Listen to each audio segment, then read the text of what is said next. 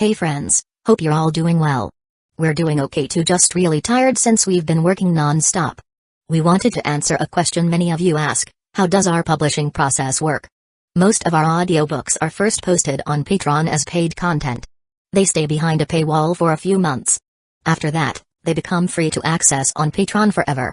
Then, a few weeks later, we upload them to other platforms like YouTube, Facebook, and Twitter, X. Lately, our community hasn't been growing much, and we could really use your help. Please share our site in your Facebook groups, Discord servers, Reddit threads, Twitter, X, or with any friends who might be interested. Every little bit helps and we really appreciate it. Thanks a lot for being with us and supporting what we do. Is this guy going to challenge naval hero Garp?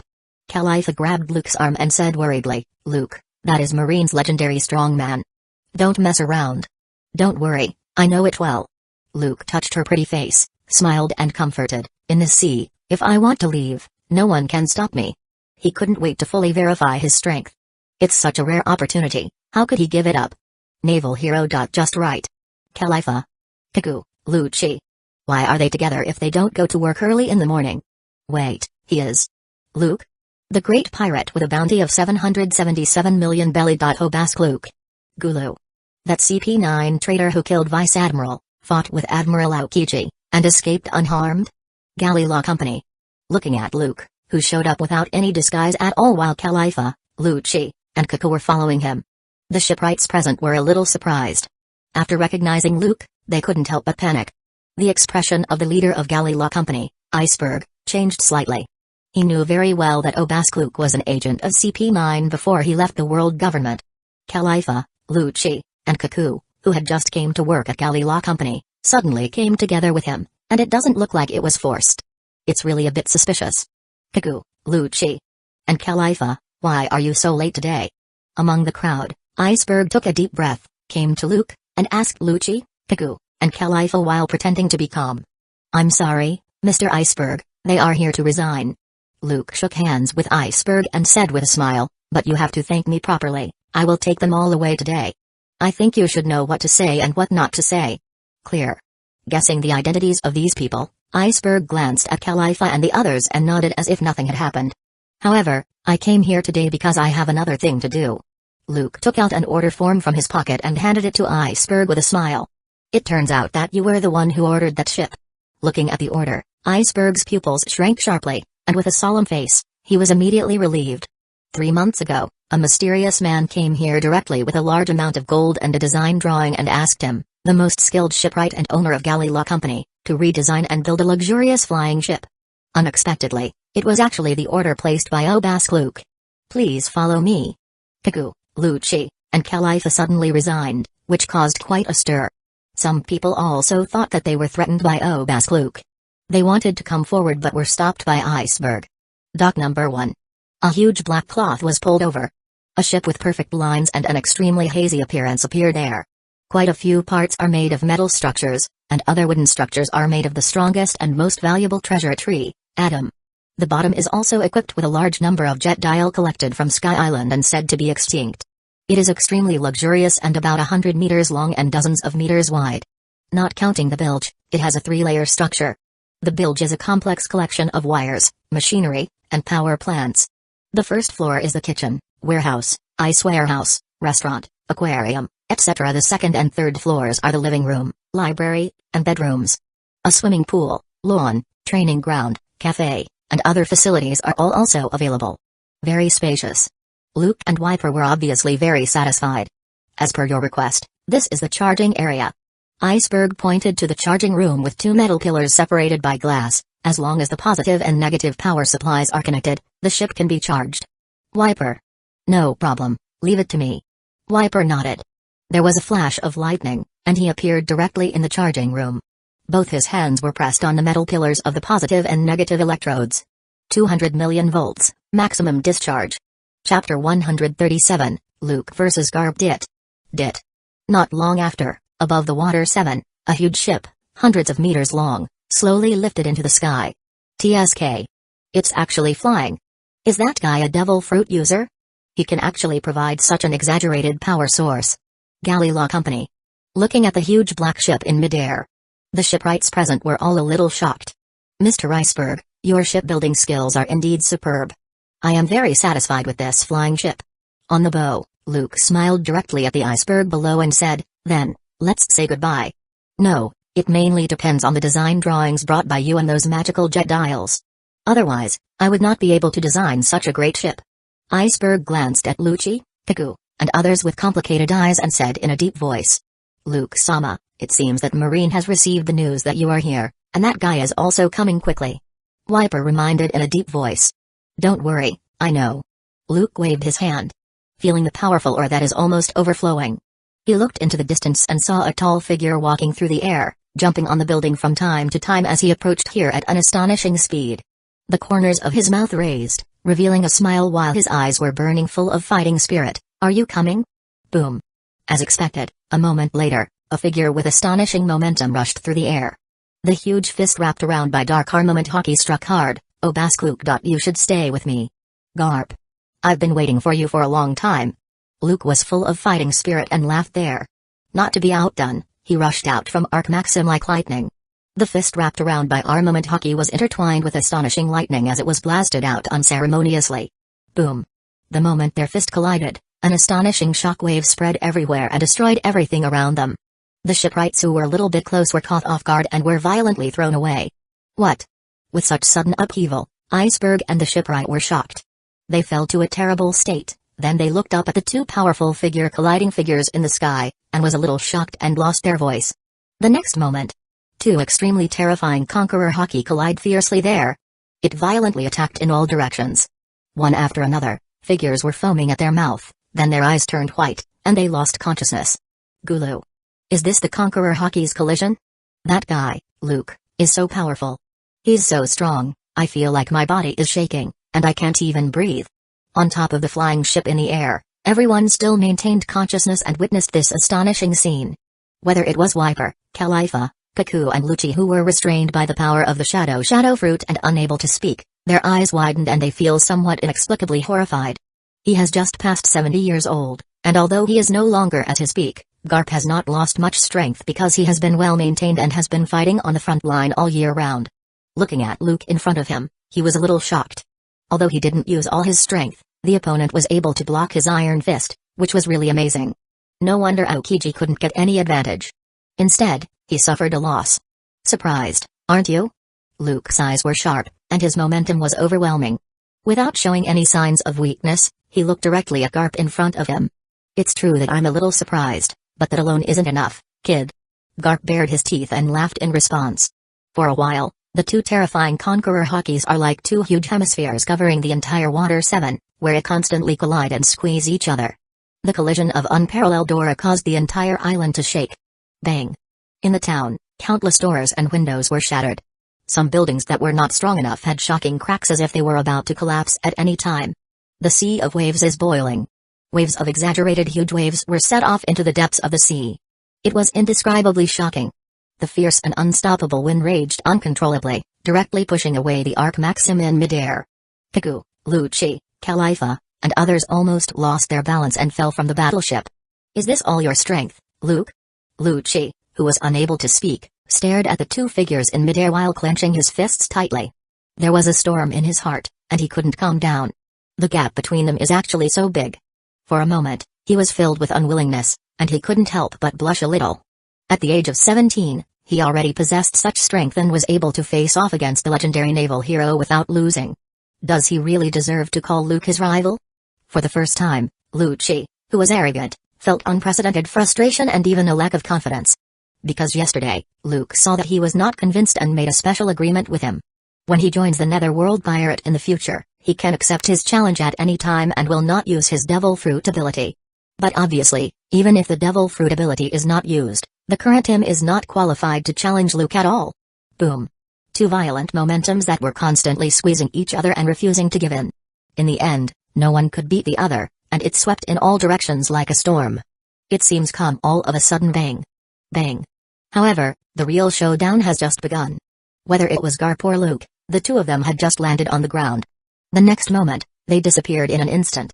And the sound of fists hitting the flesh resounded continuously. Chapter 138, Splitting the Sky Apart. Bang. Bang. Galley Law Company. Two violent figures were fighting fiercely there and were constantly colliding. Straight punch, uppercut, jab. Forward kick, side kick, jump kick, leg kick. Elbows, knees, headbutts. The battle between the two was extremely fast and dazzling. There are no taboos, nothing fancy, the punches hit the flesh, and they are so fierce that it is unbelievable. Boom. The moment when the fists collide. The terrifying shockwaves suddenly swept across, tearing apart the messy ground. Worthy of being called Iron Fist. A tough fight with Garp made Luke grin with blazing eyes. Feeling the opponent's unbelievable tough defense, it made him, who had become a copper-skinned and iron-boned, feel a little fiery with his fists. All the cells in his body were jumping for joy, and he started to get excited. Only such an opponent is worthy of his challenge. You're not bad either, kid. You're just a monster in human form. Garp laughed. Looking at the figure in front of him, who was too young but too fierce, he was really surprised. Such age, with such strength and ruthlessness. Obask Luke never looked like a 17-year-old boy. He felt as if he was facing humanoid monsters like Big Mom and Kaido. He can be sure that the strength of Big Mom and Kaido at the same age is definitely not as exaggerated as that of Obask Luke. Obviously, either the opponent was not using all his strength when fighting Aokiji, or he became stronger again in the past few months after fighting against him. No matter which one it is, such a growth rate is really frightening. Bring it on.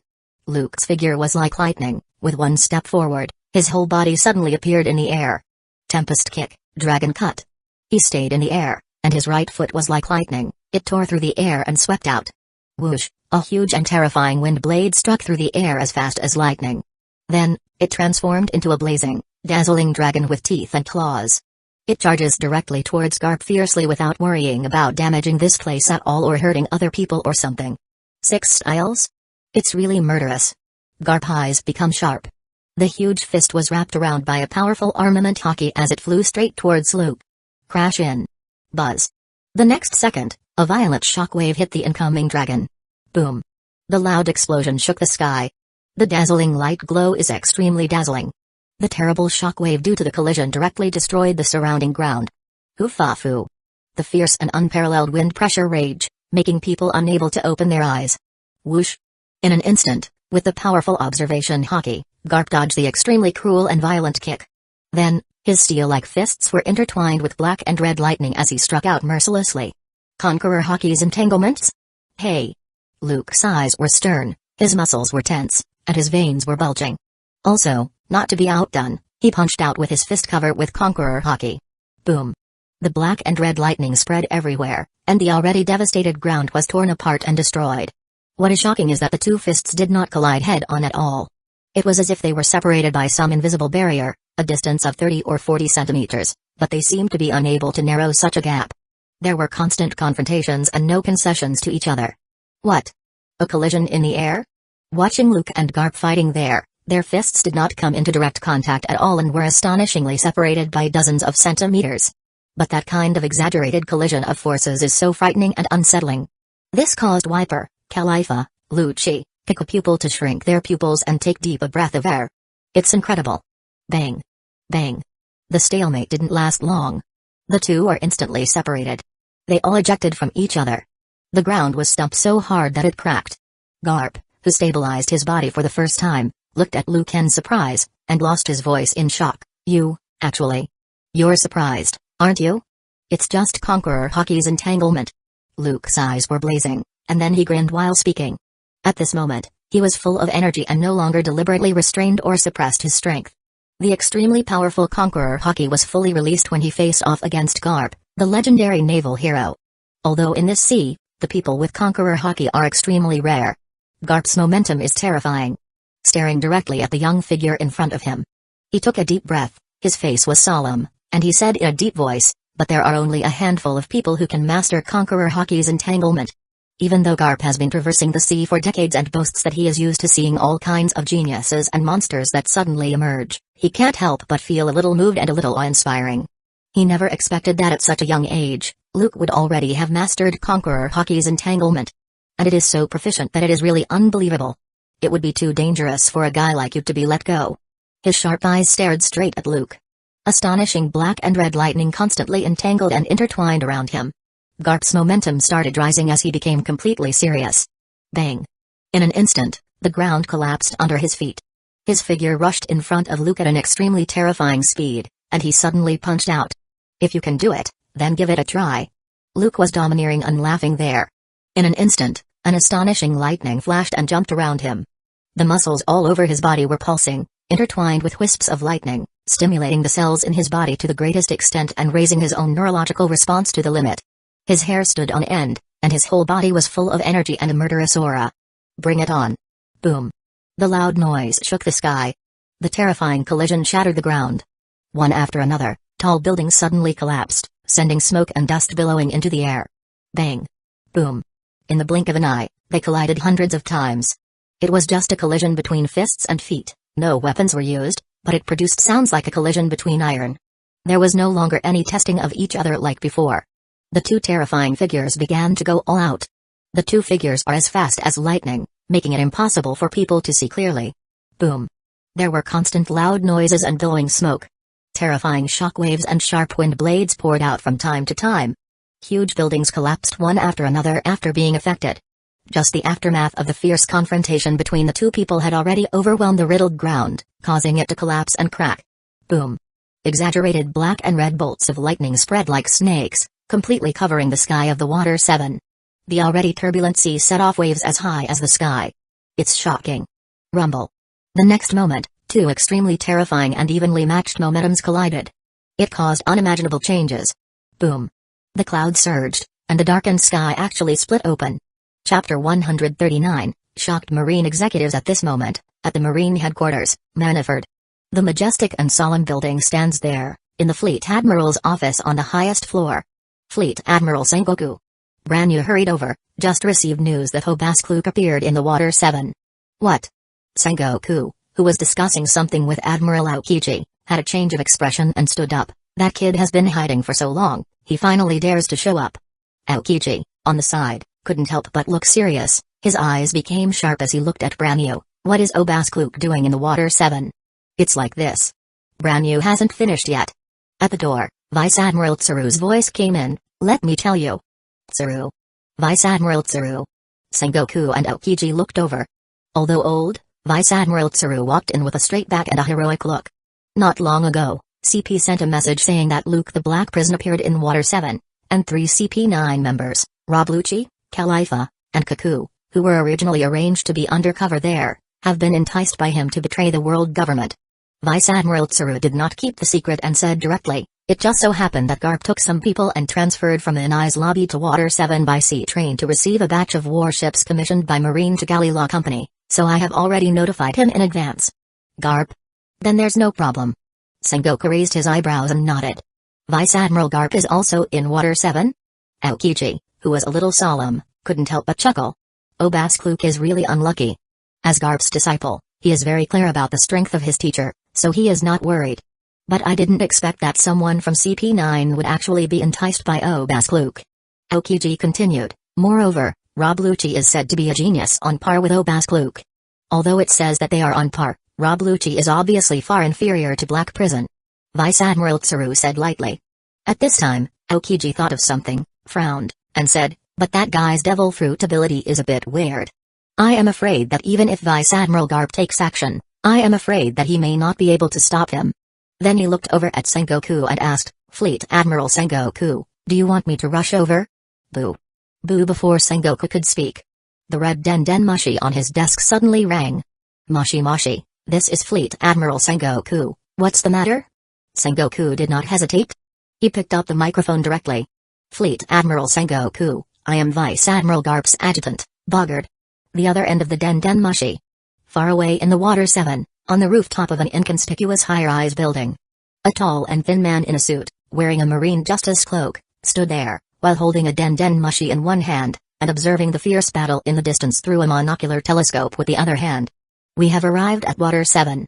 Vice Admiral Garp has blocked Hobaskluk's path, and the two are fighting fiercely. He looked at the area at the top where loud noises kept coming out with a solemn face, with undisguised horror in his eyes. The two extremely terrifying and frightening auras made people breathless, and they didn't dare to get close at all. What's the situation? In the Fleet Admiral's office.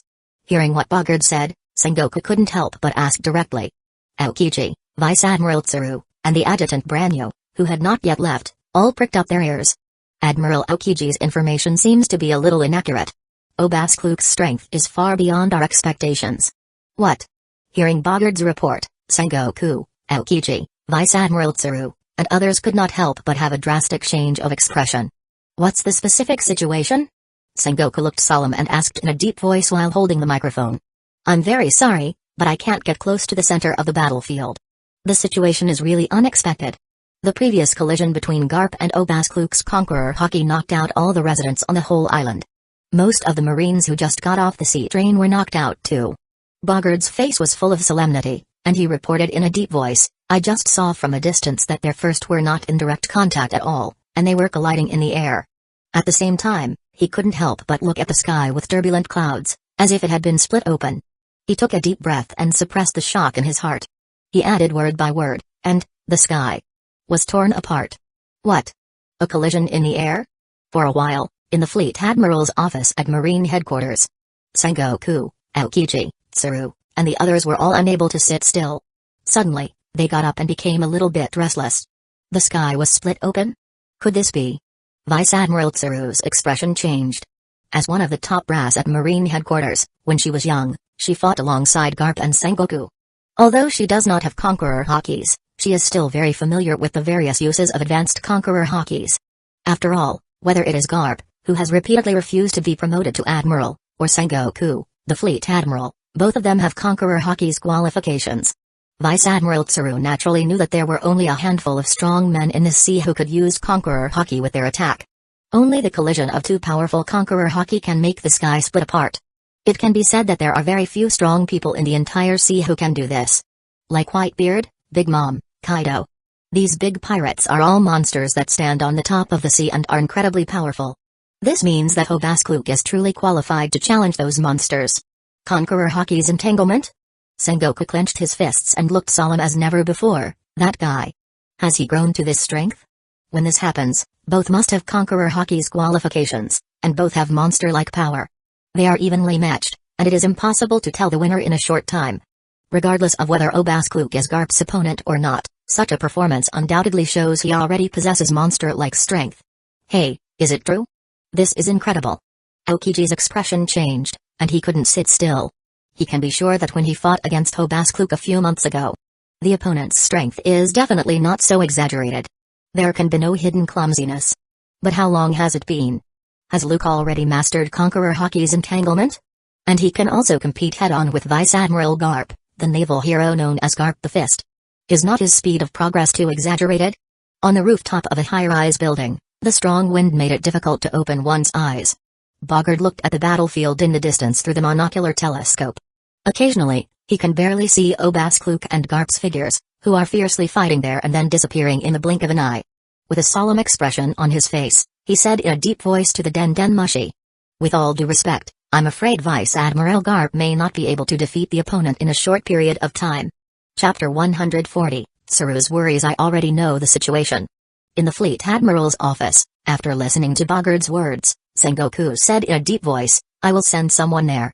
Bogard, please pay close attention to the battle and report any change at any time. Sengoku knows Bogard very well. He has been with Garp for decades. He even followed Garp, who had not yet received the title of naval hero, to participate in the God Valley incident more than 30 years ago, chasing down the remnants of the Rocks pirates and the Roger pirates. His vision and knowledge definitely exceed those of ordinary Marines. If he hadn't repeatedly refused promotion and followed Garp with all his heart and refused to be transferred, he would have been able to stand alone long ago. At the very least, he would have become a rear admiral or even a vice admiral. With Bogard's understanding of Garp's strength, he still says such a thing. I'm afraid that Obaskluk's strength can really compete with those monsters in New World. Even Garp, who was so powerful but repeatedly refused to be promoted to admiral, was still unable to gain the upper hand. It must be taken seriously. Understood. Click. Obaskluk, he is only 17 years old, right? After hanging up the Den Mushi, Sengoku took a deep breath and looked as solemn as he had never been before. It's really scary to have grown to such an extent. He has such strength at a young age. Even though he, as Fleet Admiral, had seen countless geniuses, he couldn't believe such growth. Compared with Big Mom and Kaido of the same age in the past, they are probably far less exaggerated. If Obaskluk escapes, he is afraid the consequences will be disastrous. If they give him more time, he is afraid even the monsters in New World will be surpassed by him. At that time, there will be another lawless villain on the sea, and Marine will have another unprecedented enemy. Fleet Admiral Sengoku, I'll rush over now. Aokiji volunteered. After all, Garp was not only his idol but also his mentor. It's not that he doesn't trust Garp's strength, but that Obaskluk's strength exceeds everyone's expectations, and there is really no need to take risks. Judging from Boggard's words, even if Garp can defeat Luke, it will probably be a miserable defeat. After all, this Garp is already in his early 70s. He didn't want the two of them to fight so hard that both sides would be injured or something. Maybe that dangerous guy, Obaskluk, might escape again. Sengoku nodded. Then I'll trouble you to take a trip. He and Garp were friends who fought side by side when they were young. Sengoku naturally knows Garp's strength very well. He is definitely a real monster. But now Garp is old, after all, and is no longer young. Even if he properly maintains his health, all aspects of his body's functions will inevitably decline. Boggard's report. As Fleet Admiral, Sengoku had to be cautious. If Garp could win with an absolute advantage and capture Obaskluk, that would be easy to say. However, he has not been able to gain the upper hand for a long time, and he is afraid of encountering a tough challenge. If it falls into a protracted and bitter battle, it will obviously be extremely detrimental to Garp.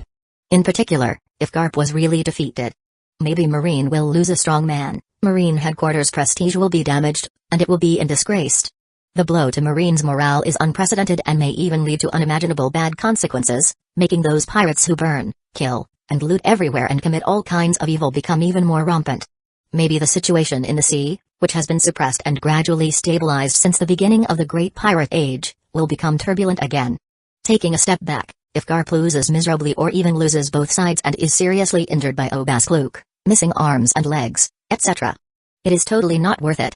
There is no need to take risks at all.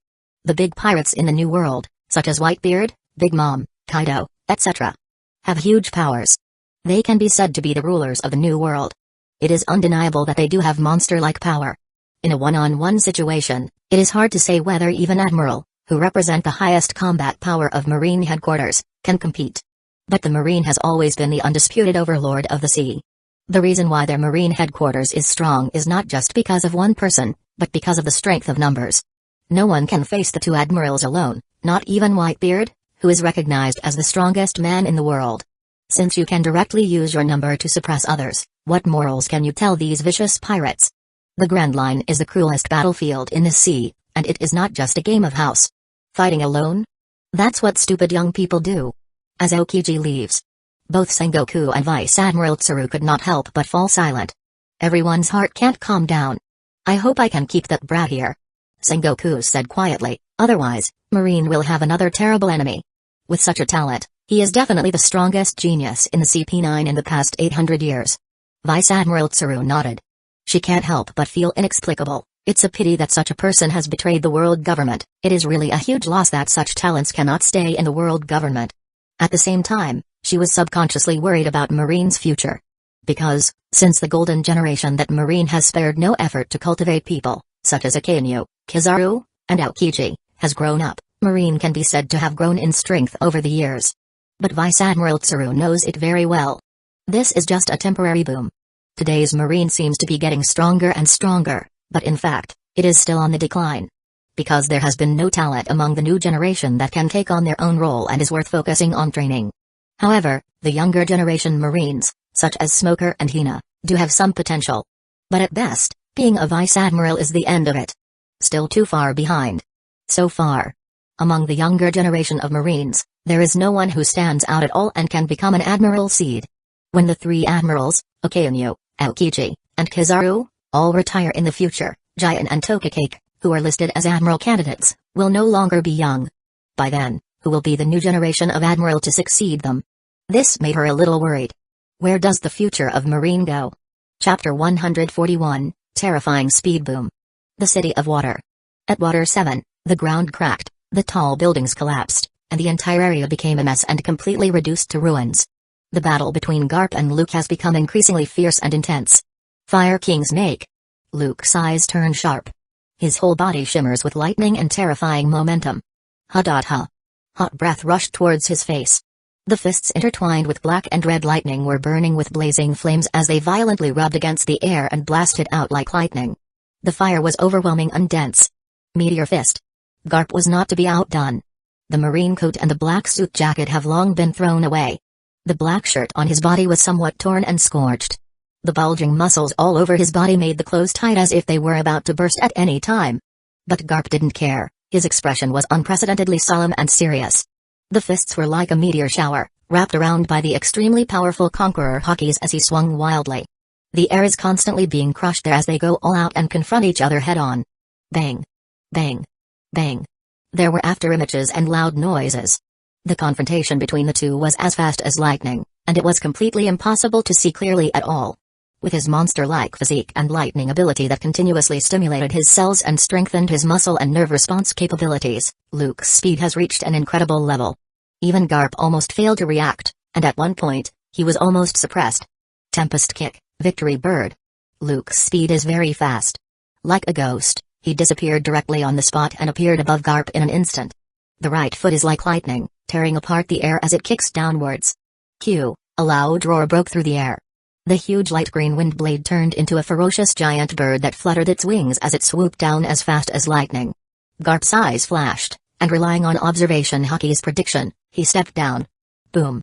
The moment the ground cracked, he immediately retreated and dodged the fierce attack. There was a loud bang. Smoke and dust billowed into the air. The entire land was ruthlessly cut open. A huge ravine with a length of hundreds of meters and a bottomless depth just appeared there. The incision was smooth, and a large amount of seawater kept pouring in. It's shocking. A flash of red flashed in Luke's eyes. With the extremely powerful observation Hockey, he could vaguely foresee something, and then, without any hesitation, he stomped his feet. Boom. As expected, almost at the same time, a black shadow flashed as Garp rushed into the air. This old and strong naval hero was as fast as lightning, and his violent iron fists were intertwined with black and red lightning as it slammed toward Luke. Meteor fist. Brush. But it's a pity. In an instant, Luke's entire body suddenly disappeared on the spot so fast that he could not react, letting Garp's fierce attack miss. However, this is not the ability of the shadow fruit, but just pure speed. So fast. Garp's pupils shrank sharply. But that ferocious offensive was no longer possible. Boom. The air was crushed, and the terrifying shockwave continued unabated, blasting straight out. The buildings in front of them were torn apart one after another. The shockwaves are billowing, and the smoke is filling the air. Boom. High in the air. One after another, the jet dial sprays out with strong air currents. The huge propeller kept spinning there, blowing fierce wind airflow.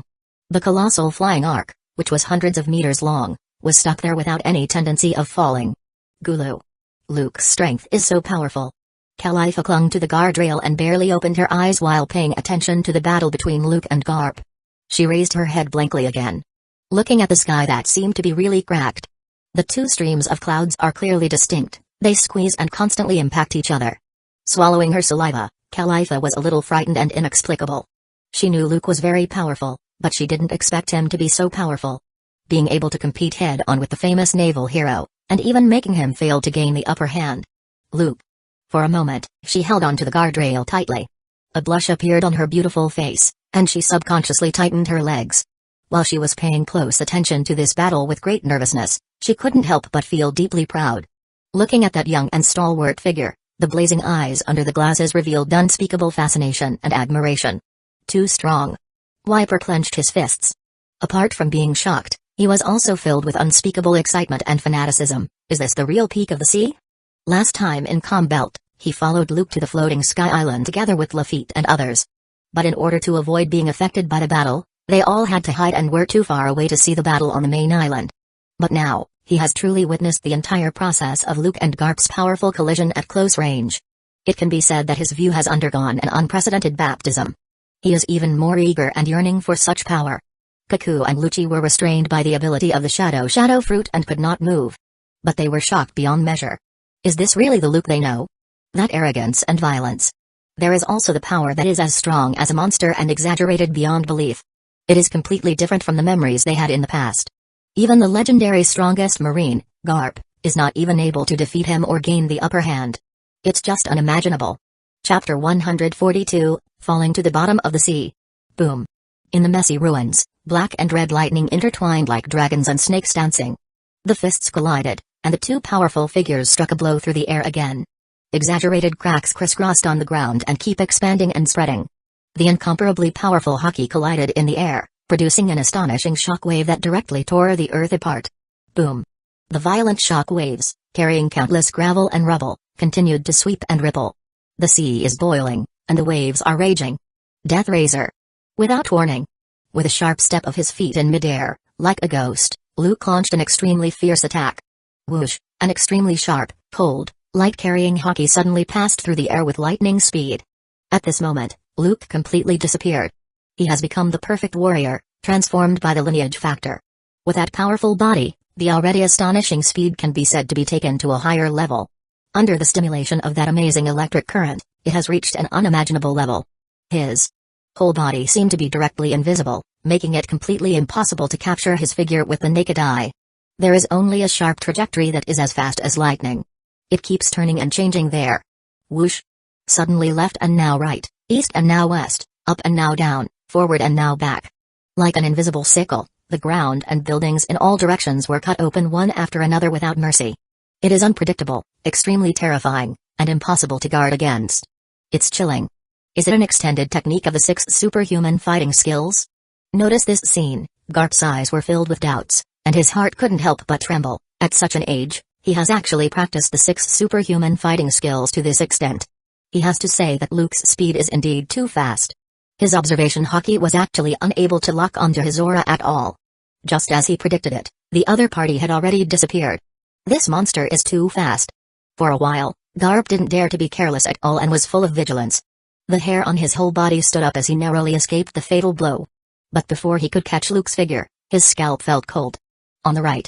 Relying on observation hockey's prediction, he suddenly retreated again. At the same time, he shook his fist brazenly.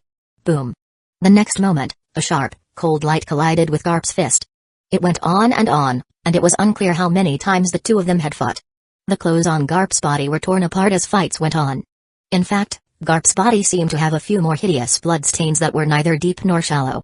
Several times, if this experienced naval hero hadn't reacted in time, his chest would have been cut open, or even the head would have already fallen to the ground. Boom. Suddenly, a sharp, cold light flashed across the sky. Although Garp tried his best to dodge, he was caught off guard, and a bloody gash was cut open in his left abdomen. I caught you. Garp looked sharply. This naval hero, who has experienced hundreds of battles and is extremely experienced, did not miss the fleeting opportunity at all. The big hand that looked like it was made of steel wrapped around by the dark armament hockey grabbed Luke's arm like lightning. Without giving Luke any time to react and break away, he shook his arm and slammed him hard towards the ground, fall to the bottom of the sea. However, almost the moment he was caught, Luke's eyes turned fierce. The moment he was thrown out, his right foot was intertwined with lightning, and he kicked out without mercy and kicked Garp hard. Tempest kick, thunder acts. Boom. The loud noise shook the sky.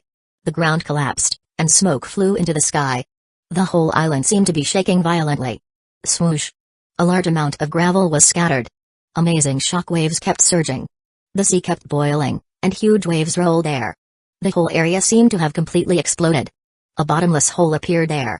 Luke's entire body was completely embedded in the ground, making anyone unable to see the specific situation clearly. However, Garp also flew out.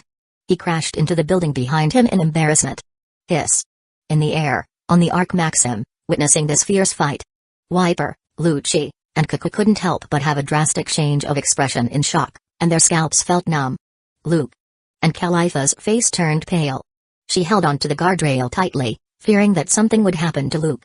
Due to excessive worry, she subconsciously screamed out loud. After a long time, the large swaths of smoke and dust gradually dispersed.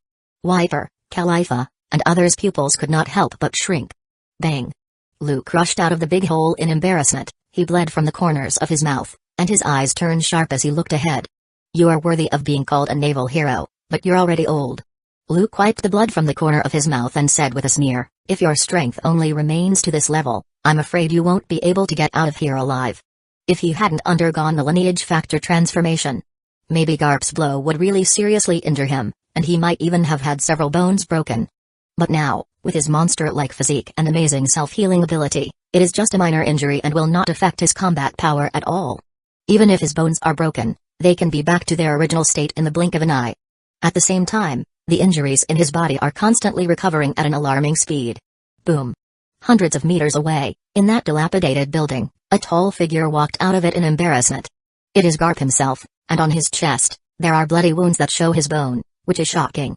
Vaguely, there were wisps of electricity flowing there, charring his flesh black. Hiss. This scene. Lucci, Khalifa, and others couldn't help but take a breath of air and couldn't believe their eyes. They never expected that Luke would actually hurt Garp like this. Ahem, what a terrifying monster. He can still fight back in that situation. That nerve responsibility is really fast. Wiping blood from the corner of his mouth, then looking down at his bloody chest, Garp's face was filled with unprecedented solemnity. Then, looking straight ahead, it seemed that Luke was fine. His injuries were far less serious than he expected, making him a little confused, and it's simply harder than steel. It's the same as Big Mom's iron balloon. What's going on? Although he heard that the other party was born with awakened observation hockey.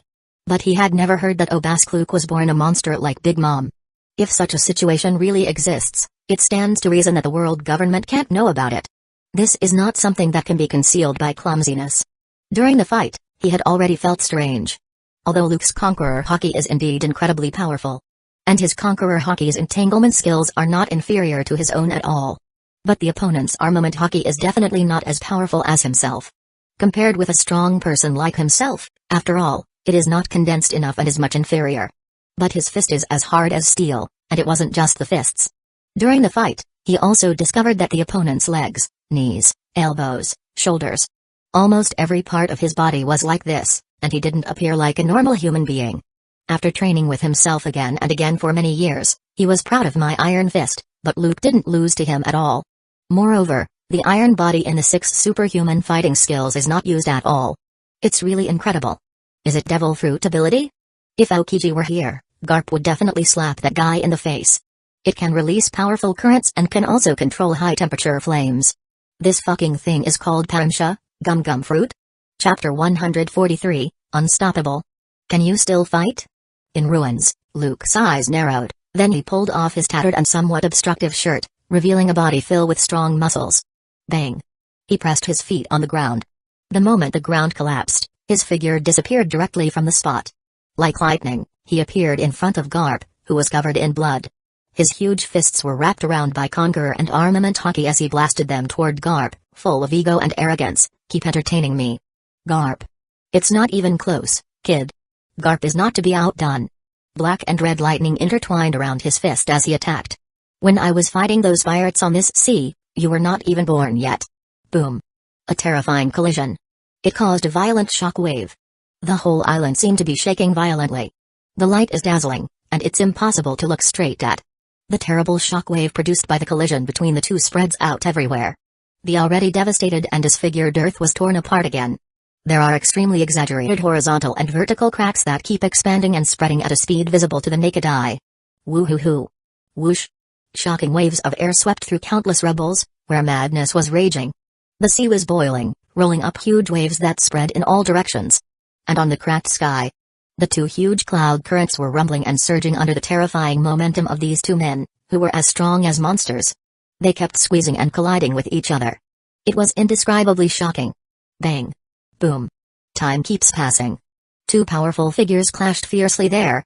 Like needles facing each other, they do not give in and fight each other madly. There were constant loud noises and billowing smoke. Towering buildings collapsed one after another. A considerable part of this town has already been destroyed beyond recognition. The battlefield between the 2 people moved from the highlands of Water 7 to the abandoned Scrap Island in the south. Although Garp's intentions have already been discovered. In order for him to completely let go and fight with all his strength without any scruples. Luke had no intention of stopping it. Boom. As expected. As the battlefield moves to Scrap Island, Garp no longer had any scruples and began to go all out. The fighting became more intense, and the 2 fought while risking their lives. Time passes bit by bit, from the scorching sun to the setting sun, but there's still no winner in the battle. Boom. In the Scrap Island. With Garp's iron fist, an astonishing shockwave swept away countless gravel and spattered them. On the sea, the waves are rough and surging. Luke-sama, it's getting late, we can't delay it any longer. At this time, on the Ark Maxim, which was following from the air and watching the battle from a distance, Wiper suddenly reminded loudly, another troublesome guy is coming. Yeah? Hearing Wiper's words, Luke took the initiative to retreat violently. Naturally, he would not doubt Wiper's powerful observation hockey. Huh. He's a monster. Isn't his guy tired at all? Garp, on the opposite side, did not continue to pursue but fell backward. His temples were frosty white, and he was already sweating profusely and breathing heavily. After all, he was getting older. Faced with an incredibly powerful monster like Luke, who was in his prime, his physical strength is somewhat unable to keep up. In particular, the more he fought with Luke, the more frightened he felt. The opponent is like a monster that never gets tired. After fighting continuously at high intensity for so long, his physical energy is still abundant and has not declined much at all. I finally had some fun. It's really troublesome. After taking a breath, Luke frowned slightly. With Garp's status in the Marine, it was impossible not to send someone to support him after receiving the news. What, boy, do you want to run away now? It was obvious that Luke wanted to end the fight. Shaking the sweat off his head, Garp bared his teeth and said, I just finished warming up. Humphrey, just finished warming up? What a tough-talking old guy. Looking at Garp, who was in embarrassment, Luke smiled slightly, then his gaze turned sharp and was filled with murderous intent. Then, you have to be more serious and don't die easily. Then, in Garp's doubtful eyes, Luke's right hand turns into the shape of a palm knife and aims straight ahead at Garp. Buzz. Luke's whole body was crisscrossed with astonishing lightning, and his hair stood on end. The lightning that was about to materialize and the unparalleled hockey directly covered his hand. At this moment, his eyes were extremely sharp, and his aura was extremely shocking, like an extremely sharp blade, which made people feel a little frightened. Hell thrust. Garp's pupils shrank sharply. His eyes were fixed on Luke, and he felt an inexplicable sense of crisis in his heart. His fists were wrapped around by armament hockey, and he did not dare to be careless. In an instant, the lightning flashed and rushed out. The extremely fast figure approaches swiftly, making it completely invisible to the naked eye. In other words, his skin also changed at a speed visible to the naked eye, blending into the surrounding environment and becoming completely invisible like a chameleon. Amazing lightning currents are constantly bursting out from his body, stimulating the muscles and nerves to the greatest extent, coupled with exaggerated high-speed movements. Luke completely disappeared from Garp's sight. Even Garp, a naval hero who has experienced hundreds of battles, and observation hockey, who has long been honed to a powerful level, are unable to predict his movement accurately. All of a sudden, the hair on his body stood up. Oh! Garp looked sternly and shouted loudly, then relying on his fighting instincts honed through countless battles, he punched out directly without hesitation. Boom! The next second, a terrifying figure flashed out in front of him. The huge fist, entwined with powerful armament and conqueror hockeys, collided with the palm knife that shone with astonishing electric light, intertwined with black and red lightning and was as sharp as a blade. What? Looking at Luke's figure, who was blending with the surroundings, Garp's eyes narrowed sharply, and his expression suddenly changed. You actually have the ability to blend with the surroundings. Surprised, aren't you? There are many things you didn't know. Luke was full of fighting spirit and grinning ferociously. So fast I can't see it at all. At the arc maxim above, Wiper, Lucci, and others were shocked. Because just now, it was impossible to see clearly how Luke moved. It was just a blur in front of their eyes, and then there was a loud noise. They only discover their figure after Luke collides with Garp again. Watching Luke actually use his palm knife covered with electric light and entwined with the powerful hockey, to collide with Garp's iron fist that was like made of steel and he doesn't fall behind at all. Everyone couldn't help but be a little shocked. Whoosh! The next moment, he stepped down. There was no further stalemate with Garp there. He disappeared in an instant. The muscles all over his body are tense. Garp, who didn't dare to be careless at all, suddenly stood up. His expression changed, and without hesitation, his whole body moved sideways like lightning. The terrifying flash of light flew past the afterimage left by Garp at a faster speed than before. The speed was so fast that it was impossible to see Luke clearly. In an instant, there was a loud noise from the hills behind. A hill 20 to 30 meters high was penetrated ruthlessly directly, making people feel chill. Chapter 144, Counterattack Hiss. At the messy scrap island. Looking back at the hill that was easily torn apart like tofu, Garp's eyes narrowed sharply, and he took a deep breath of air. But before he could be shocked, his hair stood up again, then he kept retreating violently. Smoke and dust billowed, and gravel flew. In the blink of an eye, whether it is a towering hill, a solid reef, or an abandoned old shipwreck, everything was ruthlessly penetrated one after another. Garp kept dodging awkwardly, narrowly escaping the fatal blow. It's already so fast. Hasn't his speed reached the limit? Looking at his bloody shoulder, which was still scratched despite trying his best to avoid it, Garp's eyes narrowed sharply. He actually accelerated again. This monster. If he hadn't dodged quickly enough just now, he might have been stabbed directly through his heart from his back. Boom. At this time, intense light shines violently. Luke's whole body was intertwined with terrifying lightning, and his figure appeared not far from Garp. But his whole body was blazing with so much light that his figure was a little blurry. Even the surrounding atmosphere is a little distorted. Garp's eyes narrowed. Only then did he discover that Luke's original move had changed at some point. Only the index finger is stretched out, the other fingers are already bent, and the terrifying lightning and powerful hockey cover and wrap around it like an extremely sharp spear. It produced extremely dangerous and murderous intent that made Garp feel danger. Lightning flash. The next moment, Luke disappeared instantly. Like a teleporting, he appeared in front of Garp. Don't underestimate people, I'm Garp the Fist. The hair on his head stood up. With strong fighting instincts and observation hockey, Garp let out a loud shout and punched Luke boldly, who rushed towards him like lightning. However, something horrifying happened. Brush. Without any warning, Luke, who was bathed in blazing light and attacked with lightning speed, seemed to be close at hand and had a scarlet light flash in his eyes. His figure suddenly disappeared in front of Garp like a ghost. What? Garp had a drastic change of expression due to shock. The unprecedented crisis made his hair stand on end. That's it, Garp. Almost the next moment, the terrifying figure, full of murderous intent, attacked at the back of the naval hero at a terrifying speed that made it impossible to dodge. Like lightning, it leaves no time for him to react. You're not even close yet, kid. However, no one expected that Garp, who was originally shocked, suddenly turned around. Relying on his rich combat experience, he deliberately shows a flaw to lure Luke, and then he brazenly waves his fist, which had been wrapped around the powerful hockey for a long time. It completely overwhelmed the air. It hit Luke, who was suddenly attacked from behind. Boom. At the same time, a splash of blood splattered. Luke is also not a fool. Garp's broad chest was stabbed directly by his hand, which was sharper than a spear and penetrated mercilessly. Cough, Garp vomited blood. With his eyes bulging, he looked in disbelief at the figure in front of him whose chest collapsed due to his own blow. He also couldn't help vomiting blood and flew out like a cannonball. You guy. Have you seen the future? Luke, with a distorted face, flew out like a cannonball, but he was laughing there. Garp. Do you think I didn't discover your plan? The ground rumbled, and smoke filled the air. Luke's figure hit the ground hard, sending up sand, gravel, and sawdust all over the sky. Luke Sama. Luke. High in the air at the arc maxim. Wiper and Khalifa's expressions changed drastically. Even Lucci and Kaku, who were restrained by Luke and unable to move, were no exception. Shocked and inexplicable, they looked down at the smoke-filled area. Then they looked at Garp, who was dripping with blood and had his chest penetrated. Garp held his blood right chest. There, a shocking, charred, and scalp-numbing bloody hole appeared. If he hadn't reacted quickly enough and dodged at the critical moment, he is afraid that his heart would have been penetrated. He staggered a little and stared at the smoke-covered area in front of him. Has he actually reached this level?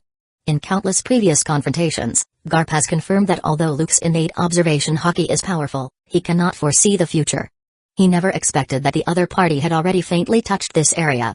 He sensed his intentions immediately and deliberately fell for his trap. If not for foreseeing the future. In such a critical moment, Luke would never be able to hurt himself, making him instinctively avoid and fight back desperately. Trade injury for injury. Boom. In the smoke and dust that had not yet dispersed, Luke's figure slowly walked out. With blood hanging from the corner of his mouth, he covered his collapsed chest, bared his teeth, and said, as expected, this punch is really hard enough. Life returned. He clenched his fists, and then his muscles all turned tense, and his momentum kept rising. Immediately afterward, a horrifying scene happened. In the blink of an eye, his chest, which collapsed due to Garp's punch and had an unknown number of broken ribs, swelled and returned to its original shape at a speed visible to the naked eye. As the perfect genetically modified warrior, with his super self-healing ability and life return, he can easily do this. Garp's pupils shrank sharply. His eyes widened, and he lost his voice in disbelief. Humphrey, you are getting old after all, Garp. Staring directly at Garp, who was covered in blood. Luke wiped the blood and said calmly, if you were younger and still in your prime, I may not necessarily be your opponent now. Now, Garp can probably give him a 50-50 shot. But in fact, this refers to the situation when he does not use the Shadow Fruit ability. Because from the beginning until now, except for using Shadow Revolution to perform attacks such as Flame King's Snake, he has basically never used the ability of the Shadow Fruit. In terms of conqueror hockeys, Garp is on par with him. As for observation hockey, he can be said to be slightly better, but this naval hero who has experienced many battles is better because of his rich experience.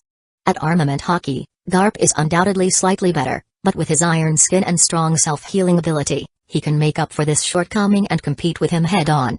But the other party is getting older, after all. As time goes by, it is inevitable that he will lose his physical strength and be at a disadvantage. Chapter 145, Aokiji's arrival. This kind of resilience, as well as the monstrous body as tough as steel, is just like Kaido. Garp took a deep breath. He clenched his fists tightly and controlled his muscles to clothes, barely suppressing his injury. Then he looked directly at Luke, who was seriously injured but far less serious than expected. You are not a Parimsha user at all, are you? He was sure that the other party was definitely not a gum fruit user. It's most likely some kind of weird mythical zone. It's up to you to guess whatever you want. Luke's expression remained unchanged, then light shimmered all over his body, and his momentum started to rise. It's a pity that I couldn't have too much fun. At this moment, his face was cold, his whole body was full of murderous intent, and he was no longer prepared to delay it any longer. Then his powerful observation hockey locked on Garp, who was covered with blood and somewhat embarrassed. If you can block the last blow, you will be lucky today. His words had not yet been finished, and lightning burst out from his body. The muscles are pulsing, and veins are popping out. His speed increased to ultimate, and he suddenly rushed out. His fists were wrapped around the unparalleled conqueror and armament hockey. The invisible fluctuations directly distorted the air, and the terrifying aura made people tremble with fear. If you want to kill me, you're still far away. Garp let out a loud laugh. His eyes were stern, his fists were clenched, and his muscles were tense. Bang! He pressed his feet, and his whole body suddenly jumped up. His momentum was equally terrifying, and he attacked without any sign of weakness. Crackling! Astonishing black and red lightning intertwined. The iron fist, which is as huge as a casserole and honed over thousands of times, was surrounded by armament hockey and conqueror hockey. He directly crushed the atmosphere and hit Luke with the strongest blow, Galaxy Impact. Ultimate Radius, 6 King Gun. Boom. The loud noise shook the sky. An unimaginable collision. The whole island was shaking. Crack! The black and red lightning bolt flashes one after another like dragons and snakes dancing there. The extremely terrifying aura was so powerful that it made people unable to breathe. Boom. The two shock waves visible to the naked eye are constantly colliding and squeezing each other. The momentum is huge and continues to expand in all directions, overwhelming everything. Oh, crash. Swish. The fierce wind pressure makes it impossible to open one's eyes. The sea was boiling, setting off huge waves as if the Aqua Laguna, an annual storm and high tide, were coming again. Wave after wave of terrifying waves surged in all directions. Boom. Boom. Even in the cracked sky, the two extremely turbulent cloud streams were constantly impacting each other. An apocalyptic scene that makes anyone sweat and be shocked beyond words. I do not know how long it has been. A green figure rushed over. Aokiji, who arrived late, stared blankly at Scrap Island, which was completely reduced to ruins as if it had been submerged by the sea. He noticed a tall figure covered in blood standing motionless on the rocks on the coast not far away and took a breath of air. He hurriedly ran over. Mr. Garp. Phew. Aokiji, you're here. Garp turned his head. Looking at Aokiji, he took a long breath. Immediately afterward, he sat down on the ground. He laughed without any image. Ha ha ha ha ha, you really saved my life. I almost ended up dying here. This is naturally a bit exaggerated. But Garp knew very well that if no reinforcements arrived, if Obaskluk really lets go of his scruples and continues to fight with him to the end, then it will definitely be him, Monkey D. Garp, who will die, not the other party. That guy is just like a humanoid monster that won't get tired. Whether it's recovery or defense, it's at a non-human level. If it had been any other strong person, he would have been defeated by Garp's attacks long ago. However, Obaskluk was not a normal person. He just vomited some blood and was back to life in the blink of an eye. You're hurt so badly, don't move around. Aokiji's eyelids twitched.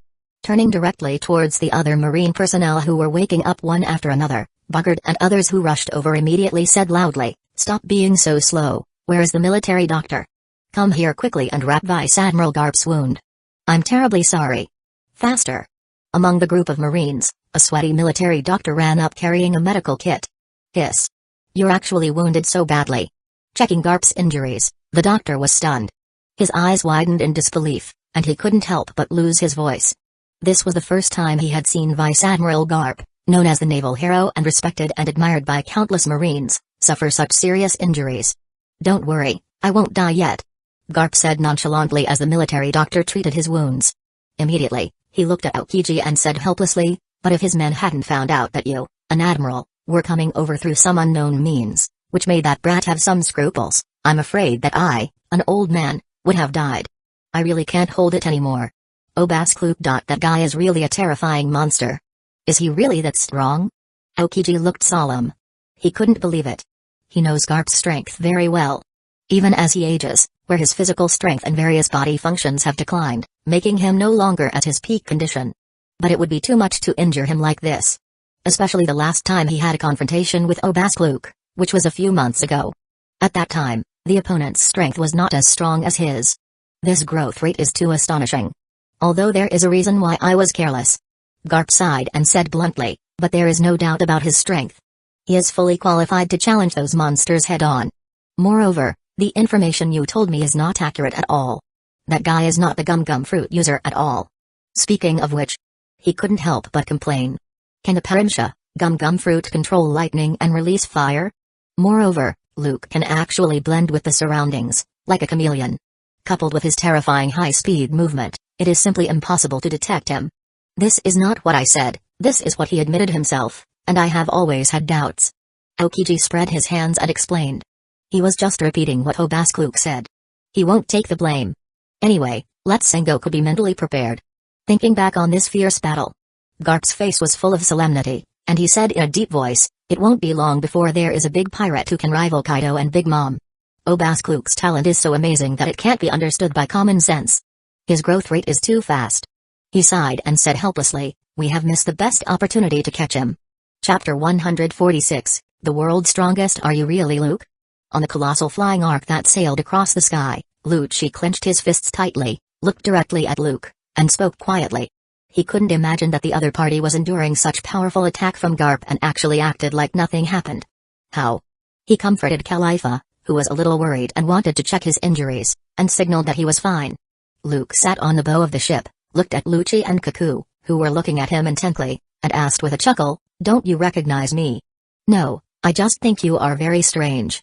You are very different from the Luke we remember. Kaku took a deep breath and asked Luke seriously. It's not just him. Even Lucci is no exception.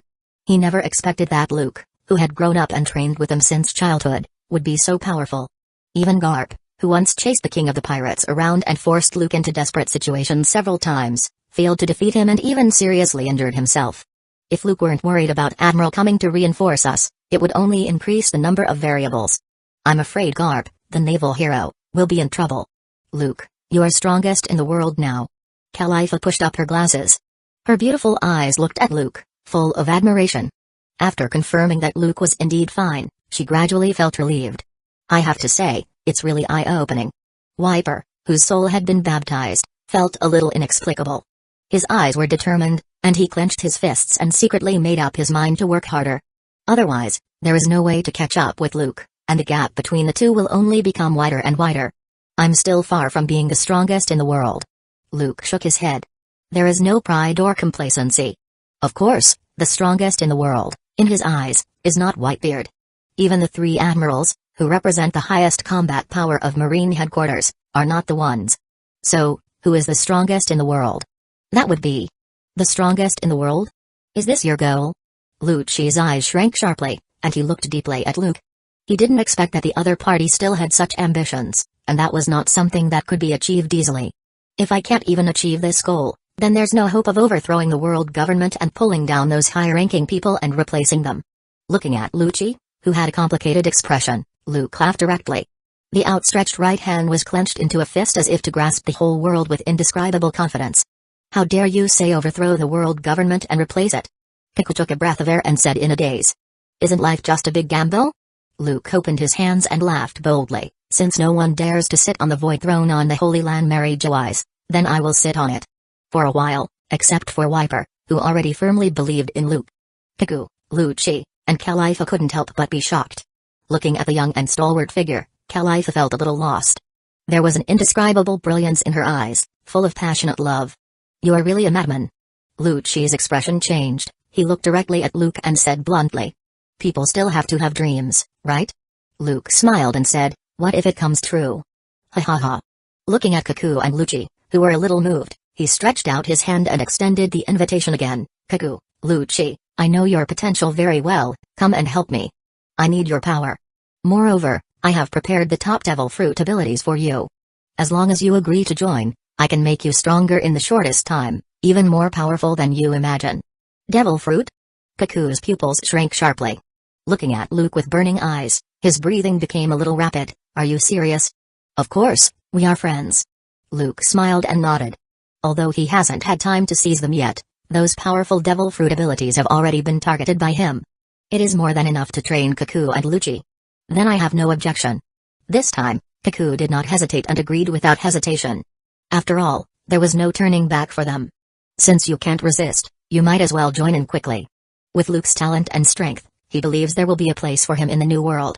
Whether he can overthrow the world government or not doesn't need to be mentioned, but becoming a big pirate like Whitebeard, Big Mom, and Kaido will obviously not be a problem. After all, even Garp, who was worshipped by countless Marines in Marine headquarters and almost became a spiritual symbol, was defeated.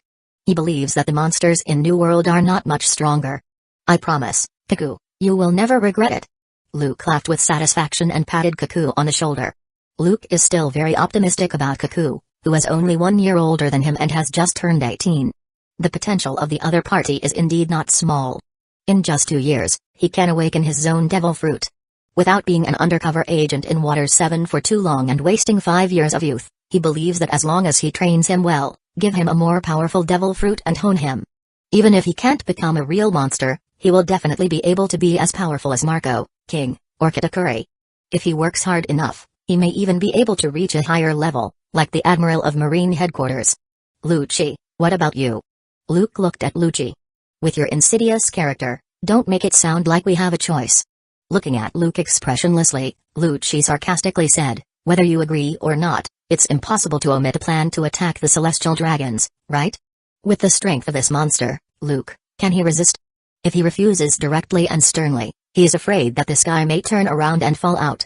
He doesn't want to die so quickly. That's not necessarily the case. Luke smiled slightly and looked meaningfully. The reason why the two of them were asked to do this letter of nomination was, it's because he still can't confirm whether the two of them are really willing to follow him and give up their thoughts of returning to world government. But in that case, when the time comes, Kaku and Lucci, who have no choice but to surrender to themselves, may not be resentful. But if the mentality of the two people has really changed, this step can naturally be omitted. However, he did not want to confirm their determination. Kaku is okay. Most likely, he won't pretend to surrender. But Lucci? It's hard to say. Join you, and you can. When Luke said no more and was about to turn around, Lucci suddenly spoke abruptly. Looking directly at the ridiculously young figure who was familiar yet unfamiliar to them, he said faintly, but if you lose, I will betray you without hesitation. If we say that before, he felt that Luke was too arrogant to betray the world government and attempt to challenge this behemoth with a profound foundation. Well, now that he has witnessed the peak showdown between him and Garp, his heart is deeply shocked by Luke's strength. Inevitably, he was somewhat shocked. It seems that he has realized the huge gap between the two sides, like a natural chasm that cannot be bridged. He already has such strength at the age of 17. If he is given a few more years, how high will he grow to? After all, Lucci was a little unwilling to give in. While he was determined to catch up, he also began to be curious about how far the other party could go in the future. Moreover, after witnessing the showdown between peak powerhouses, he was also eager to become stronger. It would be nothing more than being surpassed by the inhuman monster known as Obaskluk. If it is surpassed by Kaku, he absolutely couldn't accept it. Oh? Luke raised his eyebrows. He looked at Lucci in surprise and immediately laughed. Then you stay with me and witness all this. He opened his arms and embraced the sky, full of high spirits and indescribable self-confidence. He firmly believes that he will not lose to anyone. Sooner or later, one day, he will reach the top of this world. Chapter 147, New Bounty. The failure of justice. Soldiers never die, they just wither away. Garp vs Obaskluk, a terrifying collision, shocking showdown in the Water 7, cracked in the sky, the birth of a pirate with a 1.5 billion bounty, the defeat of naval hero, Garp. Obaskluk appeared in the Water 7 and had a fierce battle with the naval hero, Monkey D. Garp. All the people in the Water 7 mourned and cried bitterly. The famous shipbuilder and president of Galley Law Company, Iceberg, unfortunately, passed away. The next day, Shocking news was published on the headlines of each major page of the new issue of World Economy News. With countless news coups, it quickly spread throughout the world. There was a fierce battle between Obaskluk and Garp in the Water 7. In the end, Garp was seriously injured and was suspected of being defeated. The accompanying picture also shows Garp, covered in blood, looking a little embarrassed and miserable. Hey, is it true? Is this real? Gulu. Are you kidding me? The naval hero, actually. Obaskluk, is that guy really that powerful? He is only 17 years old, right? I'm afraid it's true. The bounty of that person has been increased again. Gulu. A bounty of 1.5 billion belly was placed on his head when he was only 17 years old. What a monster. Oh my god. Unbelievable. The word spread, making the world fall into an uproar. No one expected that after months of silence, Luke would suddenly appear again. Moreover, a fierce battle took place directly in the Water 7 with a legendary marine. It is even more unbelievable that Vice Admiral Garp, the legendary marine who once forced the king of the pirates into desperate situations several times and was known as the naval hero, was defeated. Of course, this is the report in the World Economy News. Some newspapers, which are the mouthpieces of the world government and dominate the world, completely publicized Luke as a murderous maniac who did all kinds of evil. It was directly reported that Obaskluk suddenly attacked the Water 7, but after being stopped by Vice Admiral Garp at the risk of his own life, Obaskluk escaped. It also uses a large amount of space to describe, in detail, truly restoring the scene of Garp fighting the Obaskluk. Listed one by one how shameless the evil pirate named Obaskluk was at that time, trying to bring innocent people to force Marine to submit, and even brutally killing the mayor of the Water 7. At that time, in order to protect the people, Garp, a righteous Marine, was so desperate that he was unfortunately injured, and the touching scene left the audience stunned. Promoting him as a hero protecting the Water 7, many people believed it. Damn pirates. It's so despicable. No wonder Luke seriously injured Vice Admiral Garp. Obaskluk, this guy, is an out-and-out devil. It's unimaginable. Is this devil really only 17 years old? I know Iceberg, he is a good man. The shipbuilding industry in the Water 7 has finally been revitalized because of his rectification and reform. Obaskluk, a villain who kills without blinking an eye, is so abominable. These damn pirates, when can we completely eliminate them? Looking at relevant reports from newspapers and media owned by the world government. Some people who can only get the truth from these newspapers are mostly misled and can't help but feel a little indignant. They can't stop themselves from gnashing their teeth and cursing loudly. However, not to mention the 4 C's. Just on the grand line. World Economy News has always been one of the best-selling newspapers in this area. The vast majority of people don't care so much, they will just believe what they see. Judging from the photos posted in the headlines, Garp was indeed injured, and it looked serious. No matter what you say, Obaskluk is just a 17-year-old boy, how strong can he be? Even if the other party is also injured, what if he really escapes? After all, isn't the Marine incompetent? Since the public execution of Roger, the king of the pirates, Marine headquarters has almost boasted that Garp is invincible. Titles such as the strongest Marine are thrown at Garp as if they are free. Now, there is undoubtedly a backlash. Garp's defeat severely damaged the prestige of Marine headquarters. Public support rates have dropped significantly. Damn Morgans, that bastard. How dare he? Marine headquarters, Manaford. Looking at the report in the World Economy News. Fleet Admiral Sengoku's face turned livid, and he banged the table angrily. A press conference was immediately held to refute the rumors and try to restore the Marine's dignity. With righteous words, he repeatedly claimed to reporters that Garp was not defeated, and accused certain news media of exaggerating things. The real situation was that Obaskluk escaped with severe injuries, and Garp protected Water 7 from this lawless villain. And in an unknown sea area, a colossal flying ark sailed across the sky. TSK, 1.5 billion belly. Pico was there flipping through the newspaper he had just subscribed to. He took out the bounty inside and said directly to Luke, who was lying on the beach chair, bathing in the sun and enjoying Khalifa's service, Luke, your reward has been increased again. It's 1.5 billion. But such bounty is not too high. On the side is someone sweating profusely while exercising. Wiper and Lucci were faintly competing with each other. They all couldn't help but raise their eyebrows. But it's not particularly surprising. With Luke's strength, such a bounty is really a bit low. You know, in terms of strength alone, Luke is already qualified to compete with those big pirates in the New World. It's just that the power under his command has not appeared. 1.5 billion? Khalifa peels an orange, then she puts a few orange slices into Luke's mouth. 1.5 billion belly, such an exaggerated amount, made her a little dazed. It's really amazing. This is nothing. Luke was unimpressed. Lying there lazily, he tasted the sweet orange and slowly said, although I have not directly emerged in the new world, and the forces gathered under my command have not been made public, after all, I have taken away Nico Robin, an archaeologist who can interpret historical text. In the eyes of the world government, the stronger I grow, the closer I am to the truth that they strictly prohibit and cover up at all costs. The threat will be naturally greater.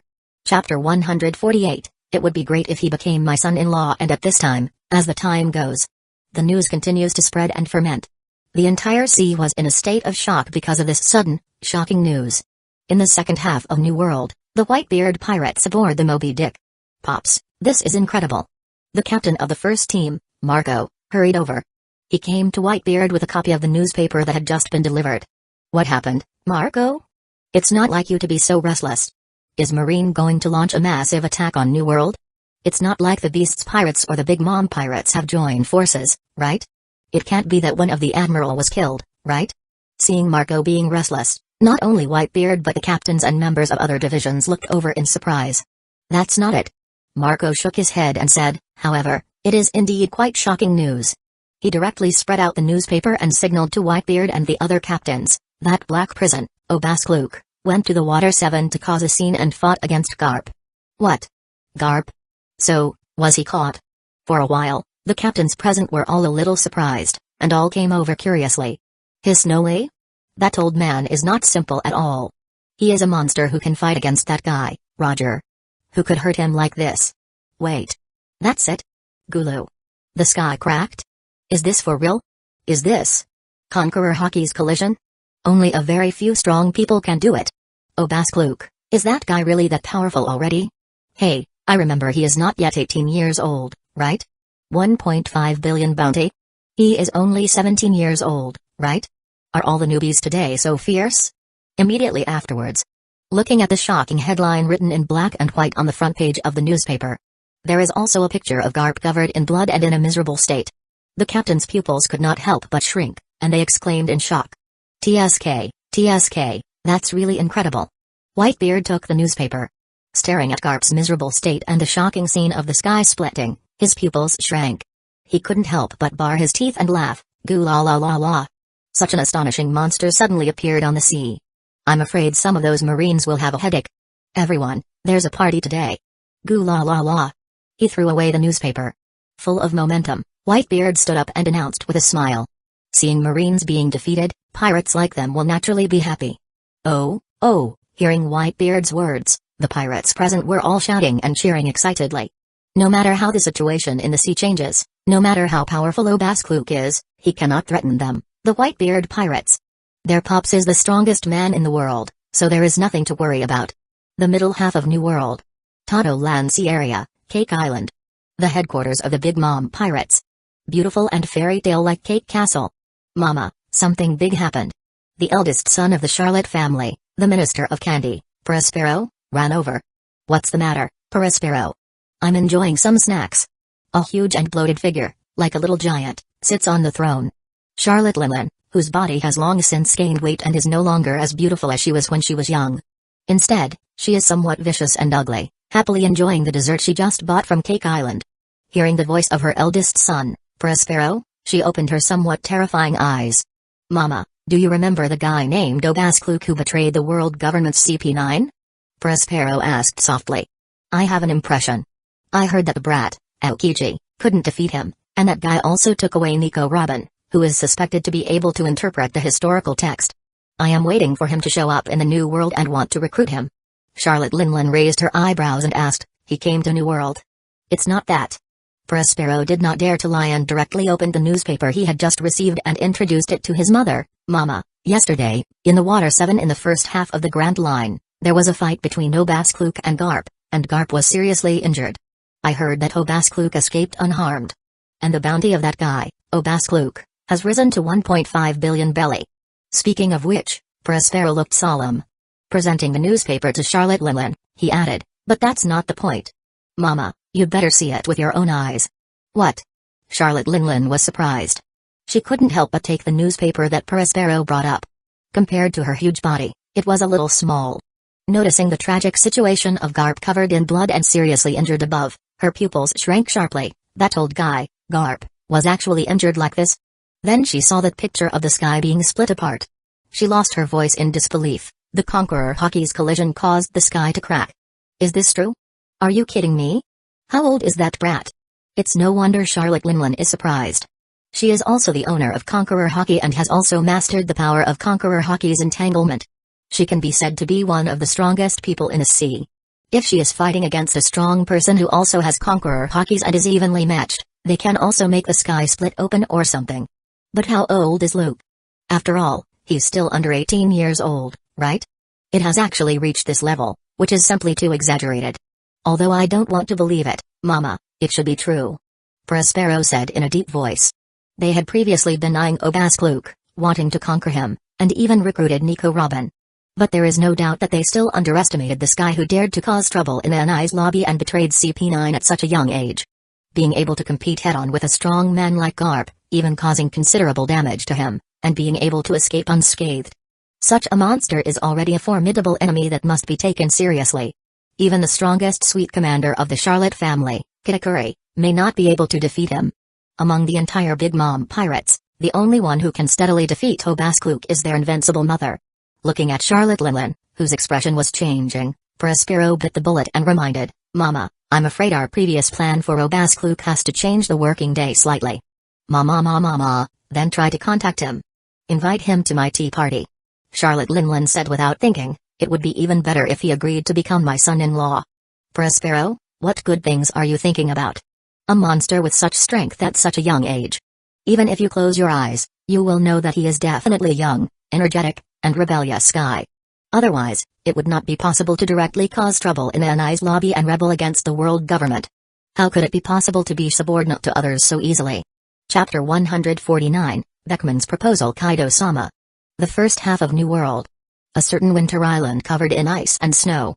Inside the huge steel fortress, there was an exaggeratedly large sofa. A tall figure with horns on his head, a fierce face, and an unbelievably strong body was sitting there, carrying a huge wine gourd and drinking wine with his head raised. That exaggerated figure, like a little giant with terrifying momentum, makes people's scalp numb inexplicably. A pirate hurried over to report, Black Prison, Obask Luke, you asked us to pay attention, appeared in the Water 7 yesterday. And I heard that there was a fight with Monkey D. Garp, and the sky was split. Oh? After taking the newspaper, Kaido was surprised. Paying attention to the headlines above and the news published in them, his pupils couldn't help but shrink. Oh, hey, he's such a scary guy. It's unbelievable that he has such strength at such a young age. Gulu. Even a big shot like Garp was injured, and he escaped unharmed.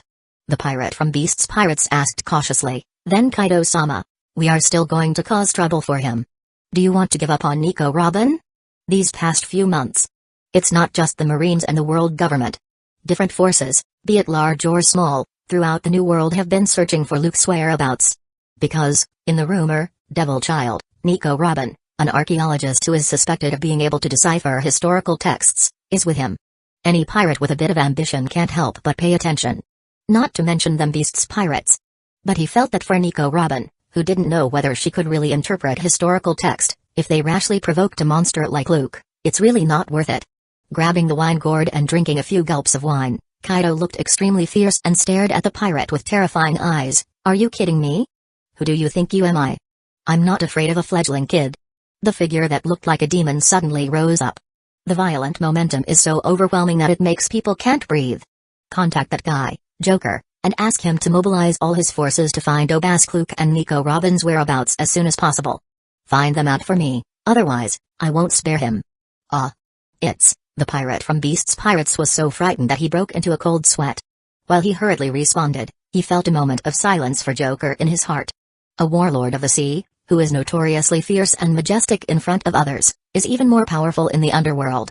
The gangsters eat both sides and have force on both sides. Countless forces, big and small, are competing to curry favor and cooperate with him, the underworld intermediary. In front of Kaido, the great pirate, he is just a trembling little shrimp who is at the mercy of others. TSK, incredible. Is that guy really only 17 years old? I remember a few years ago, because of Luffy's incident, we were chased by that guy and ran away. Hey, did that old guy's strength decline with age? It's unbelievable that a newcomer could hurt Garp like this. The sky is cracked. Only a strong man like the boss can do this. I didn't expect that Obaskluk's hockey would be so powerful. In the New World, in an unknown sea area, a medium-sized two-masted sailboat moved slowly on the sea. Hanging above it is a skull and crossbones flag with 3 scratches on the left eye and 2 western knives intertwined. This is the pirate ship of the Red Hair Pirates, Red Force. A certain figure looked at the newspaper he had just ordered from News COO and the brand new bounty that belonged to Obaskluk. What a terrifying strength. Shanks, whose bounty exceeded 2 billion belly, couldn't help but feel a little confused when he looked at the world economy news in his hand. He has eye-catching red hair and a tall and thin figure of nearly 2 meters. He wears an open white shirt, a black cloak, and a western knife hanging from his waist. On his rather handsome face, there are 3 claw marks on the left eye, adding a bit of fierceness and masculinity. Beckman, I feel old. Shanks was indeed surprised. He is very aware of Garp's strength. A few years ago, facing this incredibly powerful marine who was at the end of his prime, even the Red Hair Pirates were chased everywhere and were unwilling to start a war easily. It stands to reason that even if his strength declines slightly as he gets older now, the decline will not be too exaggerated. It happened that he was injured like this by a newcomer who was said to be only 17 years old. It's really unbelievable. But the cracked sky tells him everything. Obaskluk is the CP9 genius who was only 17 years old and once made a big fuss in the Anai's lobby and rebelled against the world government. Indeed already possesses monster-like strength. Shanks couldn't help but feel a little sad. What nonsense are you talking about? The somewhat weathered deputy captain of the Red Hair Pirates, Ben Beckman, who had gray hair and a ponytail, held a cigarette in his mouth, stared at the young figure on the bounty, and said lightly, "Our era has just begun." After he said, he puffed out smoke and glanced at his captain. With a smile, he asked directly, "He is indeed not simple, but are you afraid?" "Of course not." Shanks laughed directly. Putting one hand on the hilt of his sword and looking at the undulating sea, he said loudly, "This sea is really getting more and more lively. Let's talk about business first." Beckman flicked his cigarette butt with a solemn look and said in a deep voice, "In the past few years, whether it is Kaido, Big Mom, Okaku, or even the Whitebeard Pirates, they have been trying to suppress us. Recently, the Beasts Pirates and the Big Mom Pirates have joined forces to suppress us. We can't tolerate it any longer." "You mean?" Shanks raised his eyebrows. He was extremely convinced of this experienced and resourceful vice captain. The Red Hair Pirates have developed to this day and are vaguely comparable to those powerful pirate forces that have been entrenched in the New World for many years. The other party deserves a lot of credit. Pick the soft persimmons and use Okaku first to scare the monkeys," Beckman said calmly. But his tone was murderous. "Only in this way can we deter those guys who are ready to devour our pirate group." Chapter 150, Lucci's Fighting Spirit Ancient Giant Glan. That afternoon, just when countless forces, large and small, on the sea, were shocked by this shocking news, the colossal flying ark returned to the Florian Triangle at a fairly slow speed and landed on the inland sea of the Thriller bark.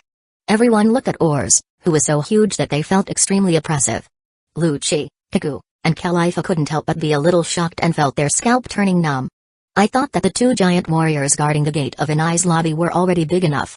Looking up at Oars, Kiku couldn't help but exclaim, "I didn't expect there was a way bigger giant. This is just a zombie I created using the power of the shadow fruit. It is not a real ancient giant. I just Oars corpse, the famous continent puller in North Blue." Luke said nonchalantly, "Of course, with your current strength, it can easily defeat you. But with the qualifications of the 2 of you, if you work hard enough, there should be hope to surpass it in 3 to 5 years. In fact, it's not just Lucci, Kiku, and the others. Except for a few non-combat members, such as Nami, Nojiko, Desire, and Hogback, surpassing Oars can be said to be the current primary goal of every member of the Netherworld Pirate." "Yeah?" Lucci raised his eyebrows. Obviously, he doesn't believe it. He believed in Luke's judgment that he should not be a match for this monster now. But he didn't believe that he would have to work hard for 3 to 5 years to catch up with Ours. After all, it's just a zombie. "Hey, Luke, don't underestimate us," Kiku said loudly there. "Although he is not as good as Lucci, let alone a pervert like Luke. But he also has his own pride. Don't doubt it. It has my shadow in its body. To a certain extent, it is equivalent to my clone. Although its strength is not as good as mine, he can skillfully use hockey and powerful physical skills." Luke crossed his arms and said with a smile, "The 6 superhuman fighting skills that you are so proud of can be easily performed by it.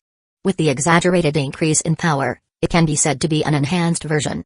In terms of strength, A lower-ranked Sweet Commander and Disaster under Big Mom and Kaido will definitely not be able to defeat Oars, and he will easily defeat them instead. After all, the powerful physical skills and hockey, as well as the exaggerated size, are all there. But as long as they can get powerful devil fruit abilities and continue to practice hard. Not to mention Kaku, with Lucci's qualifications, there is indeed hope that he can catch up with Oars in 3 years. Hearing Luke say this, then looking at the huge monster in front of them that gave people unlimited pressure, Lucci and Kaku couldn't help but fell silent. They never expected that there was actually Luke's shadow in that monster's body. Moreover, it can even use physical skills like the 6 superhuman fighting skills and hockey. It's really exaggerated. Really? Luke. Khalifa, on the side, was a little stunned. This is really unbelievable. 3 to 5 years? After taking a deep breath, Lucci clenched his fists. Looking directly at Oar's intimidating figure, his eyes were full of fiery fighting spirit. It doesn't take that long. 2 years, I will definitely defeat it. He did not question Luke's judgment. After all, since the other party was so confident, it would take them 3 to 5 years to surpass the Oars. This shows that the strength of this monster is absolutely terrifying, far beyond what they can defeat now. But Lucci, who was arrogant and always conceited, was obviously not willing to wait that long. The time he set for himself was 2 years. If 2 years later, he can't even defeat a mere special zombie, it proves that he is nothing more than that. Not to mention wanting to follow in Luke's footsteps. It's better to give up now. It seems like it's impossible even if you work hard enough. Kaku sighed with emotion. Although he didn't say anything, he was still full of fighting spirit. He secretly made up his mind to redouble his efforts in practice. In the shortest possible time, he must surpass the special zombie, Oars.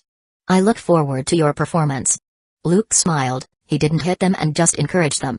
But Wiper on the side suddenly poured a bucket of cold water on them. I forgot to tell you, there are 3 more special zombies like this on the Thriller bark. Among those zombie kings, in terms of strength, the strength of these 2 special zombies, Swordsman Rima and Golden Lion, is faintly superior to that of Oars.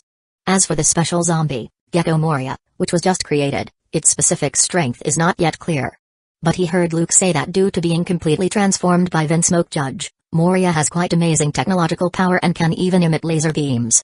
Coupled with the implantation of Luke's shadow, Moria has a strong fighting consciousness and instinct, and his strength is also ridiculously strong. Moria's combat prowess is not much worse than that of Oars. Hearing those words, Lucci and Kaku's lips twitched. While a little dull, they can't help but feel a little virtuous. No one could have imagined that Luke could quietly create such a powerful combat force. Soon, hearing a loud sound caused by the Ark Maxim landing on the inland sea of the Thriller bark, Nami, Desire, Brooke, Trafalgar Law and others who were training all gathered over and came forward to greet them. At the same time, they looked at Lucci and others with some surprise. Luke, welcome back. Robin smiled and greeted Luke. Looking at Lucci, Kaku, and Khalifa, her eyes focused on Khalifa, a beautiful young woman dressed as a secretary, and paused for a moment. Are these your companions in CP9? Yay. Luke shrugged, but except for Khalifa, the other 2 are still in the prohibition period. As he spoke, he briefly introduced everyone. This is Khalifa. Rob, Lucci and Kaku. Let's all get to know each other. Chapter 151, Tesoro's thoughts in the evening. The night is hazy. In the first half of New World, in a certain sea area, a magnificent, extremely luxurious golden ship is being built here. Sir Tesoro, the Grand Tesoro is 95% complete and has successfully passed 3 trials. I believe it will be officially open for business soon. A figure wearing a guard uniform, with a big head and a squat body, was reporting there in front of a tall man wearing a red suit with short green hair. At this moment, that man was holding a goblet and swirling the bright red wine. Hearing that the super-large ship of his dream was about to be completed, Guild Tesoro showed a satisfied smile. Have you received any reply from Celestial Dragons? Yes, they have agreed. As long as we hand over a certain amount of heavenly tribute every year, the world's largest entertainment city, Grand Tesoro, will be recognized as an independent country and neutral zone by the world government.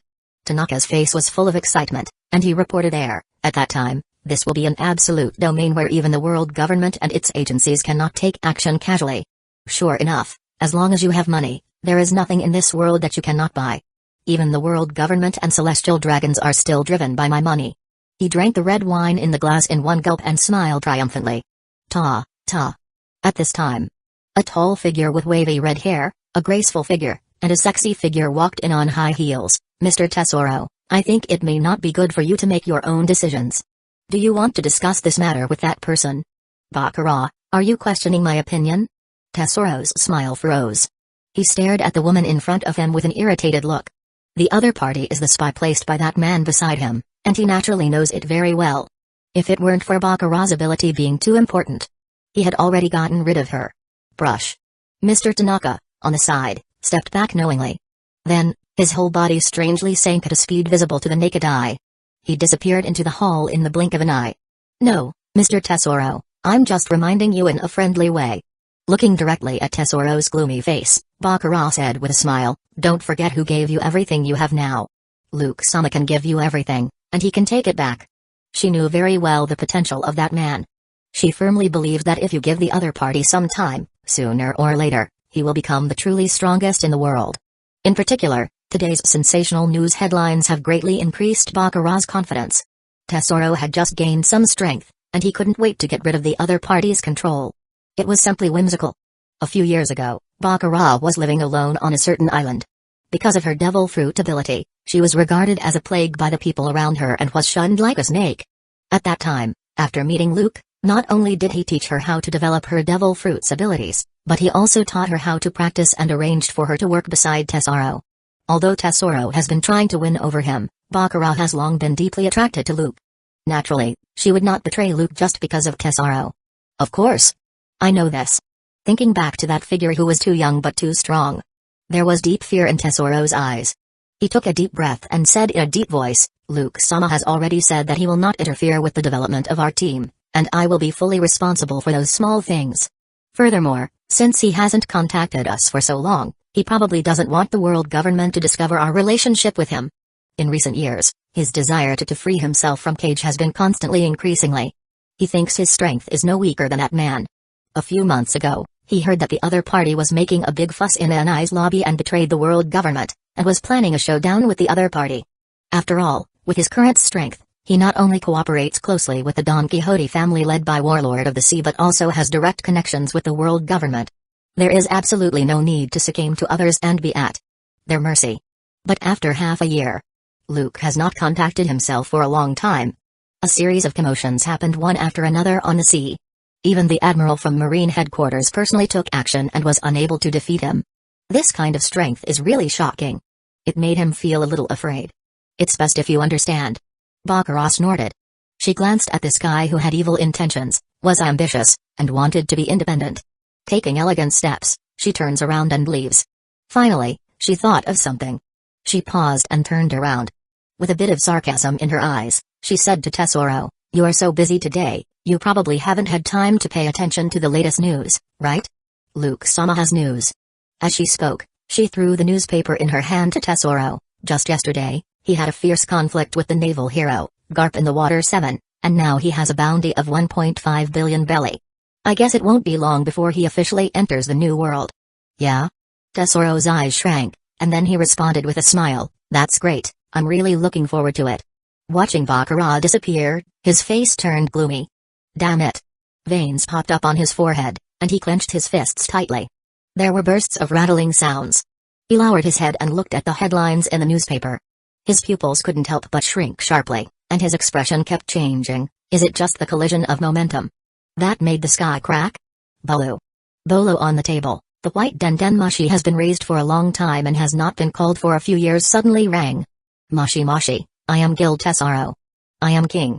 You have developed well during this time, Tesoro. The dendenmashi with a white shell simulates Luke's outline. His somewhat calm yet somewhat indifferent voice came out. It's all thanks to you. Tesoro's heart skipped a beat as if he was electrocuted. He suddenly stood up and said hurriedly, King. I just heard that you caused a big commotion in the Water 7, I was shocked. King is Luke's code name. But Tesoro had not contacted him for a long time. Unexpectedly, after such a long time, Luke suddenly contacted him. Cut the nonsense, Tesoro. The simulated outline of the dendenmashi directly interrupted the other party and said indifferently, I'll give you a task. Send someone to Dressrosa and tell Violet, the former princess of the Riku royal family, to go to the Sabati archipelago in the first half of the Grand Line. There is no need to force her. Just tell her that if she wants to take revenge on the Don Quixote family and take back Dressrosa, just come and see me. In 10 days, I want to meet her in Sabati archipelago. In the dendenmashi, Luke's undeniable voice came. Understood. Tesoro's forehead was sweating. He didn't dare to hesitate and responded immediately, "I'll have someone do it right away." Click. No small talk was meant. The Den Mushi hung up immediately. But Tesoro stood still for a long time. His back was wet with cold sweat before he knew it. He once thought that now he had the courage to face that monster. But the moment he heard the other party's voice, he couldn't help but feel a little fearful and cowardly and subconsciously retreated. Oh. For a long time Tesoro came to his senses. He clutched his chest tightly and gasped for air. "Oh, Bask Luke." He picked up the newspaper and stared at the ridiculously young figure. Tesoro murmured, his whole body was feeling discouraged, and he somewhat slumped on the sofa. He knew that no matter how hard he struggled, there was a high probability that he would not be able to get rid of that man. "Tanaka." Suddenly, Tesoro's hoarse voice echoes as he speaks there. "Here, Tesoro-sama." Tanaka, wearing a guard uniform, emerged from the ground. "Go to Dressrosa immediately, find Violet, and bring her secretly to the Sabati archipelago. There's no need to force her. Once you find her, I'll talk to her in person." Understood. Chapter 152, Shadow Realm in the Grand Line. Inside the gorgeous castle in Thriller Bark, Robin held a glass of red wine and sat across from Luke. Watching Luke hang up the Den Mushi, she couldn't help but curiously ask, "Is he Guild Tesoro?" Regarding the matter of the Golden Emperor, Luke did not hide it from her. Because from the beginning, he planned to train Robin to be his own assistant, responsible for all the large and small affairs of the Netherworld pirate. Karina was even arranged to lurk in the Anai's lobby. Currently, only she knows about it among the Netherworld pirates. Even Nami and Nojiko, who usually have a good relationship with Karina, have no idea where this little sister, whom they just met and had a good time with, went. They only know that Luke has arranged for her to perform a secret mission. "I didn't expect that the guy called the Golden Emperor turned out to be your subordinate," Robin exclaimed in surprise. If Luke hadn't revealed it, she wouldn't have believed it. The one who has been repeatedly reported by the World Economy News, who has said that has invested a huge amount of money to build a 10-kilometer-long giant ship, the Grand Tesoro, and is preparing to build the world's largest entertainment city. The super-rich Golden Emperor was actually Luke's subordinate from the beginning. Judging from his age, wouldn't it mean that he had already started planning very early? It's really shocking. Some people think they are capable and have gained something. Putting the Den Mushi down, he lifted the goblet and took a sip of red wine. Luke's tone was full of sarcasm as he spoke, "Always give them a tight collar around their neck." He had long known what kind of person the Guild Tesoro was. But there is no denying that the other party's business acumen and abilities in all aspects are outstanding. There is also a lot of potential in terms of strength, and it won't be long before that guy's Paramsha, Gulgul fruit awakens. Such a guy is quite useful. However, he has to tap it from time to time to tighten the collar. Then, the Princess of Dressrosa?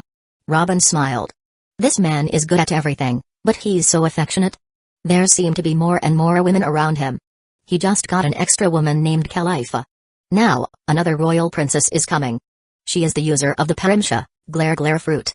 Not only can she see through objects, but she can also see through people's hearts.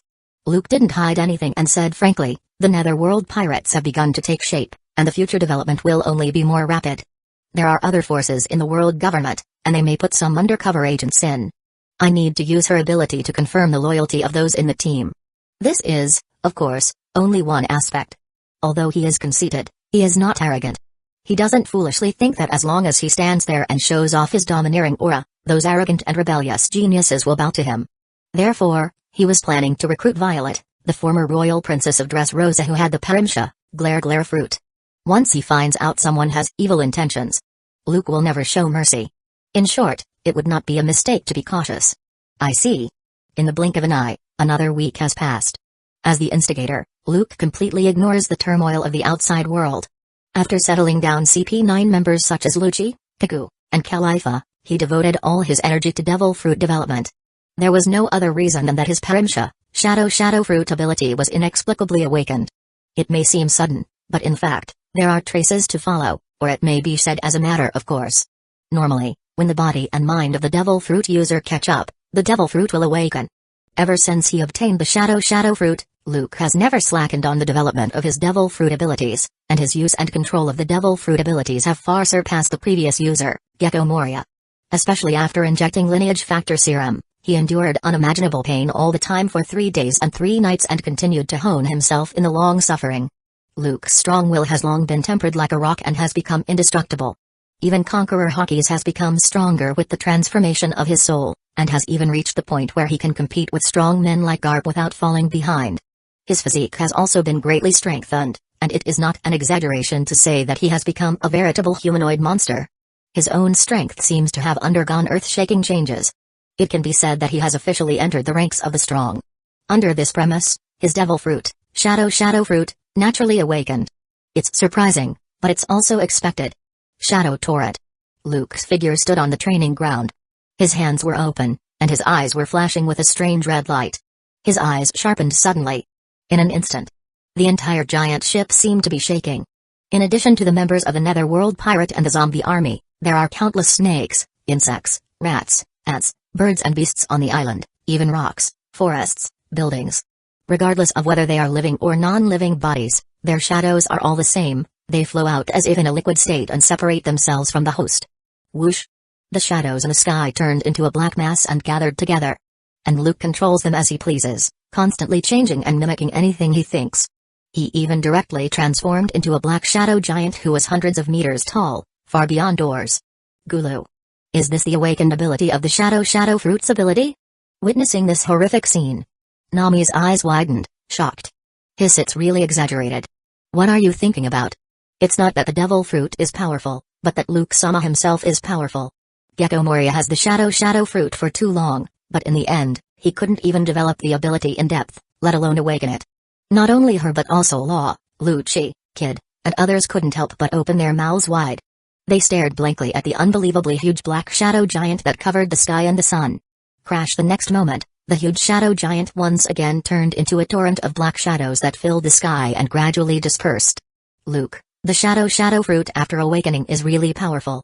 Robin came over, full of wonder. Even if she closes her eyes, she knows that the exaggerated behemoth just now is definitely not a fancy showpiece. She couldn't imagine how terrifying it would be if that giant punched down. At the very least, don't talk about this giant ship. Even if it were to be replaced by a small island, I'm afraid it wouldn't be able to sustain it. It will fall apart in an instant. Sink directly to the bottom of the sea. So.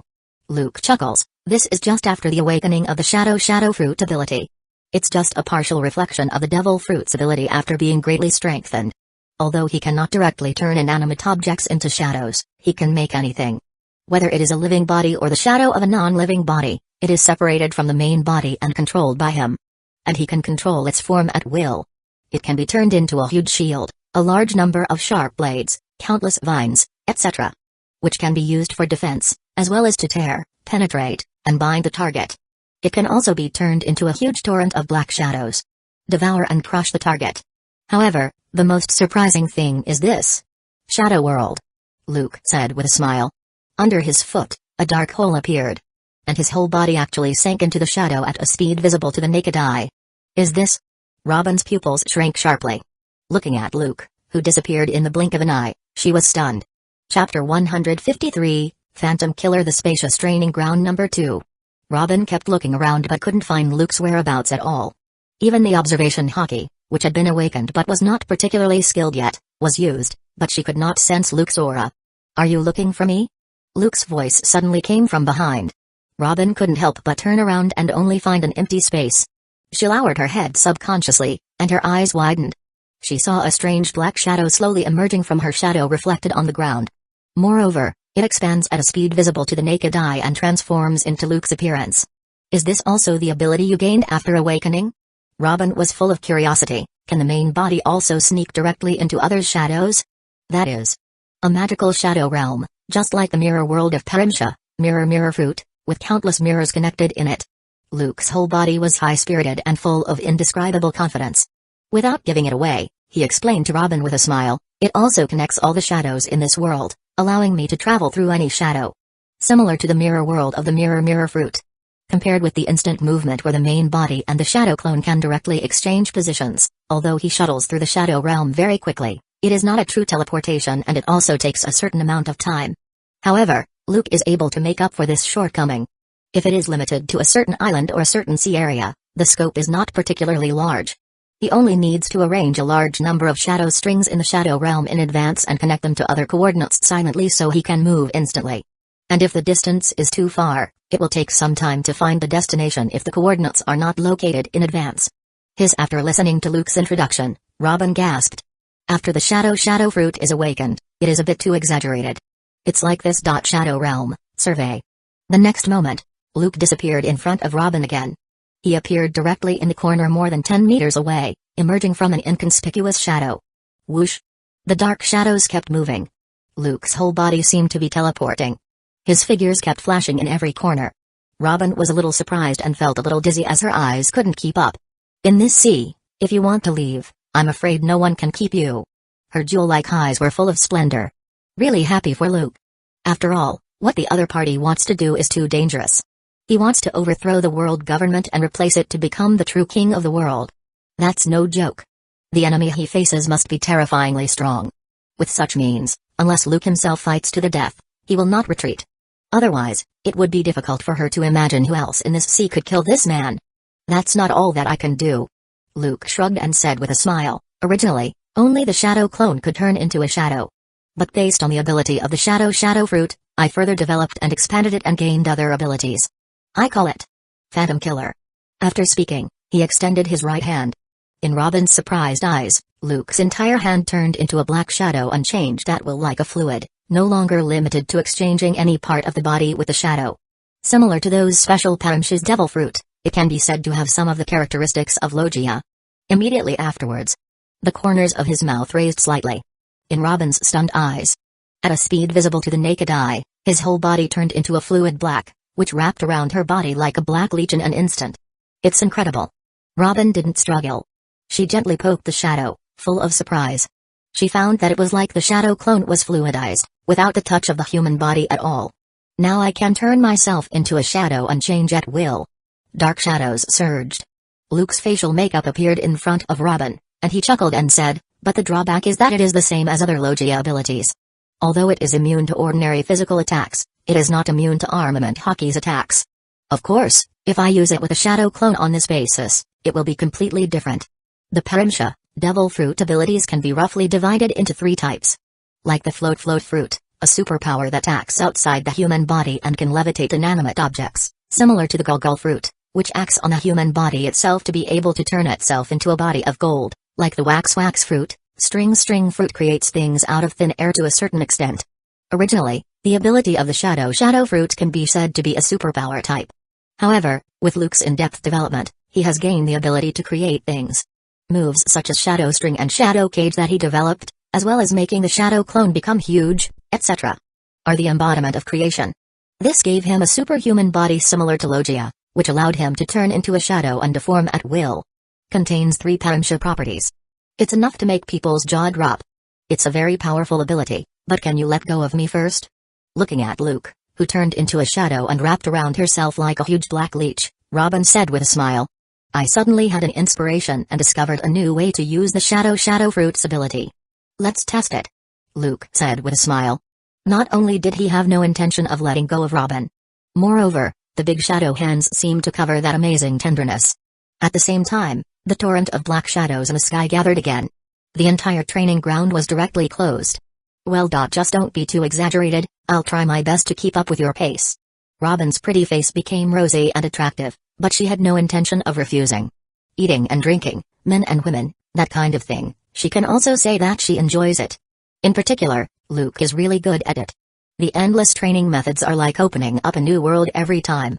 While it opened her eyes, she also had different experiences, and her strength continued to improve. Chapter 154, Can't Hold It Back?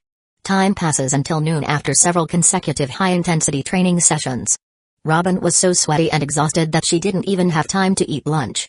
She was so tired that she lay down, and Luke, who was full of energy and high spirits, sent her directly back to the room to rest. How does it feel?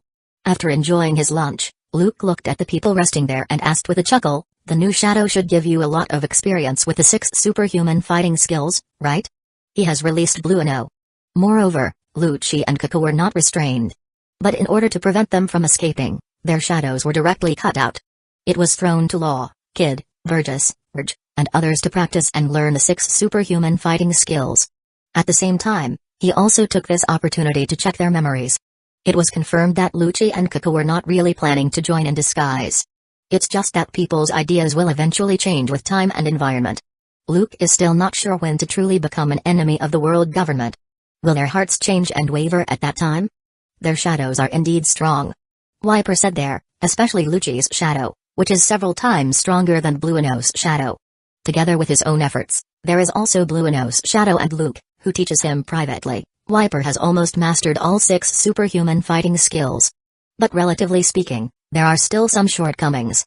So, Kaku and Lucci's shadows have given him a lot of gains. Luke-sama, their shadows are still too strong for me now. Kid said helplessly there. He is still using Blueno's shadow to assist in his practice. He also tried to implant Kaku's shadow into his body. But after holding on for less than a minute, he couldn't hold on anymore, and the shadow broke away directly. Not to mention Lucci's shadow. You're still far away, kid, work hard. Law puffed out his chest and sneered, I can easily master moonwalk now. But in his heart, he was also sighing secretly. He has to admit that kid's talent is indeed very strong. Under the systematic training day after day, coupled with the fact that there is no shortage of sea beasts and sea kings on the thriller bark, despite just turning 16. In a short period of time, he successfully mastered instant transmission. He is afraid he has to master moonwalk soon. If he doesn't work harder. It would be so embarrassing if one day he were surpassed by Kid. Ha ha ha ha, I've almost mastered the iron body. Burgess said proudly. As a zone devil fruit user, his physical strength and mental will were barely able to withstand Kaku's shadow and last for 3 minutes. For the past 2 or 3 months. Due to Luke's suppression. Like other members, he had to be patient and undergo high-intensity training every day. With Blueno's shadow, there are also the teachings of special zombies such as Rima and Shiki. Before joining the Netherworld Pirate, he was not weak in physical fitness and made rapid progress after systematic training. He has successfully mastered the instant transmission and tempest kick. When did the 6 superhuman fighting skills become so easy to learn? Blueno is a little in disbelief. After all, he is also an elite who stands out from countless children in the CP training base. Mastering all 6 superhuman fighting skills is what he is most proud of. As a result, he became an experience package in the Netherworld Pirate. If this continues, he is afraid that even picking one at random will surpass him. It's incredible. Kaku, on the side, said in amazement, our shadow can actually have such an effect. I didn't expect that you, Luke, could come up with such a method to speed up their training efficiency. Lucci couldn't help but look at Luke deeply. Although the shadow was taken away by others and directly became someone else's experience package, this feeling is very unpleasant. But he had to admire Luke's ideas and vision. He selected these people, and all of them are talented and have amazing potential. Originally, if one practiced step by step under Luke's unsparing teachings. Even if Law, Burgess, Jin, Kuro, Bartolomeo, and others are given half a year. Those of them with stronger foundations and better qualifications can master 2 or 3 of the 6 superhuman fighting skills, which is already quite amazing. For those with low basic skills and low qualifications, if they work hard enough, it would be great if they can master the easiest way to get started, instant transmission. However, there is a shadow of the experience package of these CP9 members. When these members of the Netherworld Pirate practice, they can get twice the result with half the effort, saving at least half of their time and greatly improving their efficiency. Like Wiper, he was able to master all the techniques in just half a year. Of course, because he is an adult, his bones are formed, and as a Shandia warrior, he has been trained since he was a child, so his foundation is not bad. He has great talents. Not only has he extraordinary perseverance, but he also works extremely hard. But it can be seen that after the shadow of a strong person has been used for a long time to assist in practice, how exaggerated is the effect. Regardless of the members of the Netherworld Pirate, most of them are currently not very powerful. There are even quite a few who can't even defeat those zombie squad captains and zombie captains. But that's only temporary. If we give them another 3 or 4 years. No, it might even only take a year or 2. I'm afraid everyone can easily master the 6 superhuman fighting skills and hockey, making them the backbone of the Netherworld Pirate. Especially Wiper, Jin, Kuro, and others. Not only do they have powerful devil fruit abilities, but their own talents are also quite good, and their strength has improved rapidly under high-intensity training. This puts a lot of pressure on Lucci, who has always been arrogant. He's not willing to be surpassed and eager to become stronger. These days, he even lowers his arrogant head and accepts the guidance of special zombies such as Rima and Shiki. Or just bite the bullet and ask Luke, a master of physical skills with monster-like strength, for help. After the rest is over, Luke is just about to continue developing his devil fruit abilities. Pico suddenly came over. What's the matter? Want to take your shadow back? Luke asked with a smile. He glanced at Lucci, who was silent, not far away, but also quietly raising his ears. He guessed that the two of them most likely knew Wiper, Jin, Nami, Kuro and others' devil fruit abilities were all obtained from him. So they were stimulated and couldn't hold it any longer. Kaku looked a little tangled and embarrassed. But looking at Luke's eyes, which seemed to see through his own heart, he couldn't help but ask directly, "It's the devil fruit you promised me last time. When can you give it to me?" Speaking of which, his heart skipped a beat, and he gritted his teeth and said, "No matter what kind of test you have next, I have no objection. Even if it means killing celestial dragons, I will accept it." Anyway, they had no retreat from the beginning. Whatever Luke wanted to do, he and Lucci had no way to resist. They saw that Wiper, Jin, and Nami were all top Logia devil fruit users. Even Kuro acquired the mythical zone that Luke had stolen from the world government before. Moreover, guys like Burgess actually got ancient zone fruit, which is quite good, and he still shows it off all day long. Naturally, Kaku was inevitably stimulated and could no longer hold back. In other words, it's not just him but Lucci too. He is even more eager to become stronger as soon as possible and catch up with Luke. However, he was a little proud and couldn't bear to speak. But Kaku, who had a good relationship with Luke in the past.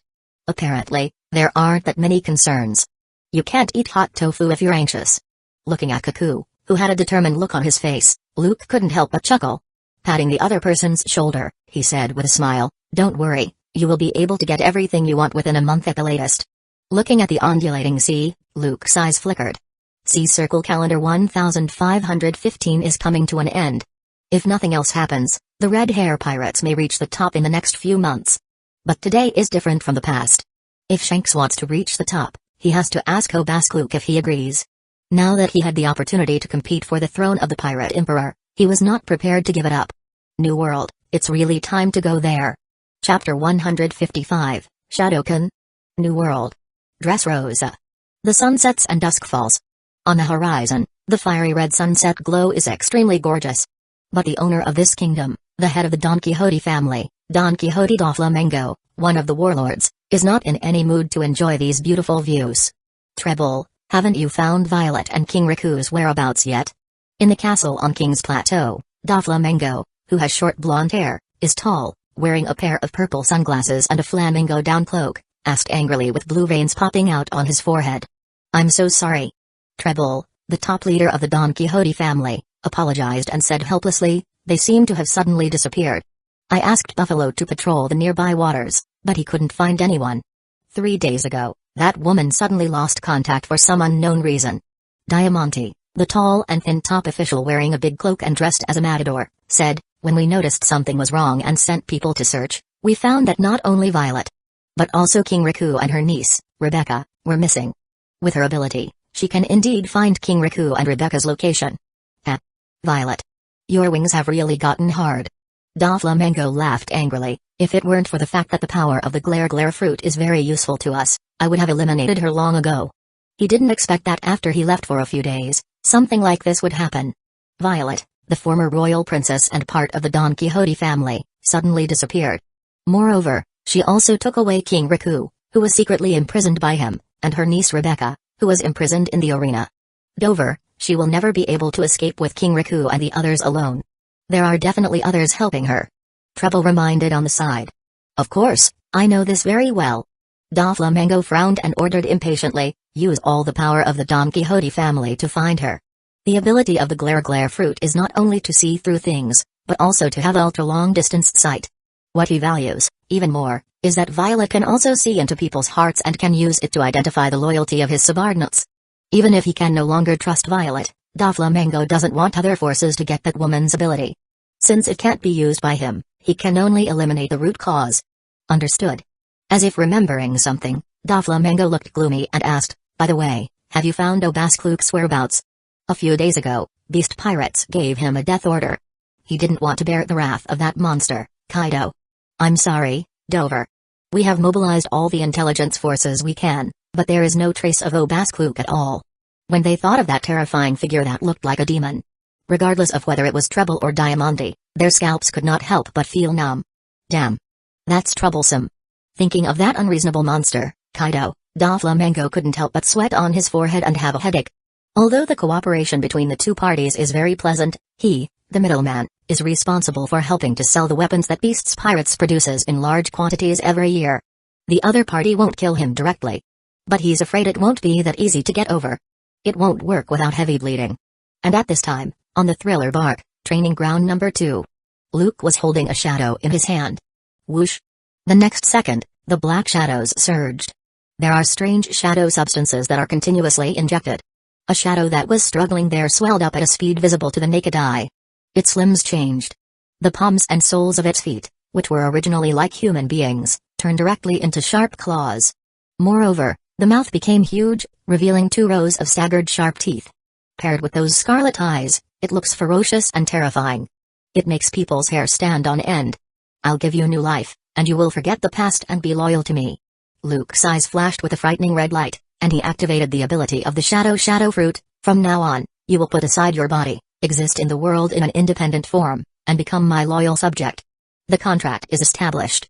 All of a sudden, this ugly and terrifying humanoid shadow, transformed by the ability of the shadow fruit, became as substantial as the shadow clone, no longer struggling. He knelt there on one knee and lowered his head. Looking at the extremely ferocious shadow in front of him, like a ghost crawling out of hell with scarlet eyes and a dark body, Luke couldn't help but smile. Did I finally succeed? He made a light stroke with his right hand. An extremely sharp shadow string cuts through like lightning. A sharp black claw flew up directly and rolled to the ground. Whoosh! Luke picked up the sharp claw. Then, he simply and crudely installs the sharp claw back into the shadow. It was strangely bonded together again and recovered as before. It seems that he should not be afraid of ordinary injuries and feel no pain. Then, he directly issued an order: attack me with all your strength, and let me see your combat power. He wants to fully verify the combat effectiveness of this new shadow. Yes. The next moment, the ferocious shadow roared and suddenly charged up. At an astonishing speed, he rushed towards Luke and attacked with his sharp claws. The speed is not bad, the strength is also good, and after modification, it is a lot better than before. Wrapped around by armament hockey at his wrist, Luke firmly blocked the incoming sharp claws, and his expression remained unchanged, and he nodded with satisfaction. Bang! Then, Luke showed no mercy and kicked out with his right foot like lightning. The black shadow was blown away like a cannonball. Boom! A thick wall was directly blasted to the point of cracking. The human-shaped black shadow, inlaid on it like a mural, became a little flat due to the violent impact. Roar! But the next moment, it inflated like a balloon and returned to its original shape before rushing forward again. Oh? Can you ignore ordinary bludgeoning damage? Luke chuckled. He raised his right hand lightly and flicked his fingers, flying finger pistol. A compressed shockwave suddenly struck out. The black shadow who was rushing over to attack had no way to avoid and it directly penetrated through the chest. But in the blink of an eye, it seemed like nothing happened. It continues to rush forward again. Tempest kick. Luke pressed his foot. Then, his whole body jumped up high. His right foot was like lightning as it swept out. A light green crescent-shaped wind blade slash broke through the air and hit the black figure directly. Ah! There is no suspense, this shadow warrior was cut in half directly. But then, a horrifying scene happened. The shadow warriors that were divided into 2 gathered together like a fluid and recovered again. After seeing this scene, Luke chuckled. Immortal? But I guess, like zombies, they are afraid of seawater and salt. Compared with enhanced zombies, both have obvious advantages and disadvantages. But the advantage is that I don't have to look for corpses everywhere anymore, and they can be mass-produced. Luke's eyes flashed. He can't help but compare the zombie army and the shadow army. Each has its own advantages, and both can develop hand in hand. Moreover, compared to the zombie army that has corpses and acts as a body and carrier, the special characteristics of the new shadows mean he doesn't need to worry so much anymore. In particular, he can transform the shape of the shadow at will according to the strength of the shadow, giving the target stronger power. Anyway, with Desire's card fruit ability, he can easily imprison a large number of prisoners in the card without having to worry about them making trouble or death affecting these shadows. Just in time, let's try to create the 2 strongest shadow monsters first and let them serve as the leaders of the Shadowkin army. Luke made his decision quickly. He took out 2 shadow balls as big as walnuts directly from his arms. These are the shadows of Dory the Blue Ogre and Brogy the Red Ogre, the former leaders of the giant warrior pirates. The compressed shadow ball magnifies at a speed visible to the naked eye. A huge shadow now stood in front of Luke. Judging from the outline, this should be Dory's shadow. Hey, let me see if you can bring me any surprises next. With a sharp look, Luke's eyes flashed with a captivating red light. On his hand, a black shadow surged and submerged in that huge shadow. Chapter 156, Lucci was completely tortured. This is The new ability of the shadow fruit? It's like a monster crawling out of hell. How strong is it? Not long after, two huge black shadows, about 20 meters high, appeared on the training ground. Their whole body is as black as ink, their eyes are glowing red, and they have ferocious fangs and claws. What is even more jaw-dropping is that they also have pairs of huge demonic wings. It's scary to watch and makes their scalp numb. Luke, did you succeed? Looking at these two demonic giant figures, Robin was full of surprise. She naturally knew that Luke had been deeply developing the ability of the shadow fruit, trying to use the plundered shadows to create shadow monsters that did not need a corpse as a body and could fight like a shadow clone. Well, the shadow fruit, after awakening, gave me a huge surprise. Luke nodded. Looking at Law, Viper, Rachel, Lucci, Perona, Lafitte, Urge, Hogback, and others present, he smiled and said, "This is a monster created using shadows. I am going to form a completely different army of shadow warriors named Shadowkin Army. And they are the commanders of the Shadowkin Army that I created using Dory and Brogy's shadow. I'm too lazy to change their names, so they're still called Dory and Brogy. If you are interested, you can fight them. Although it is huge and easy to attack, but for such a large body, too much salt is needed to purify it. Trying to purify directly with salt is not that easy. Unless you throw them directly into the sea. Therefore, in order to make up for this shortcoming to the greatest extent, Dory and Brogy's combat effectiveness is enhanced. Luke specially modified them to give them the ability to fly. Let me give it a try." All of a sudden, Kuro and Rob Lucci both walk forward. The two looked at each other there, and both saw the hostility in their eyes. Upon seeing this, Viper, Jin, Lafitte, and others who were eager to try fighting the new shadow stopped in place. One for each person, let's see who will defeat them first. Lucci crossed his arms provocatively. Although it was already clear that the opponent was a devil fruit, Kuro was originally just an inconspicuous little pirate from East Blue. However, it is clear that the other party is not simple. However, he was still arrogant and did not take Kuro seriously. "I have no opinion." Lifting his left hand slightly, Kuro held up his glasses with his palms. Looking at Lucci, Kuro smiled and spoke. As a scythe weasel fruit user, he already has sickle-sharp claws in his human animal and animal forms, so naturally, he no longer needs to deliberately wear the previous claw weapon. In the past, in order to prevent himself from being hurt by his weapon during combat, he often pushed the glasses up gently with the palm of his hand instead of pushing them with my fingers. But over the years, this action of pushing glasses with his palm has become a habit. "Then let's get started." Luke smiled. He didn't think anything of the rivalry between the two. A team is more motivated when there is competition and pressure. Soon, after everyone gets out of the way, Lucci and Kuro selected Dory and Brogy, respectively. Each occupied a spacious area and was ready to fight. "Lucci, come on." Khalifa, who was watching the battle from a distance, encouraged. "That's right, don't let people underestimate us, the elites of CP9. Kiko crossed his arms and said with some arrogance. For these CP9 members, even if they betrayed the world government and joined the Netherworld Pirate. But there is still an inevitable gap between them and the other members of the Netherworld Pirate. They are both arrogant and dislike others. In this case, naturally, they are more unwilling to be overwhelmed by the other party. Kuro, you need to clean up a little bit. Perona is also not to be outdone. She put her hands on her hips and said loudly. We can't let this guy with a paralyzed face win. Wahaha, I support you, Kuro. Burgess raised his arms and laughed. Of course, we will definitely win. Hey, that's what I'm going to say. Lucci and Kuro stared directly at the huge monster in front of them. Both of them had blazing eyes and a high fighting spirit. Whoosh! All of a sudden, Dory and Brogy both rush out. The ferocious claws were clenched into fists and slammed into the two of them without mercy. Instant transmission. Instant transmission. Stomping their feet, the two of them almost disappeared in unison. Boom. The ground cracked, and rocks flew. Lucci's figure flew directly into the air. His right foot was like lightning as he kicked out violently. Tempest kick. In the blink of an eye, a light green wind blade no less than 10 meters long appeared out of thin air and attacked Dory violently. Brush. However, Dory showed a speed that was completely different from its huge size. His wings suddenly fluttered, and his feet stepped hard. His figure was as fast as lightning, and he instantly dodged that astonishing wind blade. What? Lucci's pupils shrank sharply. He saw Dory suddenly dive towards him with his claws outreach. Boom. Smoke and dust billowed. Lucci looked embarrassed and retreated violently. But in the blink of an eye, Dory chases after him relentlessly. Tempest kick, storm. He flew into the air. Both feet turned into after images and kicked out violently. A light green wind blade struck Dory one after another. Dory, who couldn't dodge, was hit by a large number of wind blades. At the same time, on the other side, Kuro has turned into a ferocious human beast form. Sickle. His hands turned into sickle-like, extremely sharp claws. Whoosh! Whoosh! Two invisible huge wind blades split the air.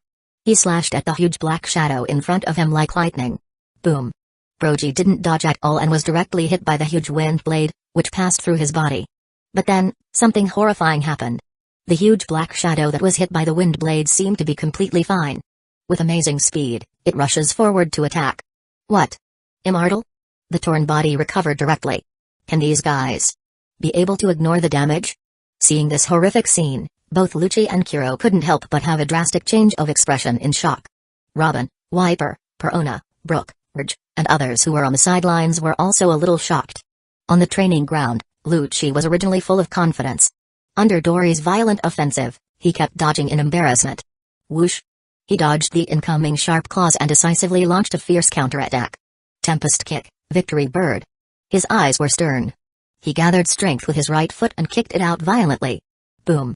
A wind blade dozens of meters long turned into an extremely ferocious giant bird. The air was torn apart instantly as it sliced across Dory's huge body. Kai! While punching down with his huge right fist, Dory swooped down and was unable to dodge. In other words, he was not prepared to dodge at all. The huge left arm was actually stretched directly in front of him while wrapped by armament hockey to act as a shield to block. Boom! There was a loud bang. Dory's left arm is like a pillar. Even though it was entangled with armament hockey, it was still slashed by the giant bird that came to kill him, and a huge gash was torn out. Whoosh! At the same time, Dory has a ferocious expression and murderous intent. That extremely exaggerated right fist directly wrapped around armament hockey, and its momentum continued unabated. Iron body. Lucci, who had just launched an attack and was unable to dodge, the blood in his body flowed faster, and his body became as hard as steel as he tried to defend himself. Bang! The next moment, Dory's giant fist hit Lucci hard. Ah! Lucci's face was distorted, and he vomited blood while flying out like a cannonball. Chapter 157, Vulnerable. There was a loud bang. The ground collapsed, rocks flew, and smoke and dust filled the air. Lucci's entire body was embedded in the ground, with his life or death unknown. What? Lucci? Hiss. How is that possible? That monster is actually so powerful. Is this the Shadowkin commander created by Luke-sama? Can even armament hockey be used by these monsters? It's really amazing. Outside the training ground, witnessing this scene, everyone who was watching the battle couldn't help but be shocked. Kaku, Khalifa, and Blueno, especially, couldn't believe it. They know Lucci's strength very well.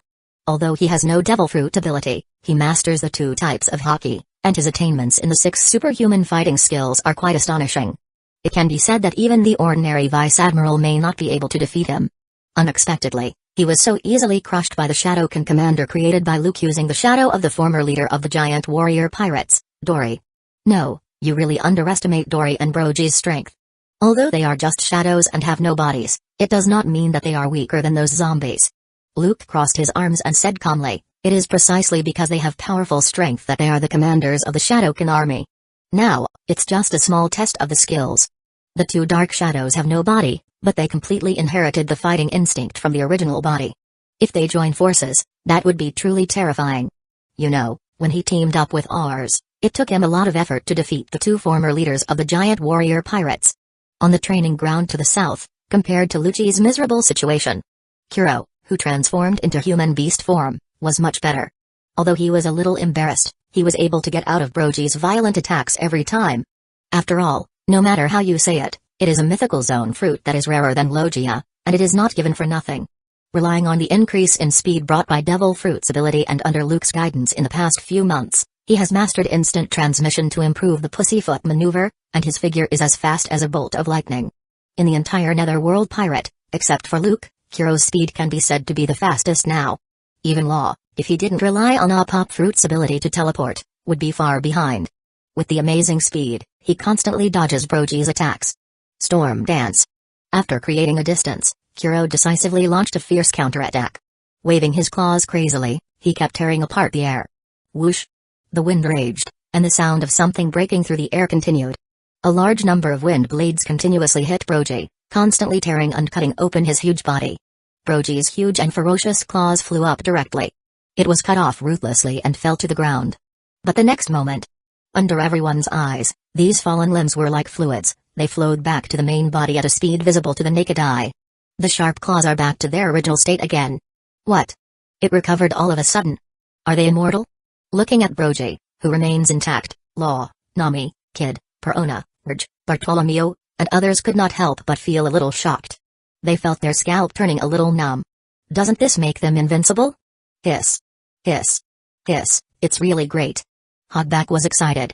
He knew the power of the shadow fruit better and asked Luke directly, Luke-sama, I think the only thing that can restrain them is a lot of sea salt or throwing them directly into the sea, right? Of course, they can also make Luke lose consciousness to dispel his devil fruit ability.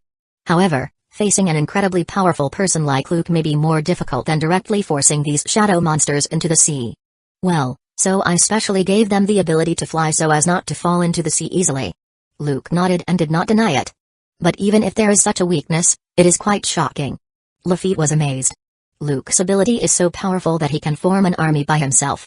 To be honest, although they are confident that the future is promising, few of them can defeat those zombie generals, let alone those zombie kings created from Luke's shadows. If it weren't for Luke's vision. It's not just about 1/3 of an acre in New World. They are afraid there is no need to deliberately recruit people like them. Just by plundering other people's shadows, digging up the corpses of those strong men, and creating zombie and shadow legions, he can dominate a sea area. Hundreds of meters away, in a huge pit that collapsed like a spider web and was full of cracks. This monster is so powerful.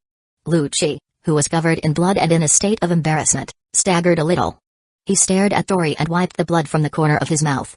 He clenched his fists tightly, full of unwillingness and anger. However, I will not give up so easily. It's acceptable if he can't beat that monster, Luke. Even the special zombies he created with his shadow, and even zombie generals such as Wang Zedong and Silver Axe, cannot be defeated by him. Now, here comes the shadow warrior that Luke created using the shadow of the captain of the giant warrior pirates. He still can't beat it. A series of blows made him, who had always been proud and arrogant, totally pissed off. Stomping his feet hard, Lucci rushed out and flew into the air. Walking in the air, he rushed towards Dory without showing any signs of weakness. The fists wrapped around by armament hockey were brought together, condensing invisible waves. Ultimate radius, 6 king gun. Before Dory could dodge, a violent shockwave was blasted out. Boom.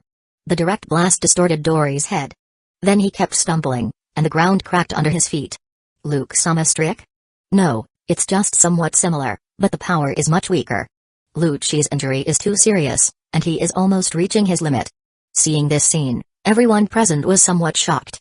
But it is a pity that the damage caused by Lucci with all his strength is simply negligible to Dory. Immediately afterward, the violent fist tore apart the air directly and hit Lucci brazenly. Damn it. Lucci's face was twisted and full of unwillingness. It was as if his whole body was shattered, and he vomited blood. No one knew how many bones in his body were broken. He hit the forest in the distance hard, raising large amounts of smoke and dust into the air. Kaku, Blueno, and Califa were full of worries, and they hurriedly ran over. Hogback, go over and treat him, don't let him die. Luke's expression remained unchanged. Turning his head, he gestured towards Dr. Hogback. He didn't stop it on purpose. If he doesn't crush Rob Lucci's proud heart and step all his pride directly into the dirt. This arrogant and rebellious guy cannot recognize reality. Only by letting him clearly realize that he, a genius who has been touted since he was a child, is nothing in this sea would he be deeply aware of his own weakness.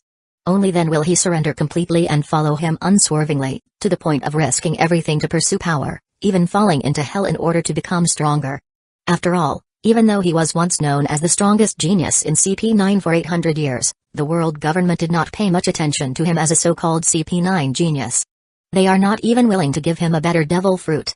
On this sea, only Obaskluk could give him more power. If it becomes a failure because of this, then, we can only say that Rob Lucci is nothing more than that. It's not worth paying attention to at all. Chapter 158, A Call from Tesoro. Okay, let's stop here. Time flies. The combat capabilities of the two commanders of the Shadowkin army, Dory and Brogy, were verified. Taking advantage of the situation, he gave Lucci, who was arrogant and unruly, a hard blow so that he could recognize the reality. Seeing that Kuro and Brogy were locked in a long battle, Brogy, with its ghostly speed, huge size, and amazing strength, could not defeat Kuro at all. Luke immediately stopped the battle. Like Tori and Brogy, strictly speaking, because they have no body, their physical strength is weaker than their original bodies. It's just that after being transformed by him, they have fangs and claws, the ability to fly, and an immortal body that can recover infinitely. The advantage is that it is more difficult to deal with and annoying. Even if there are weaknesses, they are not so easy to target. After all, normal people do not have unlimited physical strength. It can be said to be quite incomprehensible. Luke-sama, I'm convinced. A hurricane swept by. Kuro's somewhat ferocious and terrifying figure appeared on the side. After exiting the human beast form and returning to his normal human form, he exclaimed, "If I continue, I won't be able to hold on anymore." Yes, there is indeed progress compared to last month.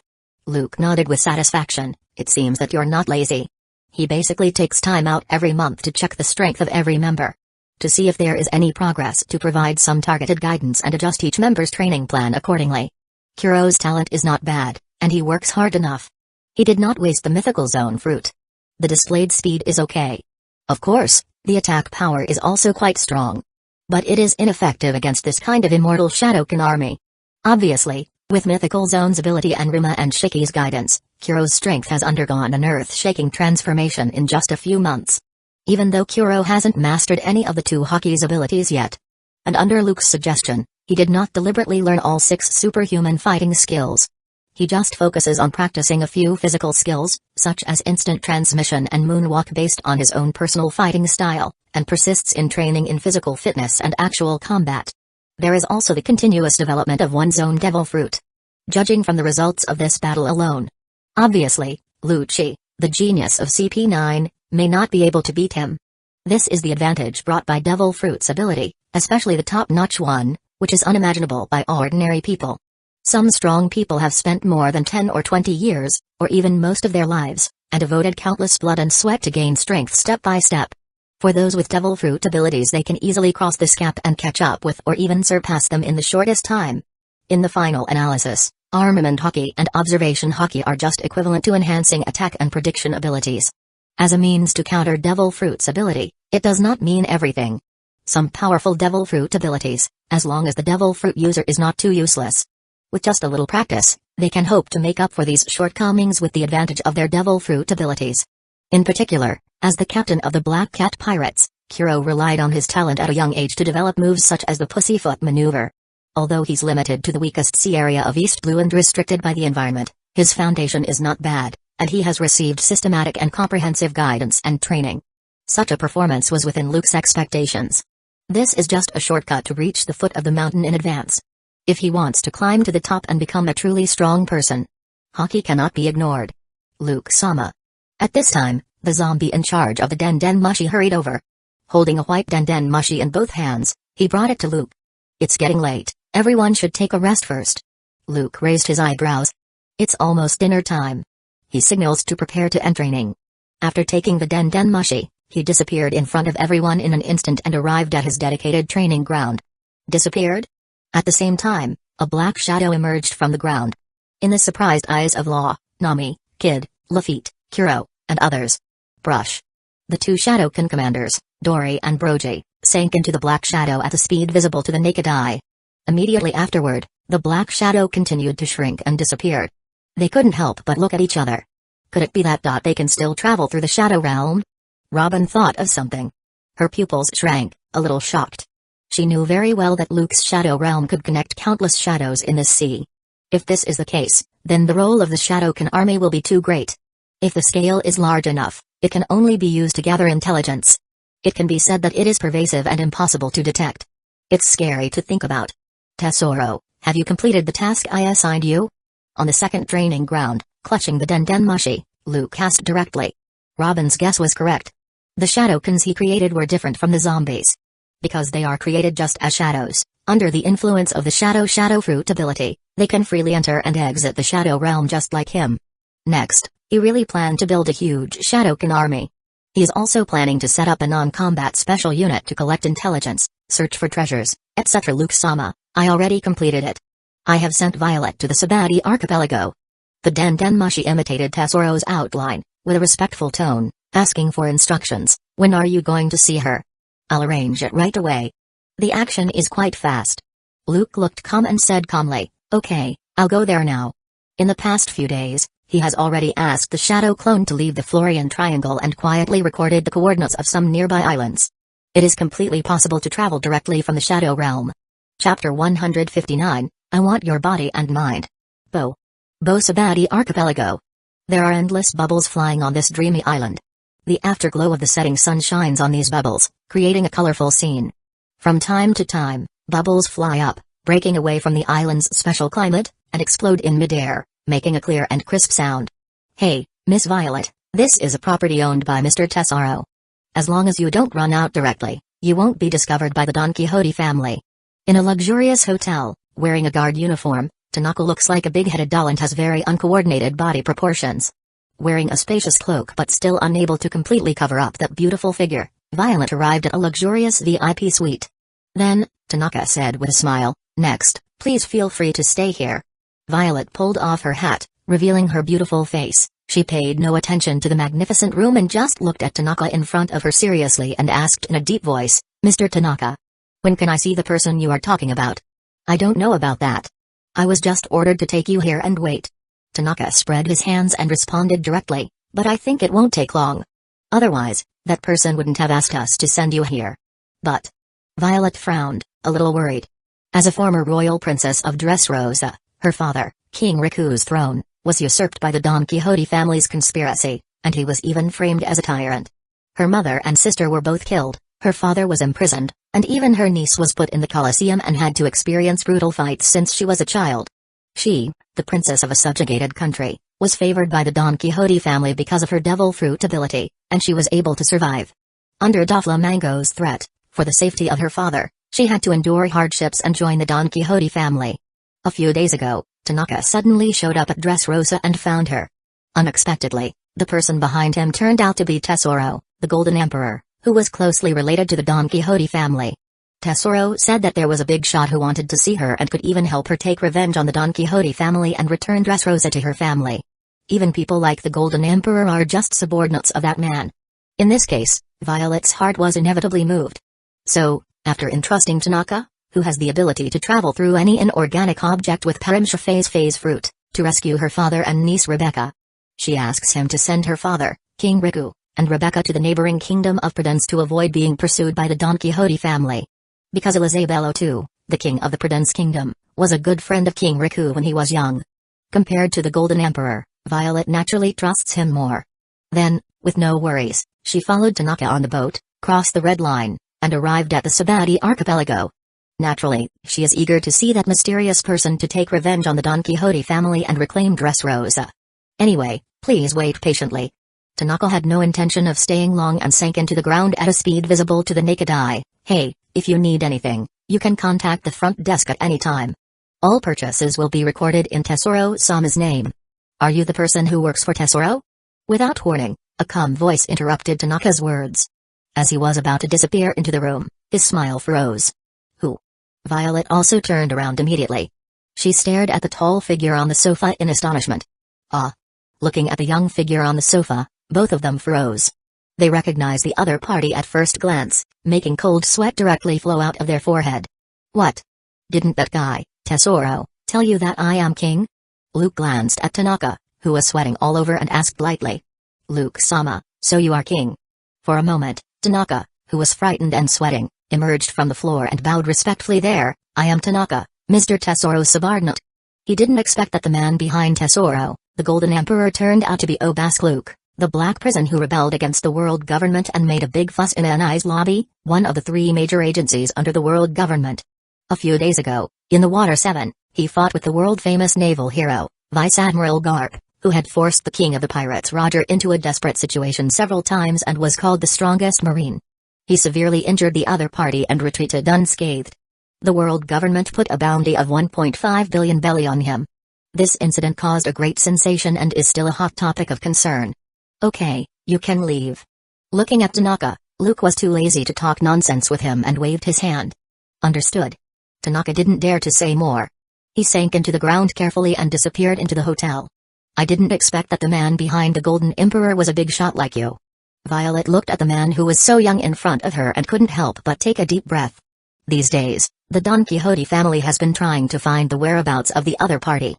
She was naturally not ignorant of the deeds of this man, Obasque Luke. Don't you think so? Luke asked with a chuckle. He stood up and came to Violet. He lifted the other party's chin and looked down at the other's gem-like eyes. Want revenge? At this moment, he was not in a normal state but had already compressed his body to just over 2 meters with the life return. Although he was still taller than Violet, the height difference between the two did not seem so exaggerated. Yes, are you willing to help me? Violet trembled all over, and her heart beat so fast. What should I pay? She was no longer the naive princess she used to be. Naturally, she knew that she had to pay something if she wanted to get something. Based on her devil fruit ability alone, it might not be worth it for Obasque Luke to offend Doflamingo, who was one of the 7 warlords of the sea and had the support of Beast's pirates behind him. But she also knew that if it was this man, he could definitely help her take back her country and take revenge on the Don Quixote family. I've always been greedy. Gently stroking her beautiful face, Luke stared at the other party and said, I want your body and mind. Are you willing? I am willing. Hearing this, Violet's heart trembled. Looking at the handsome face so close, she blushed and closed her eyes. Chapter 160, The Queen of Dressrosa. Early in the morning, countless colorful and beautiful bubbles are flying on the Sabati archipelago. In the most luxurious hotel in area number 70, in front of the windows, Luke admired the beautiful scenery outside and enjoyed the warm and delicate service. Violet rolled her eyes while blushing as she drank the first cup of milk tea in the morning. Yes, Violet, you have made great progress. Don't be complacent, and keep working hard. Luke was very satisfied as he patted Violet's face. Waste is a shameful behavior and must be strictly eradicated. With that said, he handed over a cup of tea. Thank you, Luke-sama. I will work harder in the future. After rinsing her mouth gently, Violet sat there on her knees. Like a good wife, she takes care of the aftermath seriously and snuggles up against Luke. She looked at Luke with somewhat blurred eyes. Although she betrayed everything in such a confused way, she did not regret it. On the contrary, Violet is grateful to have met Luke and not anyone else. Looking at the beautiful scenery outside, she exclaimed, these bubbles are really incredible. In just 1 day's work, her body has been completely captured by this man. Compared to the young and handsome Luke in front of him, who was perfect in all aspects, Doflamingo, who killed her own relatives and still shamelessly pursued her, was simply the king of dust at her feet. It's getting late, I'm ready to go back. He glanced at the clock hanging on the wall. Luke stretched and said directly to Violet, if you want to hang out here for a few days, I don't mind. If you don't plan to stay, I will take you back to the Thriller Bark. Thriller Bark? Isn't that Gecko Moria's ship? Hearing this, Violet couldn't help but feel surprised. I've already killed that guy, and that ship is now my trophy. Luke shrugged and said nonchalantly. Hiss, Violet was stunned. She couldn't help but take a breath of air. Who would have thought that Gecko Moria, one of the 7 warlords of the sea, would be killed so quietly? If you look at it this way, Don Quixote Doflamingo, who is also a warlord, is nothing in front of this man. This made her even more grateful for her choice. There are no big regrets anymore. Even Violet knew very well that the other party probably could not belong to her alone. But, compared to being able to take back Dressrosa from Doflamingo and take revenge on the Don Quixote family, what is this price? By the way, I can help you get rid of the Don Quixote family, even kill Doflamingo and take back Dressrosa. Luke caressed Violet's pretty face and said with a tone that could not be refused, but the next ruler of Dressrosa will be you, the 10th successor of the Riku royal family. Me. Violet's expression changed. Is this because she wants to control Dressrosa through her? Don't take Dressrosa too seriously, I have no interest in a small country like that. Luke glanced at her. He naturally saw Violet's thoughts and chuckled nonchalantly, what I want is the Dressrosa's queen, not just a powerless princess. While Violet breathed a sigh of relief, she couldn't help but blush. Even the Golden Emperor, who was already the richest man in the world, was conquered by the other party. In terms of power and wealth, Dressrosa really can't bring anything to the other party. She was busy apologizing with guilt. I'm sorry, Luke-sama. This will never happen again. Luke really had no interest in Dressrosa. After all, it is just an inconspicuous island with a very limited population. He just suddenly had a whim and wanted to cultivate a queen. After all, compared to a princess or something, a genuine queen is more interesting. As for what this country will become, he didn't care at all. To be honest. In Luke's opinion, compared to Doflamingo, although King Riku was a rare, benevolent king, he did not have any talent for governing the country. No matter what means Doflamingo uses, except for a very small number of people and those toys, Dressrosa's current development is indeed prosperous, and its national happiness index is very high. No matter what the reason was, at least Rekudo I, as a king, failed to protect his people and let his country down. He had an unshirkable responsibility. Let Violet, the first heir of the Riku royal family, succeed to the throne and become the queen in advance. Not only is it justified, but it is not a bad thing for Dressrosa. Apart from anything else, he will march into the new world with great fanfare, occupy a large territory as quickly as possible, and become a veritable emperor of the sea. Just by following him, she can get a lot of benefits. At least the development of Dressrosa will definitely not be any worse. Violet nodded slightly. Looking at Luke with watery eyes, she hesitated to speak. Can you? Huh? Are you negotiating terms with me? Luke squinted his eyes and asked with a smile. Violet's heart trembled, her pretty face turned pale, and a cold sweat broke out on her forehead. She didn't dare to say more, so she had to bite the bullet and agree. I understand. When the time comes, I will persuade my father to abdicate. She almost forgot. Although this man has always been gentle. But it's not really as gentle as he appears. This is an extremely vicious and lawless pirate. A cold-blooded man who had killed countless people and was called the Black Prison. As long as you have no objection. Go then. Luke chuckled. He's not ready to stay any longer. Whoosh. He stepped down, and then a black shadow surged out, covering Violet's entire body. The two of them disappeared into the shadows of the ground at a speed visible to the naked eye. Chapter 161, Targeting the Underwater Prison. All of a sudden, Violet felt like she was plunged into endless darkness. It seemed like she had been traveling through the darkness for a long time, but it seemed like only about 10 minutes had passed. Anyway, when her vision returned to light, she was already in a brightly lit and extremely spacious training ground. Around her, many people of different shapes and sizes were undergoing various training and sweating profusely as they looked at her curiously. Where are we? After looking around, Violet subconsciously held Luke's arm. This is the Thriller Bark, currently located in the Florian Triangle. Luke introduced. Because the Shadow Clone has been asked to find out the coordinates in advance. So, he can take Violet through the Shadow Realm and transfer her from the Sabati Archipelago to the Florian Triangle. It doesn't take much effort. Luke, you are back. Robin stepped forward with a smile. Looking at Violet, she looked at Luke with a half-smile. This is the princess from Dressrosa you once mentioned, right? Hello, I'm Nico Robin, an archaeologist from the Netherworld Pirate. She took the initiative to extend her hand and introduced herself to Violet in a friendly manner. Miss Robin, hello. I'm Violet from Dressrosa. Of course, Violet recognized Robin.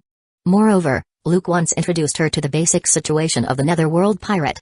She's very clear that this woman has a very special status and is the big housekeeper of the Netherworld Pirate. Humphrey, there's one more, that damn bastard. Looking at Violet, who has a sexy figure, Verona puffed up her cheeks. Then she turned her head angrily and kicked the stones under her feet. There are more and more rivals in love. Falling to Perona's side after practicing the moonwalk that she had not yet mastered, Desire said helplessly, there is no way Luke-sama is like this. She didn't think anything was wrong, or she was used to it. Luke is so outstanding, even if he just stands there and does nothing. Just the perfectly proportioned figure and the ridiculously handsome face can make women's eyes involuntarily attracted to him and become fascinated. From the very beginning, she knew that Luke-sama was very carefree and was destined not to belong to just one woman. But she still couldn't help but push herself up. Still a princess of some kingdom? Looking at Violet from a distance, Califa couldn't help but feel resentful when she looked at Luke. This younger brother is good at everything, but he is too flirtatious. The women around him came one after another. Okay, everyone, come here and get to know her. Her name is Violet, and she is a new member of the Netherworld Pirate. Luke called everyone and introduced Violet. Then he said a few words. Soon after, he left her in Robin's care, the great housekeeper. Because, he still has things to be busy with, and doesn't have time to care about the love between them. Law, Wiper, Augur, Kuro, Lafitte, Burgess, Desire. You guys all come over here, and others should continue what they should do. Luke clapped his hands. He stopped Wiper, Lafitte, Desire, and others who were about to continue training. The group of people arrived at the coffee shop next to the training ground. Is there any mission? After sitting down, Law, Wiper, Lafitte, and others looked at Luke sitting in the main seat and were a little curious about what was going on. Get ready.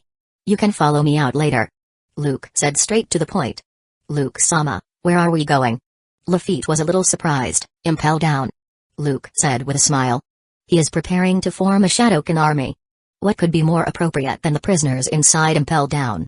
There are a large number of powerful men with illustrious reputations from all over the world imprisoned there, so there is no need to go out of the way to find them. And there should be many corpses of strong men. What? The world's largest underwater prison? TSK, there are a lot of extremely vicious guys imprisoned there. Hearing this, everyone's eyes could not help but widen. Looking at Luke in disbelief, they took a deep breath of air. Immediately afterward, everyone's eyes were burning with excitement. They knew Luke's abilities very well. The Impel Down holds a large number of strong men, all of whom were criminals who once had a notorious reputation on the sea and committed all kinds of evil. The shadows of those prisoners are naturally far better than those of ordinary pirates. In particular, those prisoners with good strength were all gathered together and no longer had the ability to resist. Simply the best material. Luke-sama, that special current connects the three major institutions of the Impel Down, Marine Headquarters, and Inai's lobby. Lafitte, who knew something about the Impel Down, suppressed his inner excitement and said with concern, and the Impel Down is known as an iron wall, with two powerful people, Chief Warden Magellan and Head Jailer Shiryu. If they are in charge, it may not be that easy to accomplish our goal. Especially once there is an invasion, reinforcements will probably arrive as soon as possible after Marine receives the news. Luke had previously caused such a big commotion in the Water 7. Even strong Marines like Monkey D. Garp were almost killed by him. Judging from Obask Luke's current threat level, maybe it's not just one admiral. Don't worry about this, I've already had someone investigate Impel Down. Luke smiled slightly, not worried. He has indeed asked Karina to use the power of the CP organization to investigate Impel Down. Currently, there is an irreconcilable conflict between the Chief Warden of Impel Down, Magellan, and the Head Jailer, Shiryu. Shiryu was imprisoned by Magellan in the Eternal Hell on the 6th floor of Impel Down because he often killed prisoners indiscriminately. Maybe we can even win over Shiryu and become one of our own. The Impel Down Head Jailer is indeed not weak at all. Luke did consider recruiting the other party into the Netherworld Pirate as much as possible. Of course, if he didn't know how to refuse, he wouldn't mind having another Shadow Commander under his command. So that's how it is. Are we going to recruit Shiryu? It would be much easier to invade the Impel Down if only Magellan was left. Hearing Luke's words, Wiper, Lafitte, Kuro, and others' eyes lit up. They really didn't expect that Magellan, the Impel Down Chief Warden, would cut off his arm and imprison Shiryu, the Head Jailer, with the same responsibility as him. Being able to become the Head Jailer of the world's largest prison, Shiryu is definitely very powerful. If he can be recruited, their Netherworld Pirate will have another strong man who can stand alone. Moreover, if the shadows of those prisoners can be captured, as well as the corpses of those former strong men in the Impel Down, a large number of zombies and Shadowkins can be created. When Luke makes up his mind to officially enter the new world, who can stop the momentum of their Netherworld Pirate? Chapter 162, Overpower Shadows. You don't have to worry about other issues, I already have a comprehensive plan.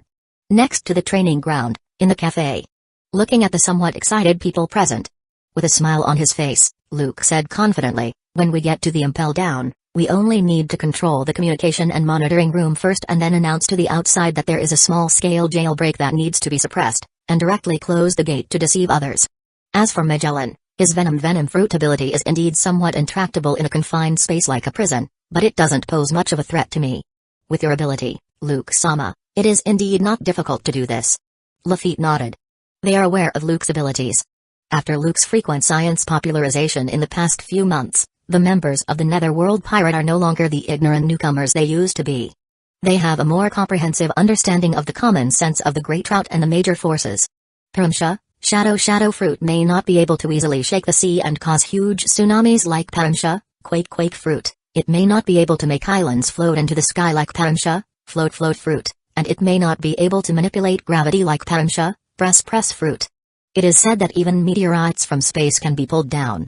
But it also has other abilities, which have an unparalleled advantage.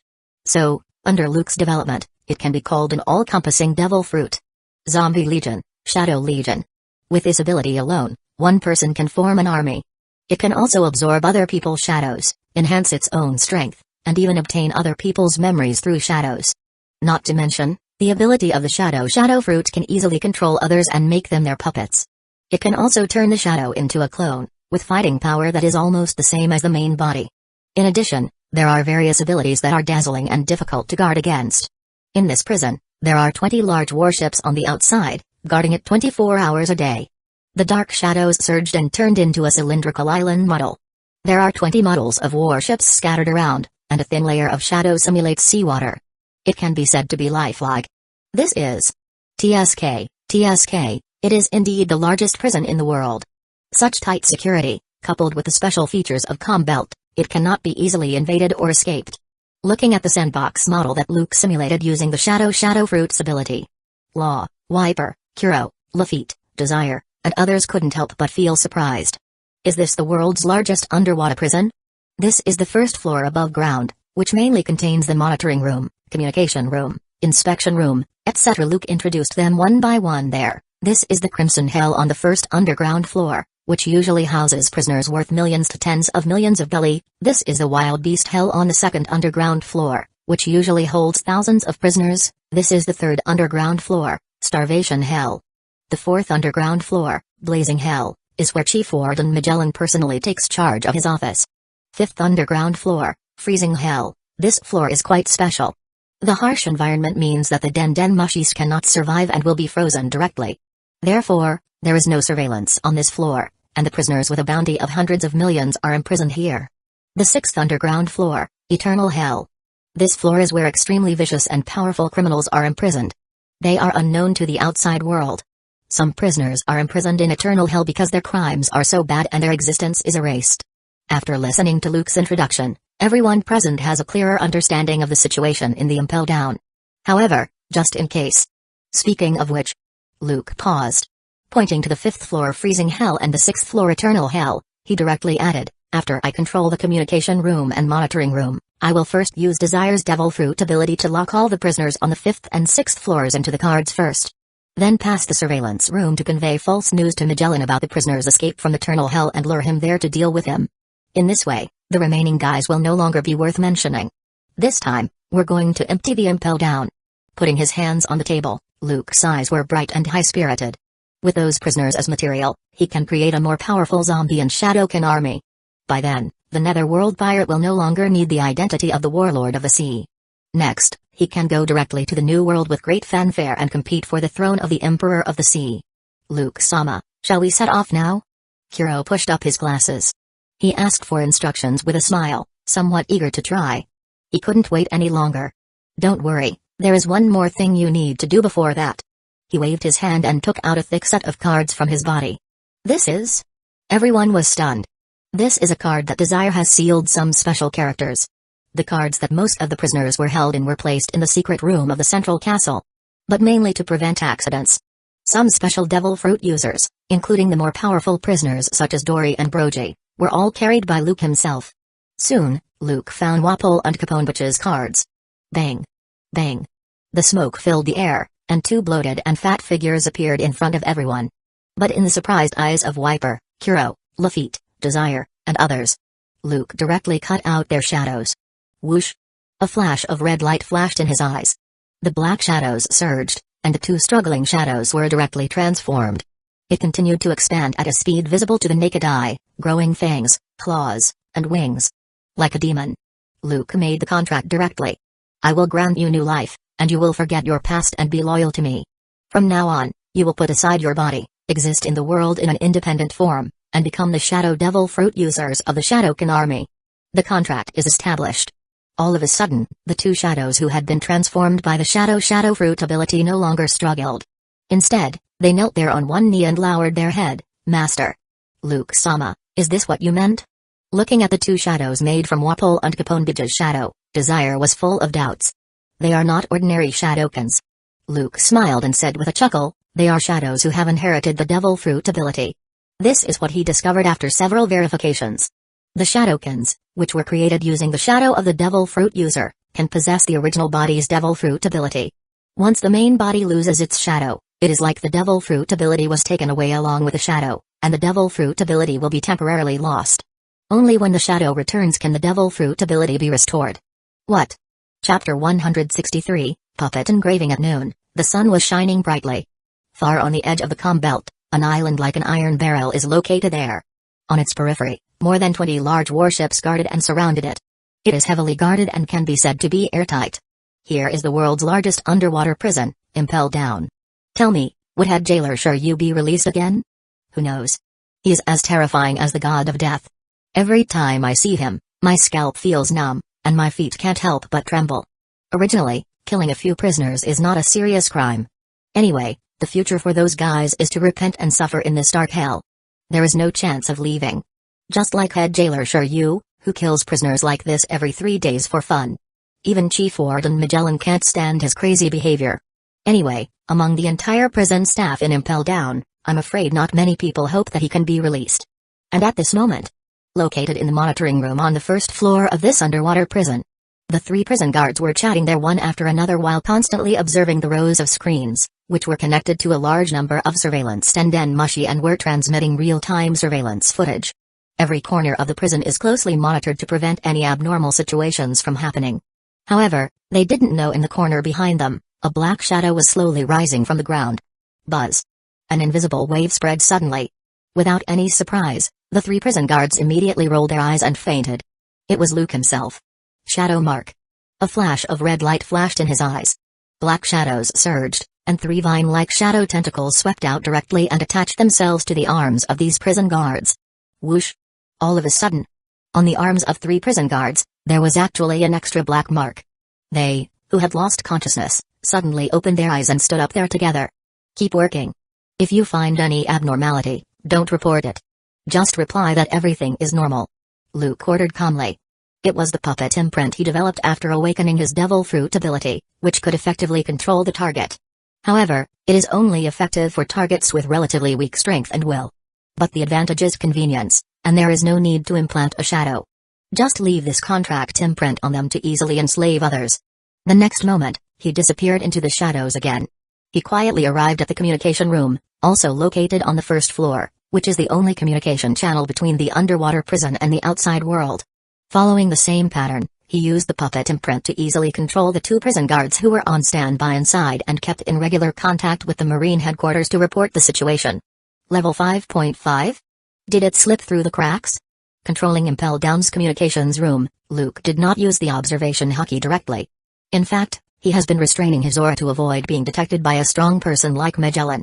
But with the help of the shadow clone, Luke had already found out about the situation in the underwater prison.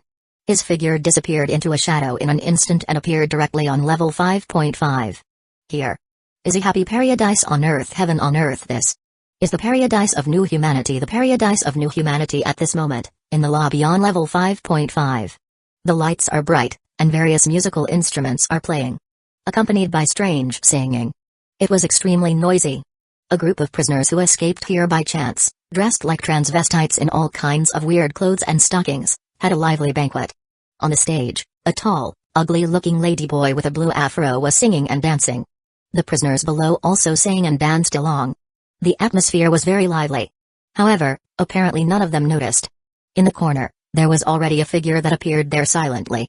He was crossing his arms and looking at them coldly. Buzz, his eyes suddenly narrow. In an instant, the terrifying Conqueror hotkey was released directly and covered the entire level 5.5. Boom. The noisy prisoner foamed at their mouth and fell down one after another. Imkov, who was having a great time singing and dancing on the stage, had a drastic change of expression. At the same time, the same goes for Inazuma, another cadre of the Revolutionary Army below the stage. Ah. Are you? They looked at Luke, who suddenly appeared on level 5.5 in shock, and their pupils couldn't help but shrink. Obviously, they recognized Luke's identity. But what shocked them even more was that they were completely unable to move, making them shed cold sweat immediately. Should you just surrender, or should I take action? Luke looked at the 2 of them and said calmly. Death wink. Realize that Luke is coming with bad intentions. Imkov jumped up suddenly and blinked hard. A violent blast of wind hit Luke directly. In an instant, the tables and chairs were blown to pieces and turned into sawdust all over the sky. But Luke's figure has disappeared from where he was. What happened? Damn. I can't move. Whether it was Inazuma who reacted, or Imkov who was nervous and ready to fight, both of them froze at the same time. They were shocked to find that they could no longer move and had no idea how they were attacked. While they were confused, they were even more panicked and full of uneasiness. Sorry. I don't have time to play with you. Luke's figure flashed out directly. Their shadows had long been tightly bound by shadow vines. The 2 of them were completely unable to move. In a space like the underwater prison, for those with venom fruit ability, it is simply the best battlefield. For Luke, a person with the shadow fruit ability, is this not the same case? The weird and unpredictable ability of the shadow fruit can be said to be difficult to guard against. Bang. Bang. In an instant, before Ivankov could try to blink, he was attacked again. 2 heavy blows in a row made Ivankov's eyes roll with Inazuma. They fell there and lost consciousness. Chapter 164, The Initial Formation of the Shadowkin Army. Whoosh! Within level 5.5. Luke stomped his feet, and a black shadow appeared. A dark figure with fangs and claws and a pair of wings, full of ferocious figures, emerged from the ground. Budge, release Lafitte and the others. Luke ordered calmly. It has to be said that after the Shadow Fruit ability is awakened, the created Shadow Devil Fruit user is indeed better and more convenient to use. Not only does it have the fighting consciousness of the original body, but it also has Devil Fruit abilities. The key is 100% loyalty and will not betray. Understood. Caponebuch's bloated figure looks like a demon. Like those zombies, it has a consciousness no less than that of humans, and completely inherits the personality and abilities of the original body. There are small holes, one after another, on its body. A transparent barrier visible to the naked eye emerged. The power of the castle fruit was activated. Whoosh! Law, Wiper, Kuro, Badges, Lafitte, Desire, and others flew out one after another. Looking at the people lying around and wearing strange clothes, they were a little surprised. Luke-sama, what are these? Law was full of surprises. It seems that a person with Devil Fruit ability to dig holes was imprisoned here before. Due to negligence, his Devil Fruit ability was not discovered, and he was not imprisoned with a sea prism stone. As a result, this person relied on his Devil Fruit ability to dig an area between the 5th and 6th level. Luke shrugged and introduced there, and it connects all floors, and the entrance is very hidden. Some lucky prisoners escaped here and transformed it into a paradise for prisoners. After saying that, he kicked Ivankov and Inazuma, who were unconscious. These two are cadres of the Revolutionary Army and the leaders of these guys. So that's how it is. TSK, it's incredible. It seems that the so-called Iron Wall legend is somewhat untrue. Are they still Revolutionary Army cadres? Everyone suddenly realized. But there were also some surprises. Unexpectedly, the underwater prison, known as the Iron-Walled Prison, actually has such an unknown place. At the same time, they looked at Ivankov and Inazuma curiously. After all, the Revolutionary Army has often made headlines in recent years. Their thoughts have aroused panic and vigilance among many princes, nobles, and high-level officials of the world government. They were wanted by the world government and Marines without sparing any effort, trying to completely strangle this new force in the cradle.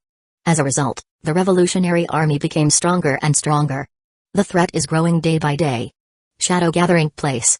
The next moment, Luke suddenly activated the ability of the Shadow Fruit. Shooish. In level 5.5, in exceptions to Wiper, Kuro, Lafitte, and others' shadows, a large number of shadows gathered. Then, shadow tentacles penetrated them directly.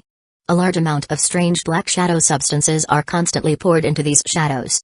Luke directly makes a contract and transforms them into Shadowkin with ferocious faces who will never betray him. There are 300 to 400 people in total. Even the 2 Devil Fruit users, Ivankov and Inazuma, are no exception. In the blink of an eye, their shadows turned into 2 Shadow Devil Fruit users. This large prison is simply prepared for your devil ability, Luke-sama.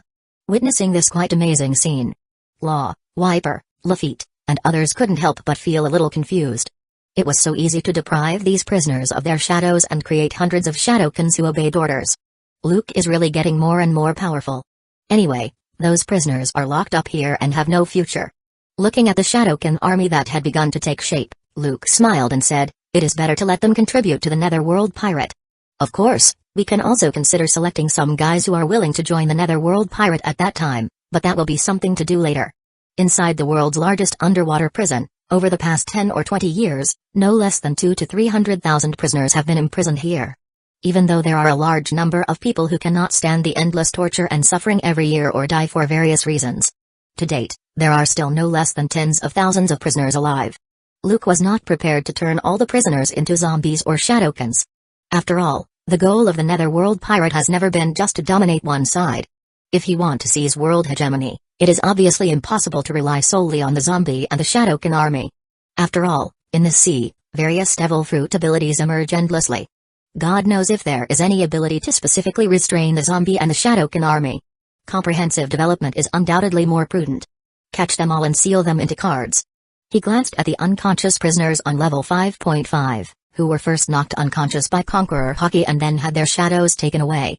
Luke gave orders to Wiper, Lafitte, Desire, and the others, as well as the Shadowkin army. Less than half an hour. including Agkov and Inazuma, the two Revolutionary Army cadres. All the prisoners on level 5.5 were sealed into the cards by Desire and were stored in Caponebich's inner castle. Want to take a rest? Luke looked at Desire, who was sweating on her forehead, and asked with concern. For her, who is not particularly powerful, the continuous use of her devil fruit ability is indeed a big burden. It's okay, Luke-sama, I can persist. Desire wiped her sweat and shook her head. At such a critical time, she can't hold Luke back. We have plenty of time, don't be impatient. Take a rest first. Luke smiled and touched her head to comfort her. As long as the control room and communication room are in their hands, the abnormal situation in the underwater prison would not be discovered so quickly. Moreover, even Magellan, the chief warden of Impel Down, does not know about the existence of level 5.5. Without waiting for Desire to retort, Luke had already looked at Lafitte and the others and directly ordered, you take the Shadowkin army directly to the freezing hell on the 5th floor, take all the prisoners out first, and send them inside to Bidge's castle. Don't forget to also take those frozen corpses, we can't let them go to waste. After all, they can be imprisoned on the 5th floor. All of them were strong men with hundreds of millions in bounties during their lifetimes, so they are considered good materials. Of course, what Luke really looks forward to is the prisoners in eternal hell. There are also the corpses of those strong men who have been imprisoned in ice and have been dead for an unknown period of time.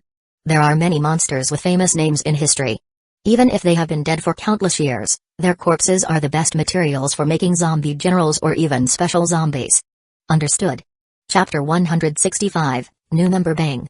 Bang. Bang. Please, let me out. Hey, I'd like to join you. As long as you let me go, I will do whatever you want. What's going on? Has that guy, Magellan, been killed? Who exactly are you? What happened just now? I almost lost consciousness. Damn it, what did that guy do to take away our shadows?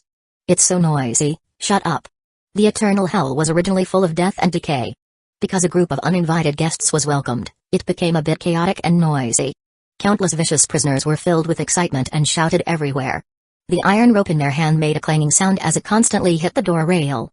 But there are also some prisoners who are full of calmness, they just stand there and watch. TSK, this place is simply like hell. Feeling the overwhelming momentum all around, Kuro couldn't help but comment. It's not just him. The same goes for Desire next to him, who couldn't help but sweat on her forehead. After all, those imprisoned here are all incredible guys. Lafitte shrugged. Ignore the clamor of those guys and just complete the tasks assigned by Luke-sama, honestly. Wiper spoke calmly. A large number of Shadowkins, under their leadership, rely on Shadow Inazuma's devil fruit ability to open one prison after another. However, the prisoners were not released directly. Instead, Desire locked them into the card with her devil fruit ability. These prisoners have been detained for too long, endured severe torture, and are extremely weak. Over time, body functions continued to decline, and their spirit was already extremely weak. It didn't cause any trouble to Desire. Shiryu, what do you think? In a dark cell, Luke crossed his arms and looked down at Shiryu, whose expression constantly changed. Your proposal is indeed very tempting. If I continue to stay here, my future can already be foreseen. Instead of doing this, I might as well join you. 3 months ago, he was suppressed and sentenced to death by Magellan for indiscriminately killing prisoners. Shiryu, who was imprisoned here not long ago, finally made up his mind.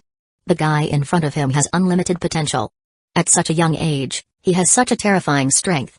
If he is given enough time to grow, he might reach unimaginable heights in the future. Then, please give me more advice in the future, Luke. Easy to say. Luke said with a smile. He raised his right hand, and a vine-like shadow emerged. He directly inserted it into the keyhole of the shackles and easily pried it open. Bang. The heavy handcuffs fell to the ground. Huh. It's so relaxing. Shiryu stretches his muscles. What makes him regretful is that his beloved sword, Ryu, is not with him and wearing those damn prison uniforms.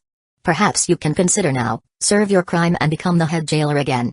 Luke said with a smile, seemingly not worried at all that Shiryu will suddenly turn against him. Forget it, I don't want to seek death. Shiryu shrugged. Although he had been imprisoned for several months, he had learned about the outside world through a pirate who had just been imprisoned not long ago. This can be regarded as the only channel through which the prisoners in Eternal Hell can learn information about the outside world. Occasionally, new prisoners who have just been imprisoned will be asked about the current news that has happened in recent days by those bored prisoners. In an environment like Eternal Hell, the sound insulation conditions are extremely bad. The prisoners chatted unscrupulously and did not deliberately restrain their voices. These days, Shiryu doesn't even want to hear it, but he is forced to learn a lot of information. He heard about it a few months ago. This guy once fought against Admiral Aokiji and escaped unscathed. 10 days and a half ago, there was a big fuss in the Water 7. Even the legendary strongman like the Garp was severely injured by him. After hearing the news, many prisoners were unwilling to believe it, thinking it was too far-fetched. After all, Obaskluk is not yet 18 years old.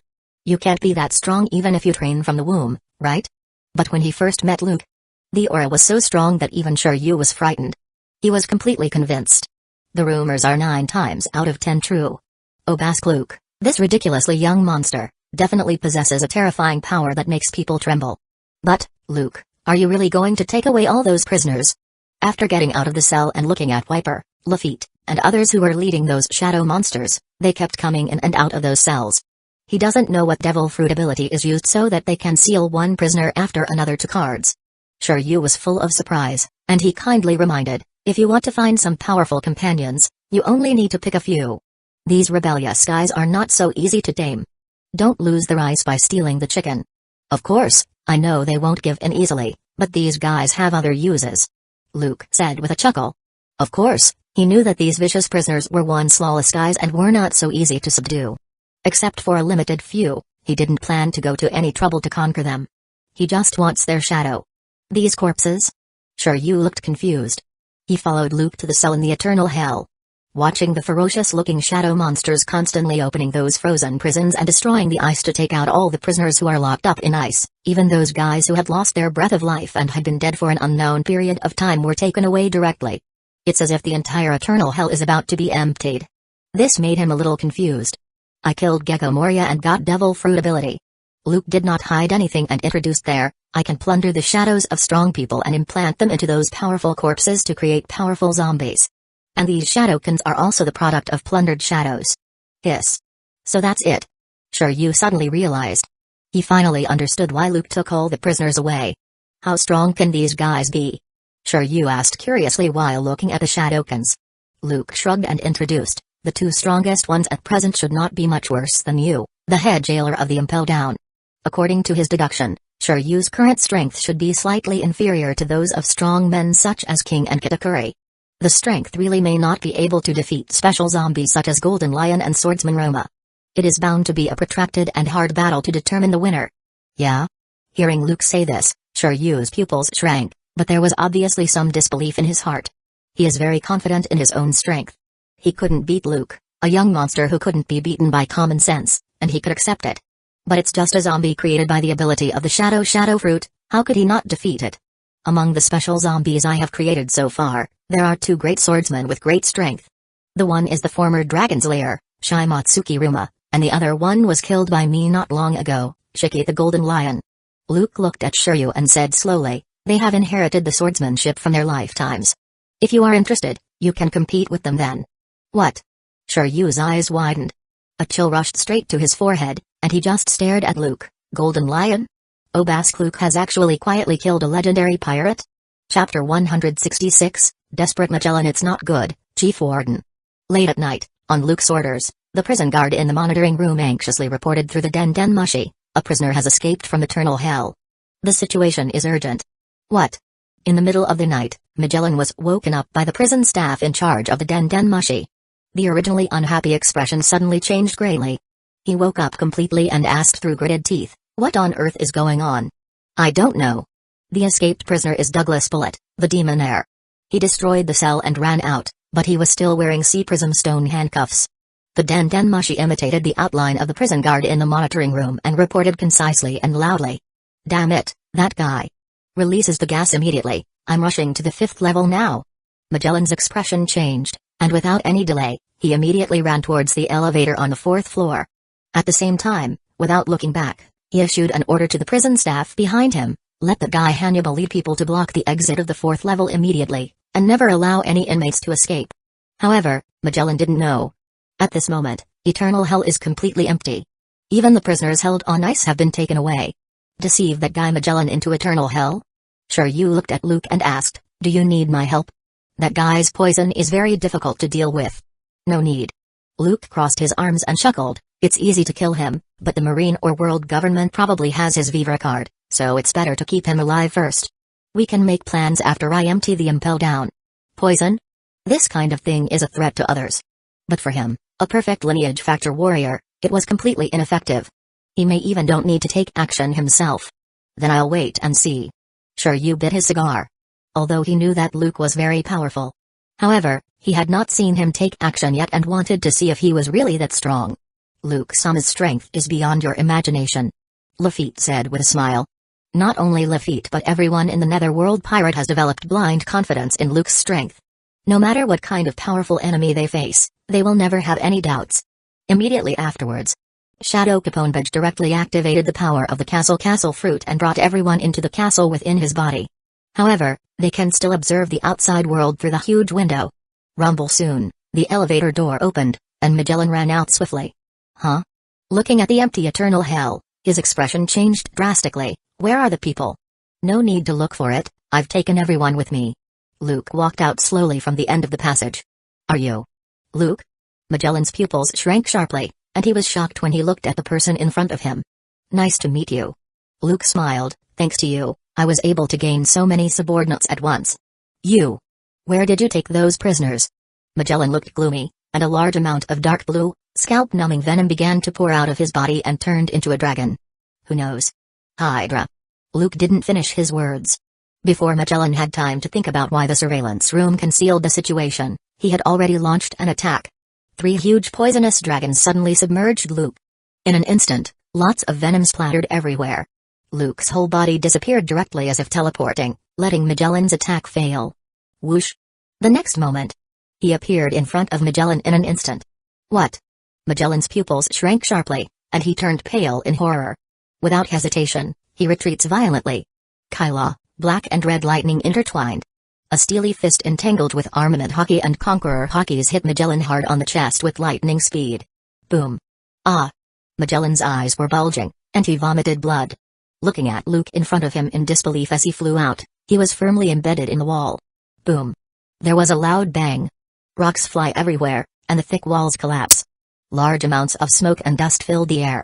Suddenly, a black shadow suddenly rushed out. In an instant, Magellan was suppressed, making him unable to move. What? Magellan's face was covered with blood, and he was a little weak. His expression changed drastically, and he tried to struggle. But at the same time, Luke has rushed over like lightning. In his right hand, he holds a pair of sea prism stone handcuffs and locks him directly. Clang. Sea prism stone? Damn it. Magellan couldn't stop bleeding. Frightened and angry, he struggled hard. But he was suppressed by Luke's shadow clone. No need to struggle. Luke looked down at Magellan, who was full of despair and unwillingness, and said indifferently, "The ability of the venom fruit can indeed allow you to be like a fish in water in this small confined space, but I have to say that your physical skills are too poor. If you rely too much on your devil fruit ability, you can only bully those guys who have little strength." In a deserted corner, hidden within Caponebridge's body, Shiryu stared blankly at this scene, his mouth wide open. Hiss, the cigar in his mouth is about to fall to the ground. Is this Obask Luke's strength?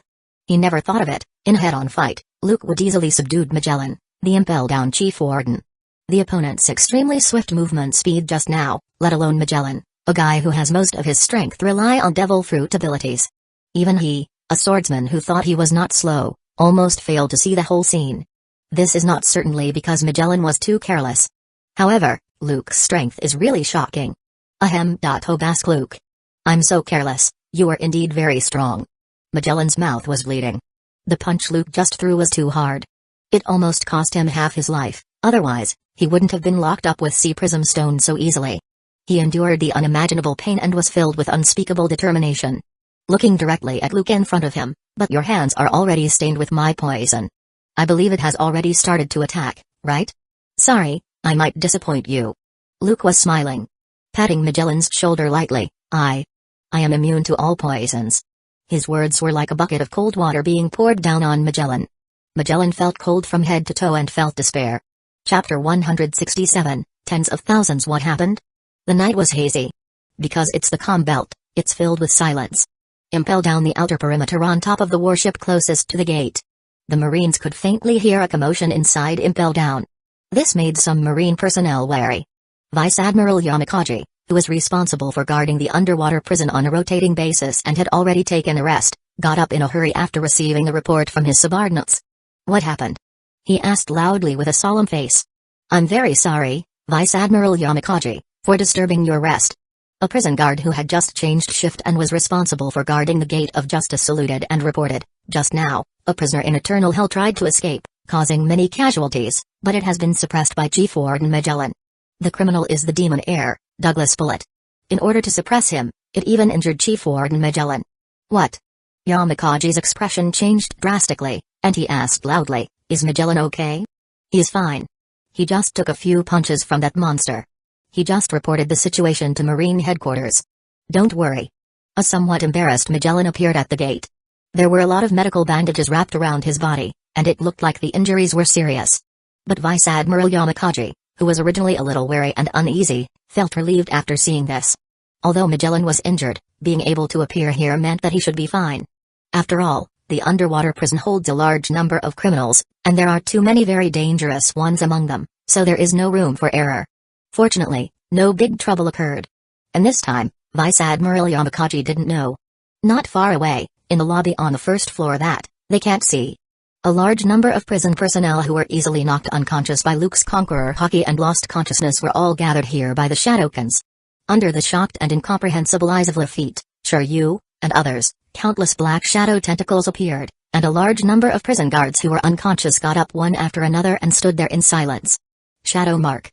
The chief guard Saldeith, head jailer Domino, and other management personnel were impressively listed.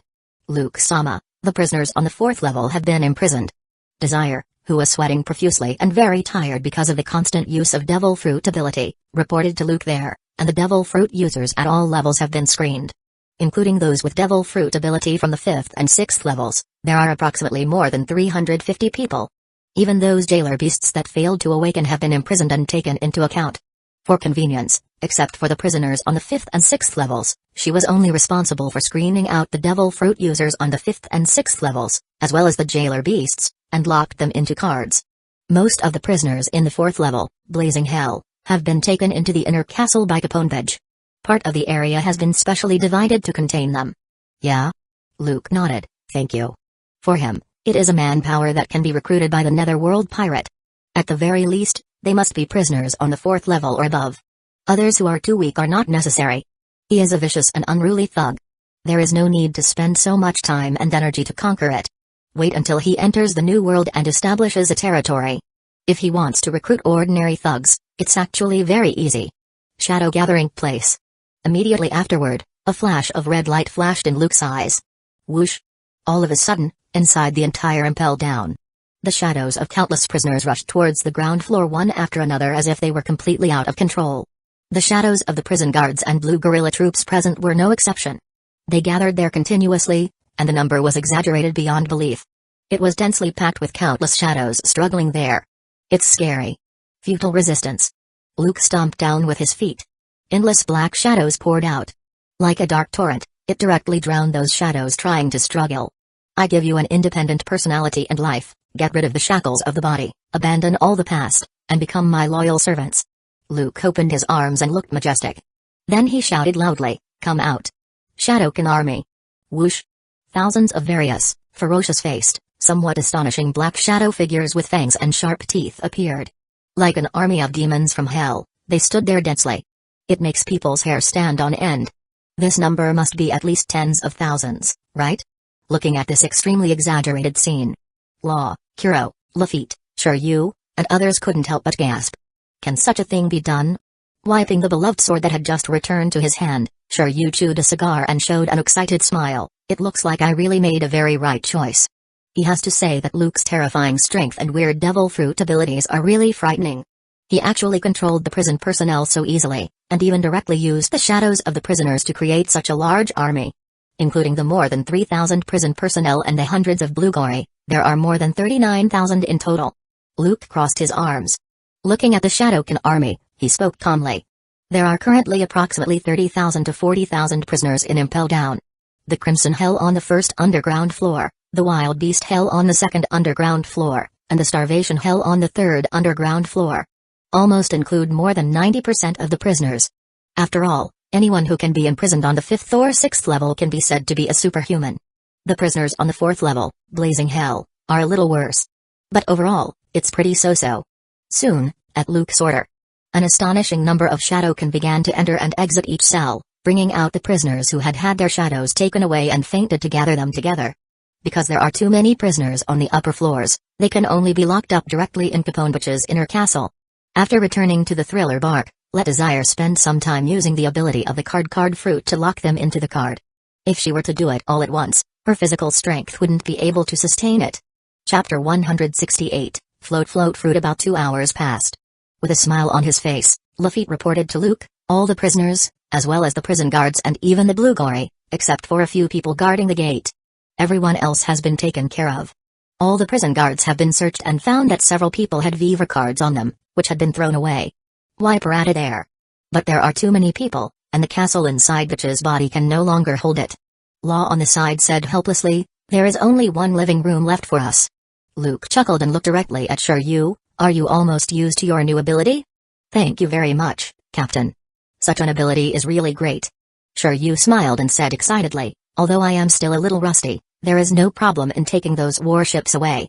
He didn't expect that Luke would give him such a big gift, Paramsha, float fruit. This made Shiryu excited. He feels more and more that his choice is absolutely correct. Moreover, what shocked him a little. Wiper turns out to be the Logia rumble fruit user. Obviously, Luke mastered the method that can deprive the host of its devil fruit ability.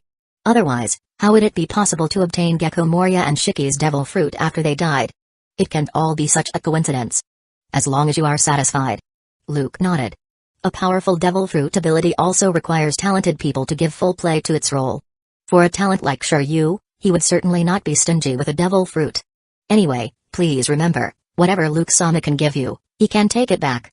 Wiper looked directly at Shiryu with his sharp eyes and said in a deep voice, if you dare to betray, we won't spare you. Although he knew it very well.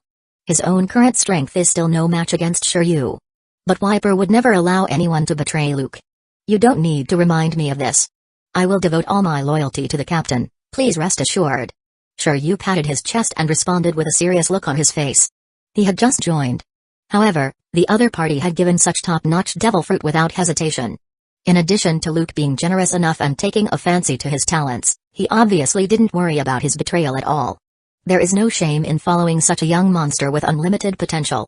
The future of the Netherworld pirates seems to be limitless. He's not stupid, why would he betray? Well, there are 20 top-level battleships and about 6,000 marines.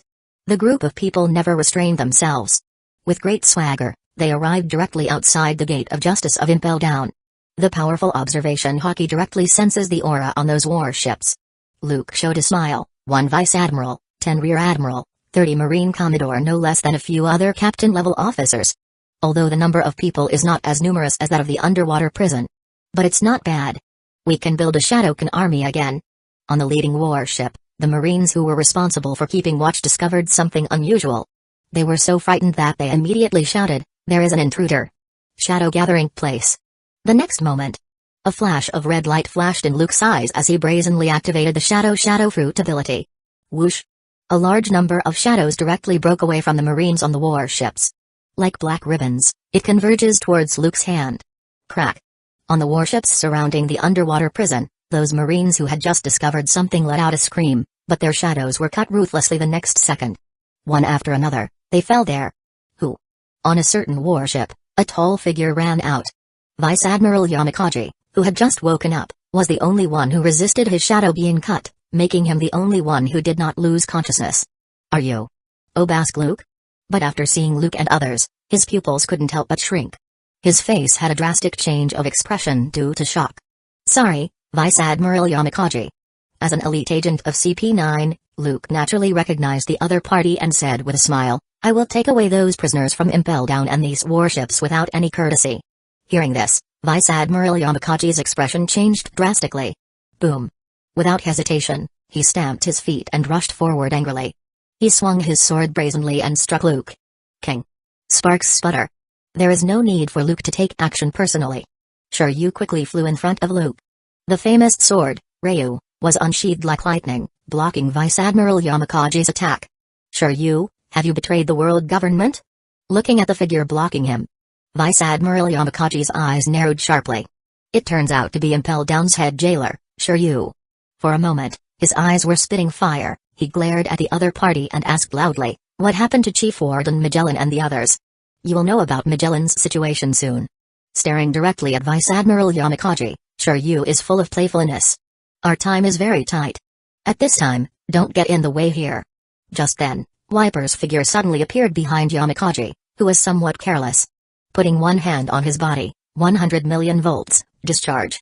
Buzz. Accompanied by shrill screams. The light keeps shining. Vice Admiral Yamakaji's face was distorted, and his whole body was burnt black from the lightning. His eyes turned white, and he fell there directly. "Wahaha, this is the Marine Headquarters Vice Admiral, it's good material." Burgess said to Wiper there, "Don't just kill him." "Don't worry, I know it well." Wiper shrugged. "I grant you an independent personality and life, get rid of the shackles of the body, abandon all the past, and become my loyal servants." Endless black shadows surged. Luke directly activated the ability of the Shadow Fruit. After making a contract, the thousands of shadows originating from these Marines were directly turned into Shadowkin. "Shiryu, go to work." Countless Shadowkin sank into the darkness and disappeared. Luke jumped lightly, leading Lafitte and others to the warship not far in front of him before looking at Shiryu. "As you command, leave it to me." Shiryu chewed his cigar. His eyes were full of excitement, and he pressed his right hand on the warship. Then he flew towards other warships. Chapter 169, The Lost Fleet Whoosh. One large warship after another, under Shiryu's float fruit ability, as if losing gravity, they floated up one after another toward the warship where Luke and others were together. TSK, incredible. Looking at the floating fleet, Law was a little amazed. Burgess raised his strong arms and laughed, "Ha ha ha, what an exaggerated ability." "It is indeed a great ability." Looking at his own masterpiece, Shiryu was also a little intoxicated. Float fruit's abilities are simply too powerful. When he masters it proficiently, his strength will definitely increase significantly. Even if he fights against that guy, Magellan, again, he can crush him easily. With these warships, we can save a lot of time in the future, Luke-sama. Kuro said to Luke with a smile. "Really?" Luke nodded. Immediately afterward, under his command, a large number of Shadowkin with plenty of handcuffs poured out of the Impel Down. Like a demon from hell, they fluttered their wings and flew to the warship. They began to handcuff the Marines, search their bodies, and even conduct carpet searches of these warships. They throw all worthless items into the sea except for food, fresh water, and other supplies. Be careful not to have Vivre cards mixed in to avoid being tracked by Marine. "Luke-sama, where are we going next?" Shiryu asked. "In the Florian Triangle, go to the Thriller Bark to meet up first." Luke crossed his arms and said with a slight smile. Looking at the undulating sea, his eyes were piercing and a little fiery. He originally planned to use Gecko Moria's identity to develop in a low-key manner for a few years and secretly accumulate strength. However, the plan could not keep up with the changes. Both his own strength and the development of the Netherworld pirate greatly exceeded expectations. The identity of Warlord of the Sea is no longer necessary to him. Obviously, there is no need to continue to lay dormant. Just go on your way without worry, leave the weather to the sailor. Lafitte, on the side, took out a Vivre card and gave it to Shiryu. "Instruct him to follow the instructions above." "Hey, let's go." Shiryu looked in the direction Vivre cards pointed. He directly controlled the fleet and sailed across the sky towards the distant sea. Bolo, and this time. Marine Headquarters, Maniford. Sengoku, who had already fallen asleep, was directly awakened by the urgent Den Mushi call. Moshi, I am Sengoku." Putting on his own frog glasses, Sengoku grabbed the Den Mushi and answered the call. "Fleet Admiral Sengoku, this is bad." There was a burst of anxious and panicked voices on the Den Mushi. The fleet responsible for guarding Impel Down suddenly lost contact and can no longer be contacted. Moreover, someone just discovered that there was an abnormality in Vice Admiral Yamakaji's Vivre card. Part of it burned. It seems he's in danger. What? Sengoku's complexion changed drastically. He quickly put on his clothes and asked loudly, "What is going on?" "I will rush there right now." "I don't know, but 2 or 3 hours ago, there was a report at Impel Down that there was a disturbance. Some prisoners tried to escape, but they were stopped by Chief Warden Magellan. In addition, Chief Warden Magellan was injured, and part of his Vivre card was burned. We thought this was a normal situation, so we did not report it immediately." Sengoku was so shocked that he didn't even bother to wash his face. He hurriedly ran towards the Marine Headquarters building outside. A few minutes later. Marine Headquarters building. Not just Sengoku, Vice Admiral Tsuru, the Marine's great advisor, had actually arrived early. "Tsuru, what's going on?" Sengoku ignored the pleasantries and asked directly. At the beginning, the situation reported by Impel Down was that Bullet, the demon heir, tried to escape from prison, causing Magellan to be injured. Vice Admiral Tsuru obviously had a general understanding of the situation and said in a deep voice, "Later, we contacted the Marine fleet responsible for guarding the perimeter of Impel Down and received a report that the unrest had been suppressed and everything returned to normal. As a result, in less than 3 hours, Impel Down completely lost contact. Even the fleet guarding the periphery suddenly lost news. It was really unusual. Moreover, the Marine personnel responsible for guarding the vivre cards of the Marine reported that most of the Marine's vivre cards responsible for guarding the Impel Down have been burned. I'm afraid the situation is not optimistic. Trouble. Where is Aokiji?" Sengoku's face was ashen. He clenched his fists tightly and gritted his teeth. "The underwater prison is very important. There are a large number of dangerous criminals detained there. There must be no room for failure. If those guys can escape." Speaking of which, even Fleet Admiral Sengoku couldn't help but shed a cold sweat. There was a strong uneasiness. "Aokiji has rushed over as soon as possible." Vice Admiral Tsuru looked solemn and said directly, "Impel Down is currently out of contact, and the gate of justice cannot be opened from the outside. Only he can freeze the sea and go around it directly." "That's good." Sengoku breathed a sigh of relief. But soon, he frowned, a little worried. The situation at Impel Down is unclear. If Aokiji alone goes there, I'm afraid it's not safe enough. Since the Impel Down can't even able to report abnormal situations or even call for help. I'm afraid the enemy is quite unscrupulous. He was afraid of the worst. Garp's injury should be almost healed, right? Pacing back and forth. There was no hesitation for long. Sengoku, who was a little anxious, said decisively, "Let him lead people over immediately. No matter what, there's no room for error in Impel Down. Inside the underwater prison, tens of thousands of extremely vicious criminals who commit all kinds of evil are imprisoned. Especially in the eternal hell on the 6th underground level, powerful monsters such as Redfield, Bullet, and Burned Eye World are imprisoned. Once it falls and lets all the prisoners escape, the consequences are simply unimaginable." Understood. Chapter 170, Vomiting Blood Midnight. Calm Belt. Bypassing the gates of justice, Aokiji arrived belatedly. Looking at the empty sea, not even a ship was visible. He had a bad premonition and immediately broke into the underwater prison. It was empty inside. There was no bloody scene like rivers of blood and corpses everywhere as imagined, nor was it the usual gloomy, solemn, and heavily guarded scene. He froze in track, and then his powerful observation haki was released. He was shocked to find that he didn't perceive any aura at all. There was a thump in his heart. Without any hesitation, he immediately rushed to the underground level, Crimson Hell. However, it was empty. Wild Beast Hell is empty. Starvation Hell, empty. Blazing Hell, empty. Freezing Hell, empty. Eternal Hell, also empty. Now, something big is going to happen.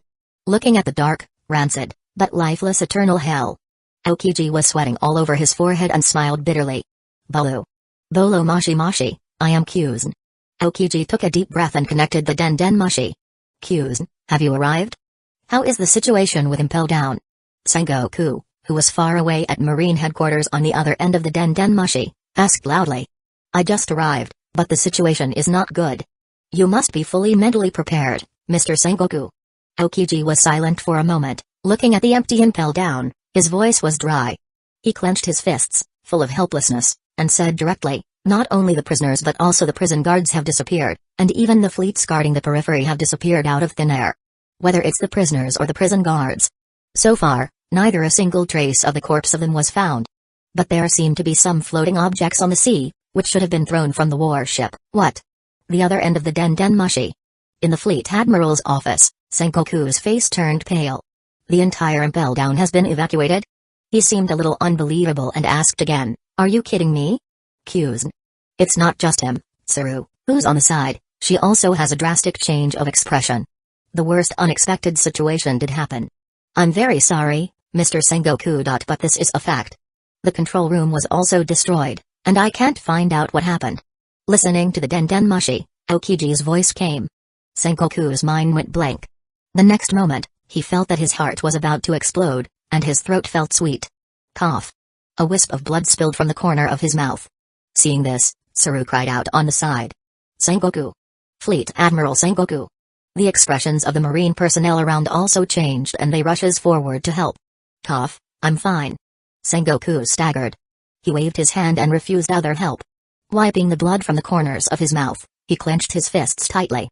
He grabbed the denden mushi and gritted his teeth. Kyuzn, search carefully over there, and don't let go of any clues. He never expected that something like this would happen.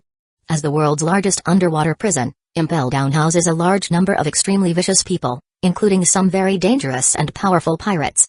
It has always been known as the Iron Wall, claiming that no one has ever been able to escape or rob the prison. Even Shiki, who escaped from prison, had to leave 2 legs inside in order to escape. Now, all the prisoners in the entire prison have disappeared, and even the prison personnel and the fleet guarding the perimeter have disappeared inexplicably. Such a big incident was a serious dereliction of duty on his part as fleet admiral. He will definitely be held accountable by the world government. If it doesn't work well, he would directly take the blame and resign. I see. As expected, just after hanging up the denden mushi. In the fleet admiral's office, another denden mushi suddenly opened its eyes and kept shouting. Bolo. Bolo mashi mashi, I am Sengoku. Looking at the color of the denden mushi, Sengoku's heart sank. But he gritted his teeth, picked up the denden mushi, and answered the call. Sengoku, what do you do as a fleet admiral? Marine is just a bunch of trash, useless trash. Impel Down has such a big thing happening, and you Marines don't know anything about it? It's not just that the world's largest underwater prison was invaded, but all the prisoners held inside were taken away quietly? Do you know what the consequences will be if these extremely vicious and lawless guys escape to the sea? The world government will be disgraced, and its prestige will be seriously damaged. In the denden mushi, there were several angry voices. Far at the top of the red line, above the holy land of Mary Joyce, in the magnificent and extremely luxurious room, the 5 elders, who control the highest power of the world, were awakened by such news in the middle of the night. Naturally, their mood was extremely bad. Each of them had a gloomy look, full of unspeakable annoyance, and they were scolding Sengoku sternly.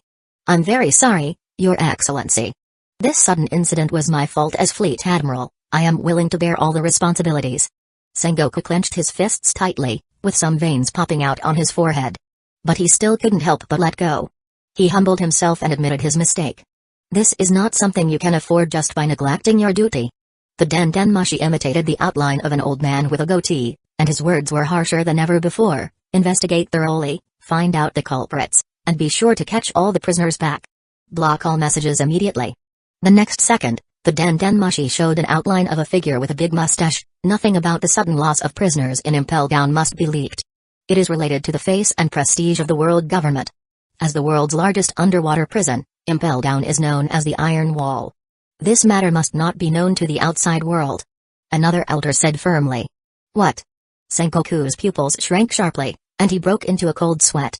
If these extremely vicious guys all went to the sea to cause trouble, the Marine headquarters and the world government acted as if they were completely unaware and did not even issue a basic warning. It would bring an unimaginable disaster for innocent people on the sea. 3 days, we only give you 3 days. Immediately afterwards, the outline of the denden mushi changed. It simulates a face with round glasses and a gloomy face. If the whereabouts of those prisoners cannot be found after 3 days, you, as Fleet Admiral, will take the blame and resign. Understood. Chapter 171, Harvesting Marine's Wool. The next day, early in the morning. 10 days and a half ago, due to the fierce battle between Nobaskluk and Garp, the Water 7 was affected for no reason and suffered an unreasonable disaster. There are still large areas of ruins that have not been cleaned up. A large number of people still looked sad and were silently licking their wounds. How can this be? Gulu. A ship is flying in the sky. Oh my god, did I see that right? However, in the panicked eyes of countless people, huge warships suddenly fly across the sky one after another, making the sky darken. Can't be wrong. As far as I know, there is only one person who can do this kind of thing. Could it be Sheki? Some world government agents lurking in the Water 7 screamed out.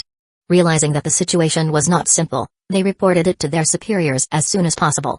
The next moment, a large number of warships suddenly stopped over the galley law company. TSK, there are actually about 20 newly built warships? Sure. Yu looks down at the shipyard below. He noticed the warships of different sizes that had been completed on the dock. It seems that last time there was a big commotion because of Luke-sama. Marine didn't have time to drive away these warships, which happened to give us a benefit. Wiper said calmly. 3 of the most advanced large battleships, 10 medium-sized cruisers, 10 small cruisers. Counting the warships on the dock, Lafitte said with a smile, "This is not small gain. What a harvest. If you want to do it thoroughly and ruthlessly, strip away the wool of those Marines." Luke crossed his arms, looking down at the galley law company below. His eyes were sharp, like a sword unsheathed, showing his sharp edge and imposing aura. "The next step is up to you, Shiryu." Already prepared to enter the new world with great fanfare, he completely let go of his scruples and had no intention of hiding it. He is not afraid of exposing his whereabouts and attracting the hate from Marine. The current Netherworld pirates are no longer a fledgling pirate group. Even if the Marines wanted to dispatch a large fleet to encircle and suppress him, Obaskluk, it would not be that easy. The tens of thousands of large-scale Shadowken were just born. There are also those zombie legions that are about to expand again. It's not a decoration. Then leave it to me. Breathing a white smoke lightly, Shiryu was full of confidence and flew directly down. Under the gaze of many shipwrights and residents who were surprised and uncertain, Shiryu kept passing by those warships at an astonishing speed.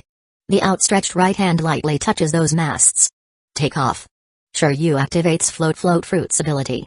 Under the gaze of countless residents who were somewhat panicked and shocked, the warships parked on the dock, waiting for Marine to come over to receive them, floated up one after another.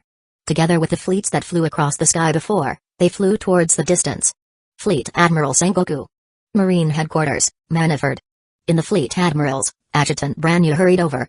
Saluting to Sengoku, who had bloodshot eyes after receiving reports from the relevant personnel sent to the underwater prison, he reported, "There is news from CP. Just 10 minutes ago, a huge fleet suddenly appeared in the sky above the Water 7. It is said that there are about 20 ships, and all of them are large battleships that belong to the Marines. They seem to be the missing fleet on Impel Down." "What?" Sengoku suddenly stood up. Vice Admiral Tsuru's pupil on the side could not help but shrink while staring at Branyu. "Is it Shiki? Possible only that bastard has the ability to take away the entire fleet and those prisoners quietly." Sengoku looked livid and gritted his teeth. When he was young, he led the Marine fleet to fight against the Golden Lion pirates, led by Shiki many times. Sengoku is very familiar with Float Fruit's abilities. He believed that the Golden Lion pirates invaded the underwater prison and took away the prisoners and prison staff inside. What are they doing all of a sudden in the Water 7? Is it because? Vice Admiral Tsuru's heart skipped a beat, and she felt a sudden ominous premonition. The world government has always suspected that there may be something in Iceberg's hands, the mayor of the Water 7, the chairman of Galley Law Company, and the famous shipbuilder who was unfortunately killed in the battle between Obaskluk and Garp a few days ago. The blueprints of one of the 3 ancient weapons, Pluton. Who knows if Shiki accidentally learned of this situation and directly targeted Pluton's blueprints. But Branyu's next report directly dispelled Tsuru's doubts. "Not long ago, they took away a batch of warships that we commissioned on the Galley Law Company. They didn't stop there and disappeared into the sky. Damn, that bastard." Sengoku's face turned dark. Just grabbing a fleet larger than Buster Call wasn't enough. Now, he's eyeing the batch of warships that was just built in the Water 7 and has not yet had time to receive them. Having disappeared and been dormant for more than 10 years, are the Golden Lion pirates about to reappear in front of the world? Tsuru was a little surprised. She has some doubts. Shiki suddenly appears, what is it for? No matter what, if those prisoners run to the sea, they will definitely cause unimaginable turmoil. We must not let that guy's conspiracy succeed. He must be stopped. Sengoku was so aggrieved that he slapped the table hard. Without hesitation, he loudly ordered, "Notify both Marines Intelligence Department and CP Organization to do their best to search for Golden Lion pirates' whereabouts. If there are any clues, report them immediately." It is concluded that the force that attacked the underwater prison is the Golden Lion pirates. Fleet Admiral Sengoku was a little angry, but at the same time, he couldn't help but feel relieved in his heart. Anyway, the culprit behind the invasion of Impel Down finally has some clues. At least he had some explanations for the world government, so he would not have to step down directly. Understood. Chapter 172, The Former Strongman Hiss. You actually robbed so many warships. Incredible. That afternoon, on the thriller bark, Kid, Nami, Perona, Brooke, Violet, and others look in surprise at the fleet falling from the sky. It looks like you've gained a lot. Robin chuckled. Luke had already mentioned this action to her. Once all the prisoners in the underwater prison are taken away, the power of the Netherworld pirate will surely achieve an unimaginable leap in the shortest possible time. The Shadowken army alone was formed. The Netherworld pirates' intelligence network can truly spread. They can now send Shadowken secretly around the world to collect intelligence, search for treasures, etc. whether it's looking for devil fruit or directly hunting those with devil fruit ability. None of it is a problem. Not to mention, they can also get a lot of corpses of strong men from the past. Let the size of the zombie army expand again. They can even consider recruiting some prisoners. Anyway, Violet can read their minds. It is completely possible to eliminate those guys with impure thoughts. Well, the harvest is indeed not small, but for Desire, I'm afraid it's a very tiring job. Luke shrugged. On the way back, he captured those Marines one after another and put them into the cart. In order to help Luke and show her value, Desire, who gritted her teeth and continuously used her devil fruit ability, had already fallen down from exhaustion. She fell asleep directly. Obviously, compared to card fruit, it is more convenient to use book fruit. Is this the zombie king you created, Luke-sama? Looking up at a huge and intimidating giant in the distance, Shiryu exclaimed, "This is the first time I have seen such a big guy. There is someone bigger than him in Impel Down." Luke raised his eyebrows and said, "Colossal battleship, Sanyu on Wolf. That guy is the devil fruit user of the Parimsha, huge fruit.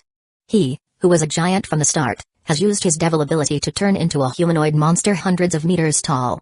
That giant from West Blue? I've heard about this." Shiryu nodded and shrugged, but he was already wearing a sea prism stone when he was imprisoned, so I didn't see him in that form. After saying that, he looked at the zombie legions around him. He noticed that the leading ones, such as Roma, Shiki, Moria, etc., looked very lifelike, no different from living people. If it were not for the lack of vitality, it would be difficult to distinguish the special zombies from living ones. TSK, it's really incredible. Shiryu was secretly shocked. He originally thought that the Shadowkin army was exaggerated enough. But he didn't expect that these zombie legions created by Luke were equally astonishing. At the same time, his eyes were glaring, full of awe-inspiring fighting spirit at Ruma and Shiki. Both of these two are legendary swordsmen. If it weren't for the wrong occasion, he, who has a warlike and bloodthirsty personality, already wants to compete with them. Don't worry, when we have time, I'll find an uninhabited desert island and let you fight them happily. Luke patted him on the shoulder and said with a smile. I understand, please don't worry, I won't mess around. Shiryu suppressed his will to fight. Come, let me introduce the new members to you. At this time, Luke clapped his hands. He directly calls Kid, Nami, and others and introduces them. This is Shiryu, the former head jailer of Impel Down, and now the member of our Netherworld Pirate. Hello everyone, I am Shiryu. Please give me your advice in the future. Shiryu is not too arrogant. He smiled and nodded to everyone present. And Nami, Reiju, Rj, Perona, and others. They all looked at Shiryu curiously. However, their attitudes are quite friendly, and they won't cause trouble when they first meet. Everyone has worked hard these past 2 days. Let's go down and rest first. Seeing that Law, Kuro, Lafitte, Van Auger, and others were all a little tired. Luke asked them to go down and rest and asked someone to arrange a room for Shiryu. Hogback, come with me first. After signaling others to continue training, Luke gestured to Hogback, taking the ship's doctor towards the ice warehouse of the castle. Hiss. Hiss. Hiss. Is there a new corpse of a strong man? I'm really looking forward to it. Hogback followed him quickly. Rumble. The extremely heavy iron door slowly opened. A gloomy cold spread everywhere, making people shiver. These are the corpses of strong men brought out from Impel Down, and they have been sealed into the cards. Luke took out 2 thick decks of cards and threw them to Hogback in front of him. The red cards are the corpses of the strong men imprisoned in eternal hell, and the blue cards are the corpses of the strong men in freezing hell.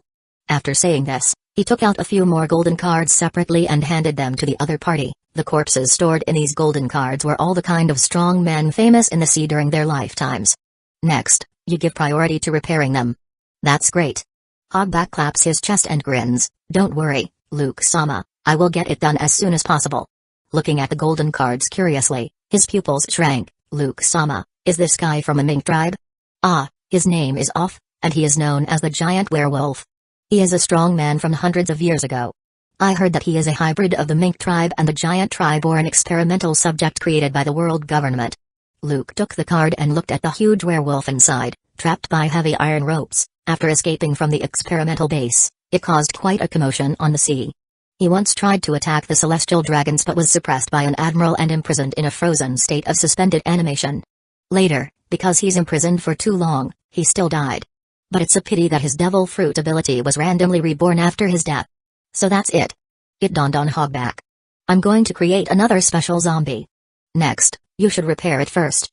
Luke said directly, I happen to be very curious about whether special zombies can use the lightning skills of the mink tribe. He really wanted to see if this special giant werewolf zombie with the blood of the mink tribe and the giant tribe could surprise him. Hiss, a hybrid between a giant and a mink tribe? That's incredible. Chapter 173, Confident Dr. Hogback moved very quickly. In just a few hours, Off the giant werewolf's body had been repaired. Of course, the reason was Off himself was imprisoned in ice and preserved intact. Hiss, Luke-sama.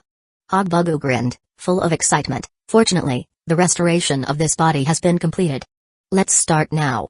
Inside the huge ice warehouse, a figure about 10 meters tall, covered with silver fur, sharp claws, and a wolf's head, lay there motionless. Law, Kid, Rj, Shiryu, Violet, and other new members are all gathered here. Kaku, Khalifa, Blueno, and Lucci, who had just regained consciousness after challenging Dory, all followed curiously. They all watched intently. They want to witness the birth of a new zombie king with their own eyes. In my name, I will give you new life, give you an independent personality, and become my clone. You will devote all your loyalty, swear loyalty to the death, and never betray. First, cut out the shadow of the corpse. Feed it to his newly split shadow, then use the ability of the shadow fruit. He gives them an independent personality and makes a contract. Then he directly implants this shadow into the body of the giant werewolf. Off, resurrect the giant werewolf. Off. Thump. Thump. The cold corpse of the giant werewolf began to regain its life at a speed visible to the naked eye. The 10 fingers with extremely sharp nails were slightly flexed, and a huge heart began to beat powerfully. The next moment, the giant werewolf Off's unbelievably tall figure suddenly sat up. Brush. Seeing such a scene for the first time, Law, Kid, Lucci, Khalifa, Violet, Shiryu, and others' pupils couldn't help but shrink. Even though they had already seen special zombies like Shiki, Ruma, and Gecko Moria, and they thought they were mentally prepared, they still couldn't help but feel shocked. TSK, incredible. So, is this how these zombies were born? It's like a dream. The giant werewolf, Off, looked around. Ignoring the words of Law, Kaku, Shiryu, and others. He looked straight at Luke's figure, and his blank eyes gradually became clear. Master. He knelt there, lowered his proud head, and saluted. Because it is only a half-giant and half-fur race, its size is not particularly tall compared to the normal giant race. It is only about 12 meters tall, and it is like a dwarf among the giants. However, it exudes a violent aura like a wild beast, making it impossible to despise. Can you use the mink tribe's electro skills? Luke asked directly. The giant werewolf Off stretched out his right paw. Buzz. Electricity visible to the naked eye was shining there. Not bad. Luke showed a satisfied smile. These shadows inherited most of his fighting instincts. Even if they cannot foresee the future or use conqueror hockeys, their hockey's strength is also a chasm that countless strong people cannot reach in their lifetimes. The giant werewolf who possesses the electro skills of the mink tribe and has sharp claws has come back to life. Not only did he inherit his original fighting instinct, but he also possessed part of his power. He believes that the combat effectiveness will not be much worse. Luke-sama, why don't you find a place to verify its combat effectiveness? Shiryu suggested with a smile while biting his cigar. He was somewhat conceited about his own strength. He didn't believe that the strength of these zombie kings could match himself. In addition, he has just obtained the Paransha, float fruit. He's full of confidence at the moment. What? Your hands are itching unbearably? Luke looked at Shiryu. There was a smile in his eyes. These zombie kings under my hands. How many do you think you can challenge? If I can use my devil fruit's ability. At least, I won't be afraid if I fight 2 of them together. Shiryu puffed out smoke but didn't say too much. Oh? Still want to challenge too? Luke raised his eyebrows and said with a chuckle, since you are so confident, then I will satisfy you. Just in time, I have already asked people to explore the nearby sea area. There is a desert island not far from the Florian Triangle. He originally wanted to let Shiryu compete with Shiki, Ruma, and the others in a few days. Since this guy is so impatient, he can only satisfy the other party. That would be great. Shiryu's eyes were bright and full of excitement. He is inherently warlike and bloodthirsty, otherwise, he would not have killed the prisoners indiscriminately in the underwater prison. TSK, you are worthy of being the head jailer of Impel Down. You are so confident. Kuro pushed up his glasses with his palms and smiled playfully. Then I wish you success. Then he smiled softly. I admire your courage, and I hope you can laugh again later. Wiper crossed his arms, showing sarcasm. The other latecomers were unaware of Shiki, Ruma, and others' combat prowess. But they, who had followed Luke for a long time, knew very well how powerful these zombie kings Luke had created were. Luke, Lucci, who was all bandaged, had complicated eyes and hesitated to speak. This time, Dory had completely shattered all his pride. He woke up early in the morning and has been reflecting and struggling. Don't worry, come to me after you think about it. Luke patted him on the shoulder. Without saying anything else, he led everyone away. Are these all within your expectations? Lucci looked at Luke's back and clenched his fists tightly. He lowered his head and looked unwilling. He became even more depressed. He always thought that he was not weaker than anyone. Give himself time, and sooner or later, he will be able to catch up with the real monsters. However, the bloody reality gave him a slap in the face. What is the strongest twin star of CP9? It's a joke. He, the so-called strongest genius of CP9 in 800 years, is not qualified to be compared with a monster like Luke. Even the Shadowkin commander Luke created casually could defeat him. Now, he heard that Luke gave Impel Down's head jailer, Shiryu, the float fruit just after he joined. It made him unable to calm down. Lucci recognized the reality. Kaku, on the side, patted Lucci on the shoulder and comforted him. In this world, there is a kind of super genius that is beyond reach. He is different from ordinary geniuses. An ordinary genius? It's quite vivid. Lucci said mockingly. In front of Luke, isn't he just an ordinary genius? Lucci. Califa and Blueno on the side couldn't help but feel a little worried when they saw this. After all, Lucci suffered a huge blow this time. They are afraid that the other party will never recover from this. Lucci waved his hand. Without hesitation, he followed Luke and others with a sharp gaze that was full of determination. I know what I want, and I won't give up on myself. Chapter 174, Beating Woohoo. A huge arc maxim flew across the sky and stopped over an uninhabited desert island. Shiryu, who had already been impatient, flew out directly. Come on, Shiki, let me see your strength. He chewed his cigar and floated in the air. Looking down at Shiki, the thought of being able to directly use the opponent's devil fruit ability to crush this legendary pirate, who used to be powerful in this sea, gives him extreme pleasure. He was looking forward to it inexplicably. It should feel very good. Whoosh. Shiryu directly unsheathed Koga Arashi, laughed, and Hidden Sound Village, right, then he pointed them directly at Shiryu while showing a ferocious smile with murderous intent. Although I am not that guy, Shiki, your contemptuous look is really annoying, I'll satisfy you. With Moonwalk, Shiki ran towards Shiryu at an astonishing speed. Moonwalk. It's pretty fast. Shiryu chuckled. The famous sword, Ryu, is unsheathed. But there is still no time to take the lead. Shiki's eyes were awe-inspiring, and the famous sword Hidden Sound Village in his right hand was waved out boldly. Slicing wave. In everyone's shocked eyes, a blazing flying slash hundreds of meters long suddenly tore apart the air. It stormed towards Shiryu, who had a drastic change of expression due to shock. What? Caught off guard, Shiryu, who was somewhat careless, his pupils shrank sharply, and his hair stood up. King. He slashed down, narrowly blocking the incoming flying slash. Holding tightly to Ryu, veins have popped out in his arms. Feeling the exaggerated power, Shiryu broke out in cold sweat on his forehead. At this moment, he already knew that Luke was right. He really underestimated the strength of these zombie kings. Boom. He was caught off guard. Shiryu's whole body was directly pressed to the ground by the terrifying force and was blasted out from the air. Lion, Thousand Slice Valley. Immediately afterward, there was absolutely no chance for Shiryu to breathe. This special zombie, Shiki, is so murderous that his swords turn into afterimages as he swings them out without mercy. Whoosh. The air is torn apart once again. One huge flying slash after another was like a violent storm as they poured out. It blasted toward the somewhat embarrassed Shiryu, who had just rushed out of the ruins. Hiss. Law, Kid, Kaku, Lucci, and others. They couldn't help but suck in the cold air, and some of their scalps turned numb. Although they knew that Shiki was very powerful, as they had received guidance from this free coach. But because they joined the Netherworld pirate too late, they never saw Shiki take action seriously. It wasn't until this moment that they realized it clearly. Shiki and Roma, these zombie kings, can be comparable to monsters such as Ors and may even be stronger than them. How exaggerated are their powers? Thunderstorm. There was a fighting spirit in Shiryu's eyes, not to be outdone. The blade in his hand was waving wildly. Whoosh. Whoosh. One after another, the blazing flying slashes were like a dense rain of arrows piercing the air continuously. They collided with the overwhelming slashing attack. Loud noises continued. The ground roared, and smoke billowed. The originally undulating sea turned into turbulent waves. Kill. Sharp eyes collided in the air. Two figures with astonishing momentum rushed out immediately. Sparks sputter. Astonishing flying slash poured out continuously. After suffering a small loss at the beginning, Shiryu did not dare to be careless and started to go all out, showing his true strength as the impel-down-head jailer. In the blink of an eye, two evenly matched figures fought together.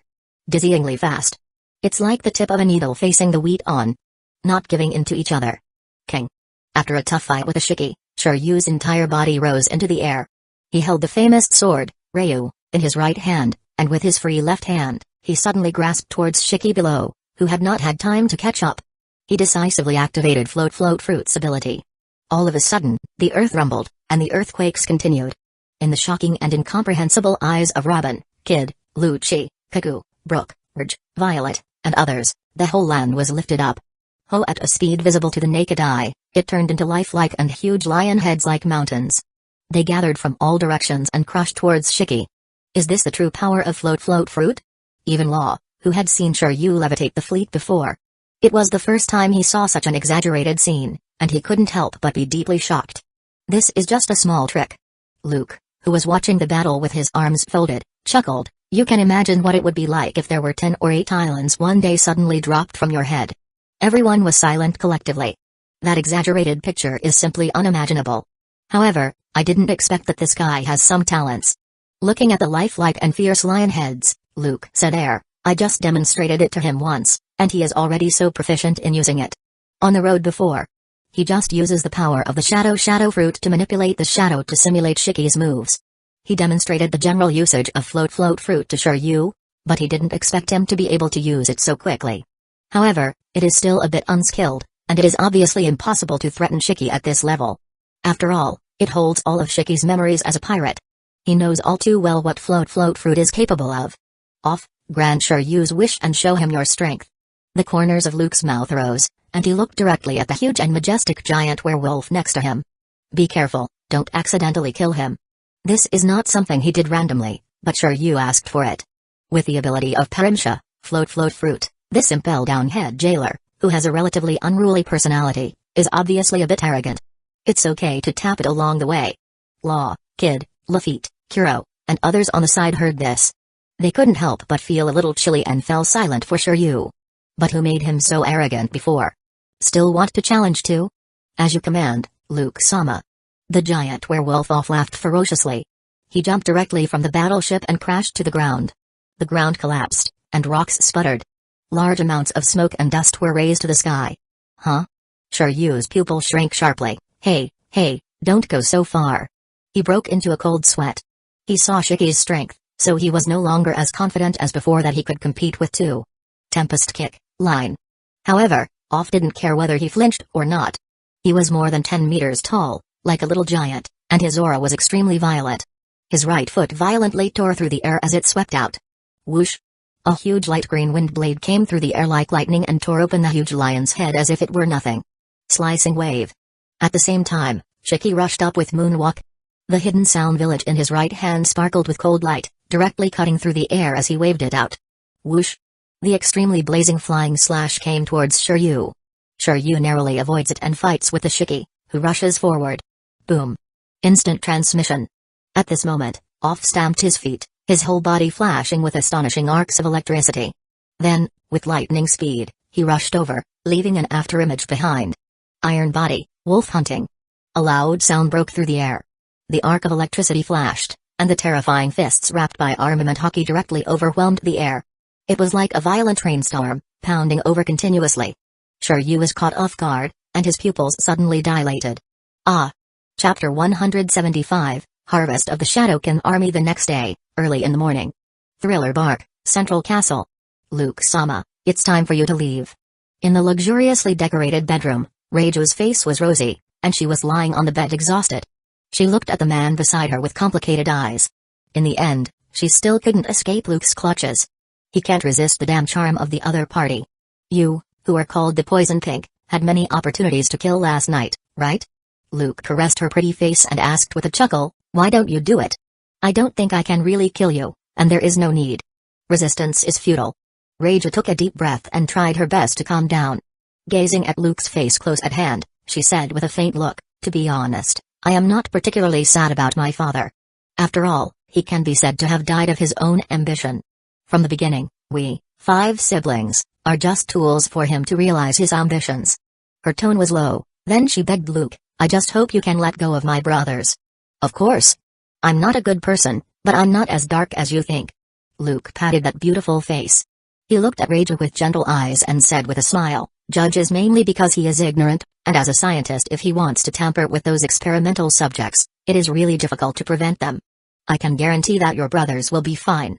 He really didn't think about dealing with Raju's younger brothers.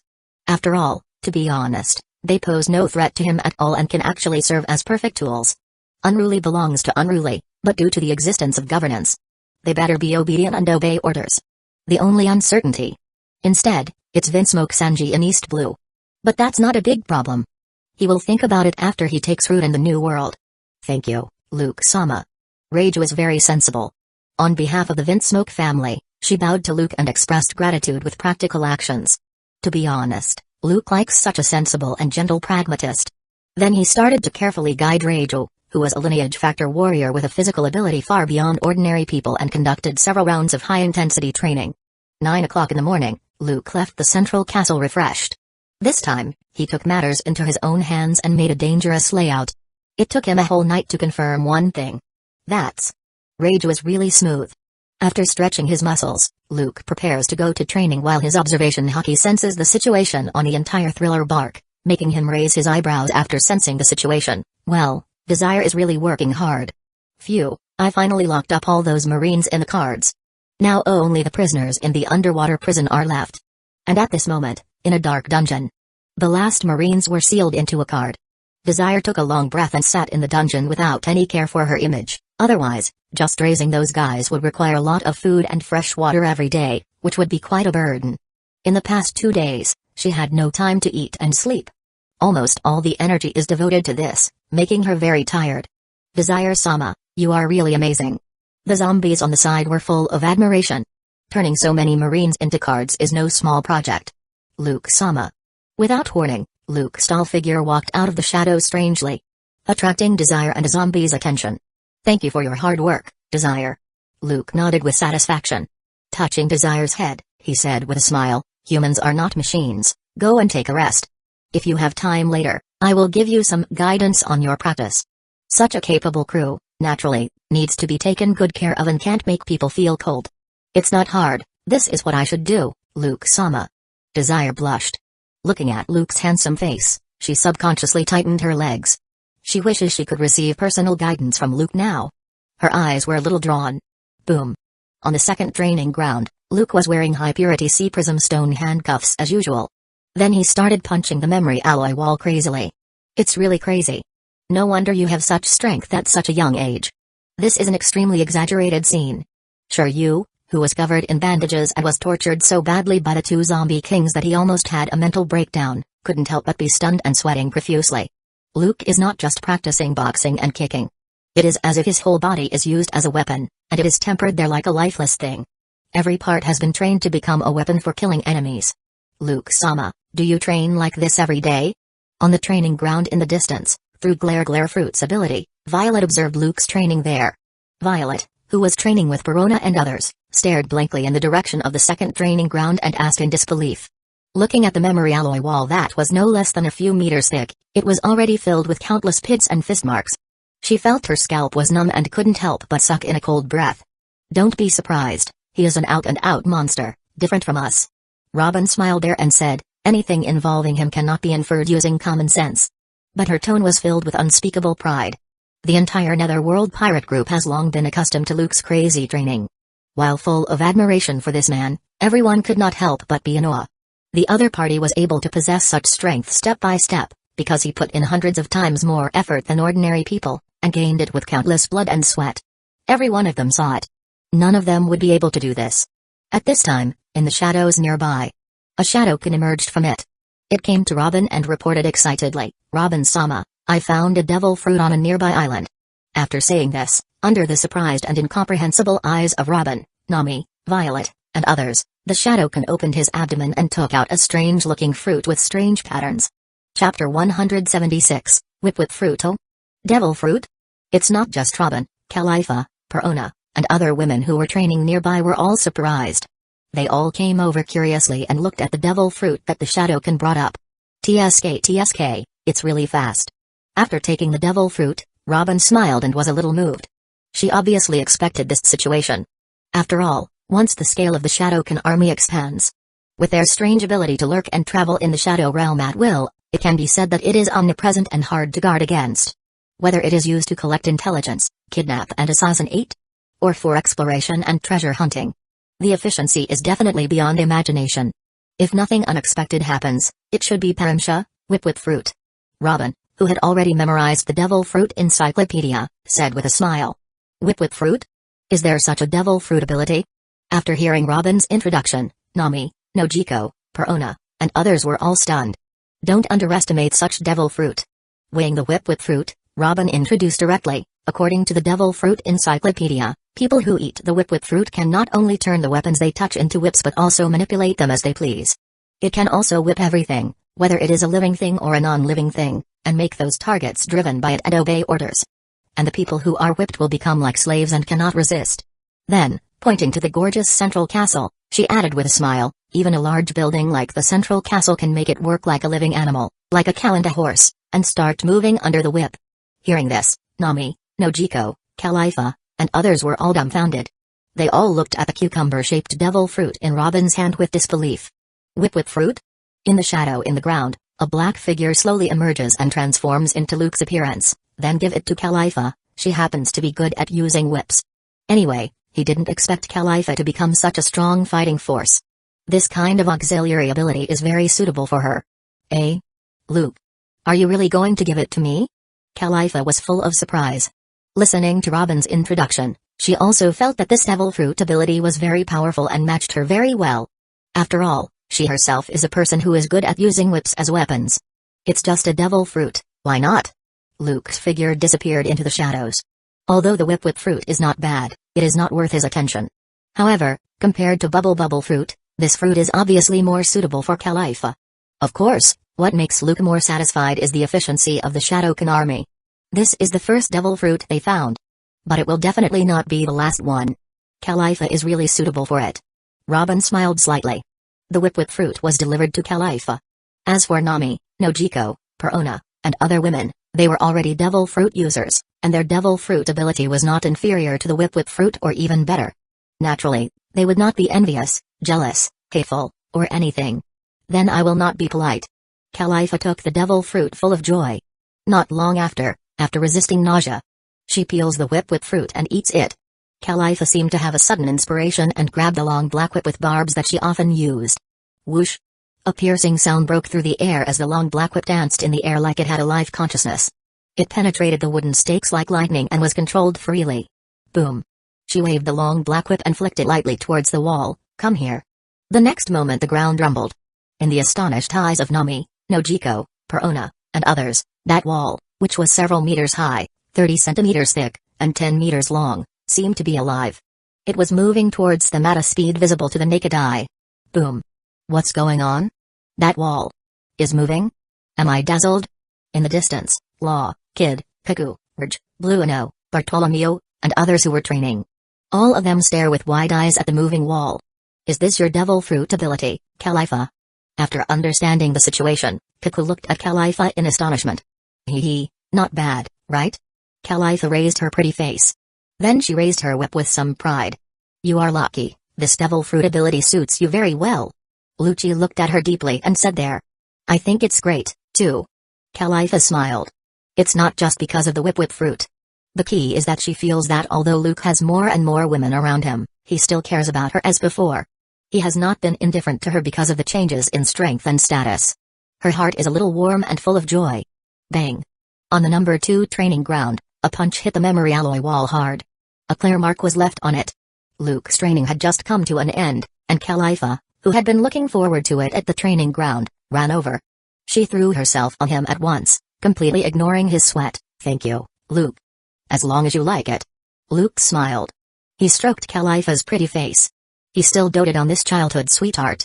From the beginning, he had no intention of letting her be an agent or perform many dangerous tasks. As for the whip fruit, the current netherworld pirate can afford to squander it directly. Luke. But the next moment, A warm feeling came over, making Luke stunned. Looking at the burning eyes filled with passion, he smiled lightly. Can't wait to verify the power of the whip fruit? Naturally, he would not let the other party down and gladly accepted the challenge. The black shadow surged, covering the training ground. Chapter 177, Maiden Island at Beast Island that afternoon. No surprises. In order to verify the ability of the whip fruit she just obtained, Khalifa did not hesitate to challenge Luke personally. After all, the result was not as good as Luke's perfect fusion of the 6 superhuman fighting skills and the self-created iron body whip. After only 3 or 4 rounds, she was helplessly defeated. Due to high-intensity training, her physical energy has long been exhausted. Unwilling to give in, she gritted her teeth and tried to persevere until the end, draining her last strength. Unfortunately, she still couldn't complete the entire training task. She only had time to drink the nutritious milk tea specially prepared by Luke to fill her stomach, and then she fell asleep. Will it be possible to make it in time for dinner? It's really hard to say. Boo. Boo. The highest level in the central castle, in the luxurious and spacious office. Luke-sama, I found the location of the Kamabaka kingdom and discovered a group of weird transvestites. Luke-sama, I found the location of Alabasta and found Crocodile's trace. He just killed a group of pirates who broke into Alabasta and plundered them. He left with the looted treasure and was called a hero by the people of Alabasta. Luke-sama, I found the location of the Spring Queen City. Marine's captain, Ship Gutter, T-Bone, led his men and arrested the waterweed pirates. Black shadows emerged from the shadows one after another, constantly reporting to Luke there. There are also shadowkins who specialize in secretarial work beside them, burying their heads in their desks and constantly recording. Classify and summarize this information and submit it to Robin, who's sitting in front of them, for personal review. One arm after another received the paper. Robin kept filing them away and was a little overwhelmed. She said to the helpless Luke, Luke, we are a little short of manpower. We need to recruit a few more people. Originally, there was Khalifa who helped her. As a result, Luke acted too randomly and made her faint. I've asked Karina to help find candidates. Luke nodded. Luke-sama, I discovered a small floating island called Weatheria. It seems to be artificially made and can move in the sky. There is also a group of scientists who specialize in climate research on it. A shadowkin who just emerged from the shadows replied, but those guys are all a group of gray-haired old men. Oh? Even Robin became interested and curious. Does the Grand Line have a group of scientists specializing in climate research? Luke chuckled. Nami and Lafitte should be very interested in an island like this. He already knew where it was. Whoosh! He stomps with his feet. A somewhat bloated black shadow emerged from the ground. Without hesitation, Luke directly ordered, Budge, take people to capture these weather scientists, as well as all the books, equipment, etc. on the island, and bring them back. Understood. The climate in New World is strange, unpredictable, and very bad. Seeing Robin seem to be surprised, Luke smiled and said, it's not as gentle as the first half of the Grand Line. This place can only be regarded as a paradise, relatively speaking. With the current knowledge of navigation that Lafitte and Nami have mastered, it will be difficult for them to sail in that sea area. Find them some qualified teachers first. And with these weather scientists here, our actions in New World can be more secure. Robin nodded suddenly. Luke has spent time at CP9, so it is not surprising that he knows something about this small island. But for the other party to pay so much attention to it, she believes that the level of those weather scientists must not be low. It is indeed good to let them be responsible for teaching Nami and Lafitte, who have just entered the first half of the Grand Line and whose sailing skills still need to be improved. Luke-sama, I found a very beautiful island, which is full of all kinds of tempting delicacies, and this island seems to be a big plant. At this time, a shadowkin emerged from the shadows and reported to Luke there. Oh? That should be the Boyne Archipelago. Luke raised his eyebrows and nodded. The plant on the island is called the greenstone. And there are many magical plants on this island, which should be very good for Nojiko, who has the ability to control plants. If we get those seeds, we should be able to increase her combat power a lot. Then let Nojiko go over? While organizing and filing this information, Robin asked. Don't worry, let's wait until we take root in the New World and stabilize before letting Nojiko go there. Luke said with a smile. Luke-sama, I discovered Amazon Lily on the Maiden Island in the Calm Belt. A shadowkin who had just emerged reported. Maiden Island? Robin was surprised. Luke chuckled. Amazon Lily? Ah, this is a man's dream place. Robin looked at Luke with half-smiling eyes. I heard that the most beautiful woman in the world, the pirate empress, Boa Hancock, one of the 7 warlords of the sea, is the empress of this country. Indeed, but I have some connections with the three Boa sisters, so it's not easy to mess around. Luke shrugged and said with a smile, furthermore, I heard that there is a beast island near Amazon Lily, and there are a large number of powerful and ferocious beasts on the island. Yeah? Robin smiled. This man is so carefree. How could he not be moved when he heard about the whereabouts of Maiden Island? Don't underestimate the beasts there. With your current strength, if you don't take into account the bonus of the Devil Fruit's ability, there are no less than 1,000 beasts that can defeat you. Seeing Robin's teasing gaze, Luke couldn't help but roll his eyes and reminded helplessly. So exaggerated? Robin was surprised. She knew that Luke was probably not joking when he said this. The strongest ones, even zombie generals like Wings and others, may not be able to compete with them. Luke shrugged, just in time, I'm going to expand the size of the Beast Zombie Legion. Robin glanced at him and said with a smile, then, take a trip to the Amazon Lily? It would indeed be a good choice if we could recruit Pirate Empress Boa Hancock. Luke didn't take it seriously either. He gently held Robin in his arms and said with a smile. Chapter 178, All-Pervasive Bang. Bang. Bang. At dusk, in the Amazon Lily located in the Calm Belt. A crisp bell echoed continuously. Countless people in cities and towns across the country immediately put down their work and rushed out of the city in an orderly manner. Everyone, get out of the city quickly. Snake Princess is going to take a bath. No one can stay in the city. The Gorgon curse is coming. At this time, guards are supervising the area, and their duty is not to allow anyone to stay in the city. Mom, isn't the palace far away? A girl leaves town with her mother. Pointing to the ancient palace built on the mountain, she raised her head and asked curiously. Why can't we stay in the city every time Snake Princess takes a bath? Are you afraid that we will offend Snake Princess?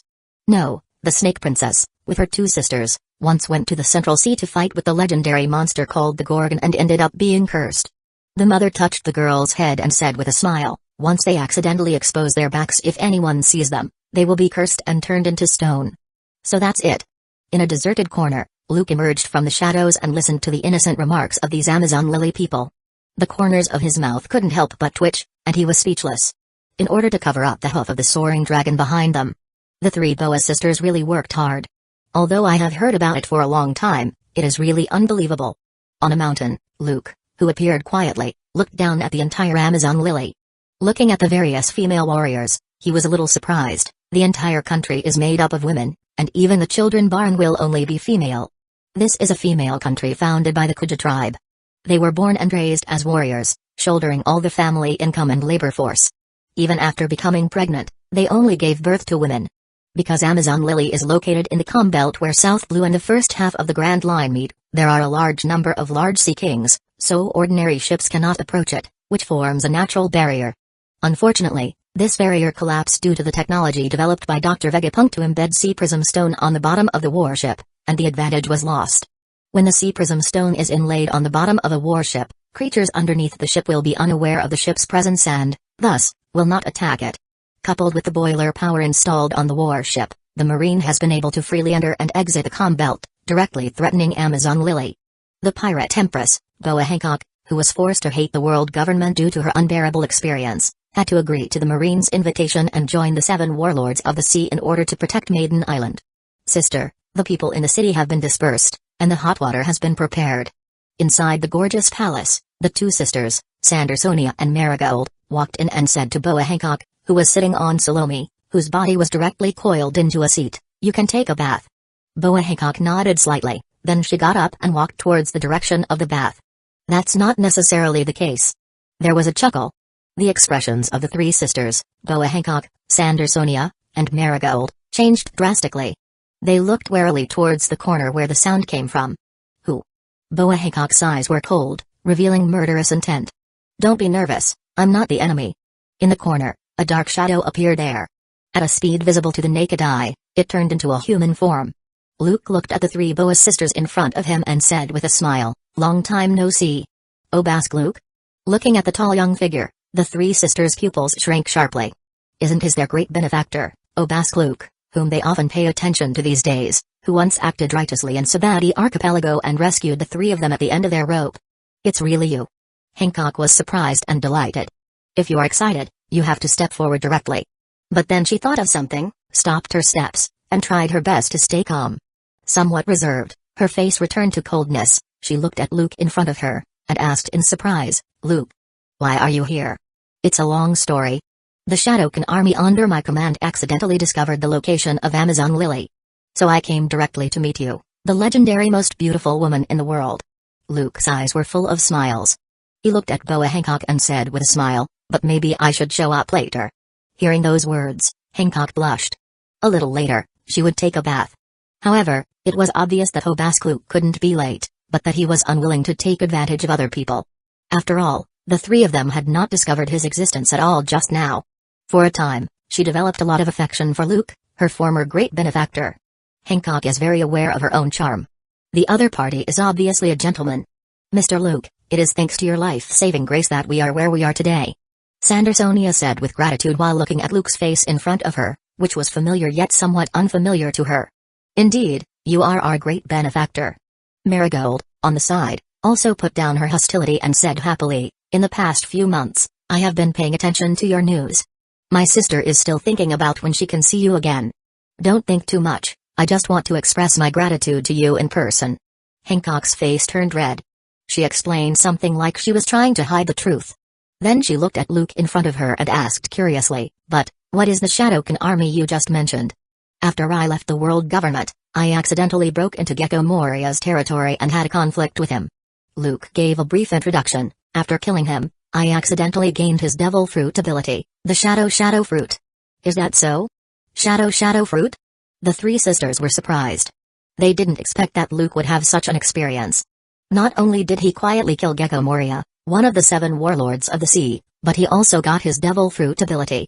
As for the Shadowkin army, these monsters are special life forms created by me by plundering other people's shadows. They can lurk and shuttle freely in the ubiquitous shadows and are responsible for collecting intelligence. There were Shadowkins just now who discovered the location of Amazon Lily, so I came here specially to find out the way. Speaking of which, Luke stamped his foot.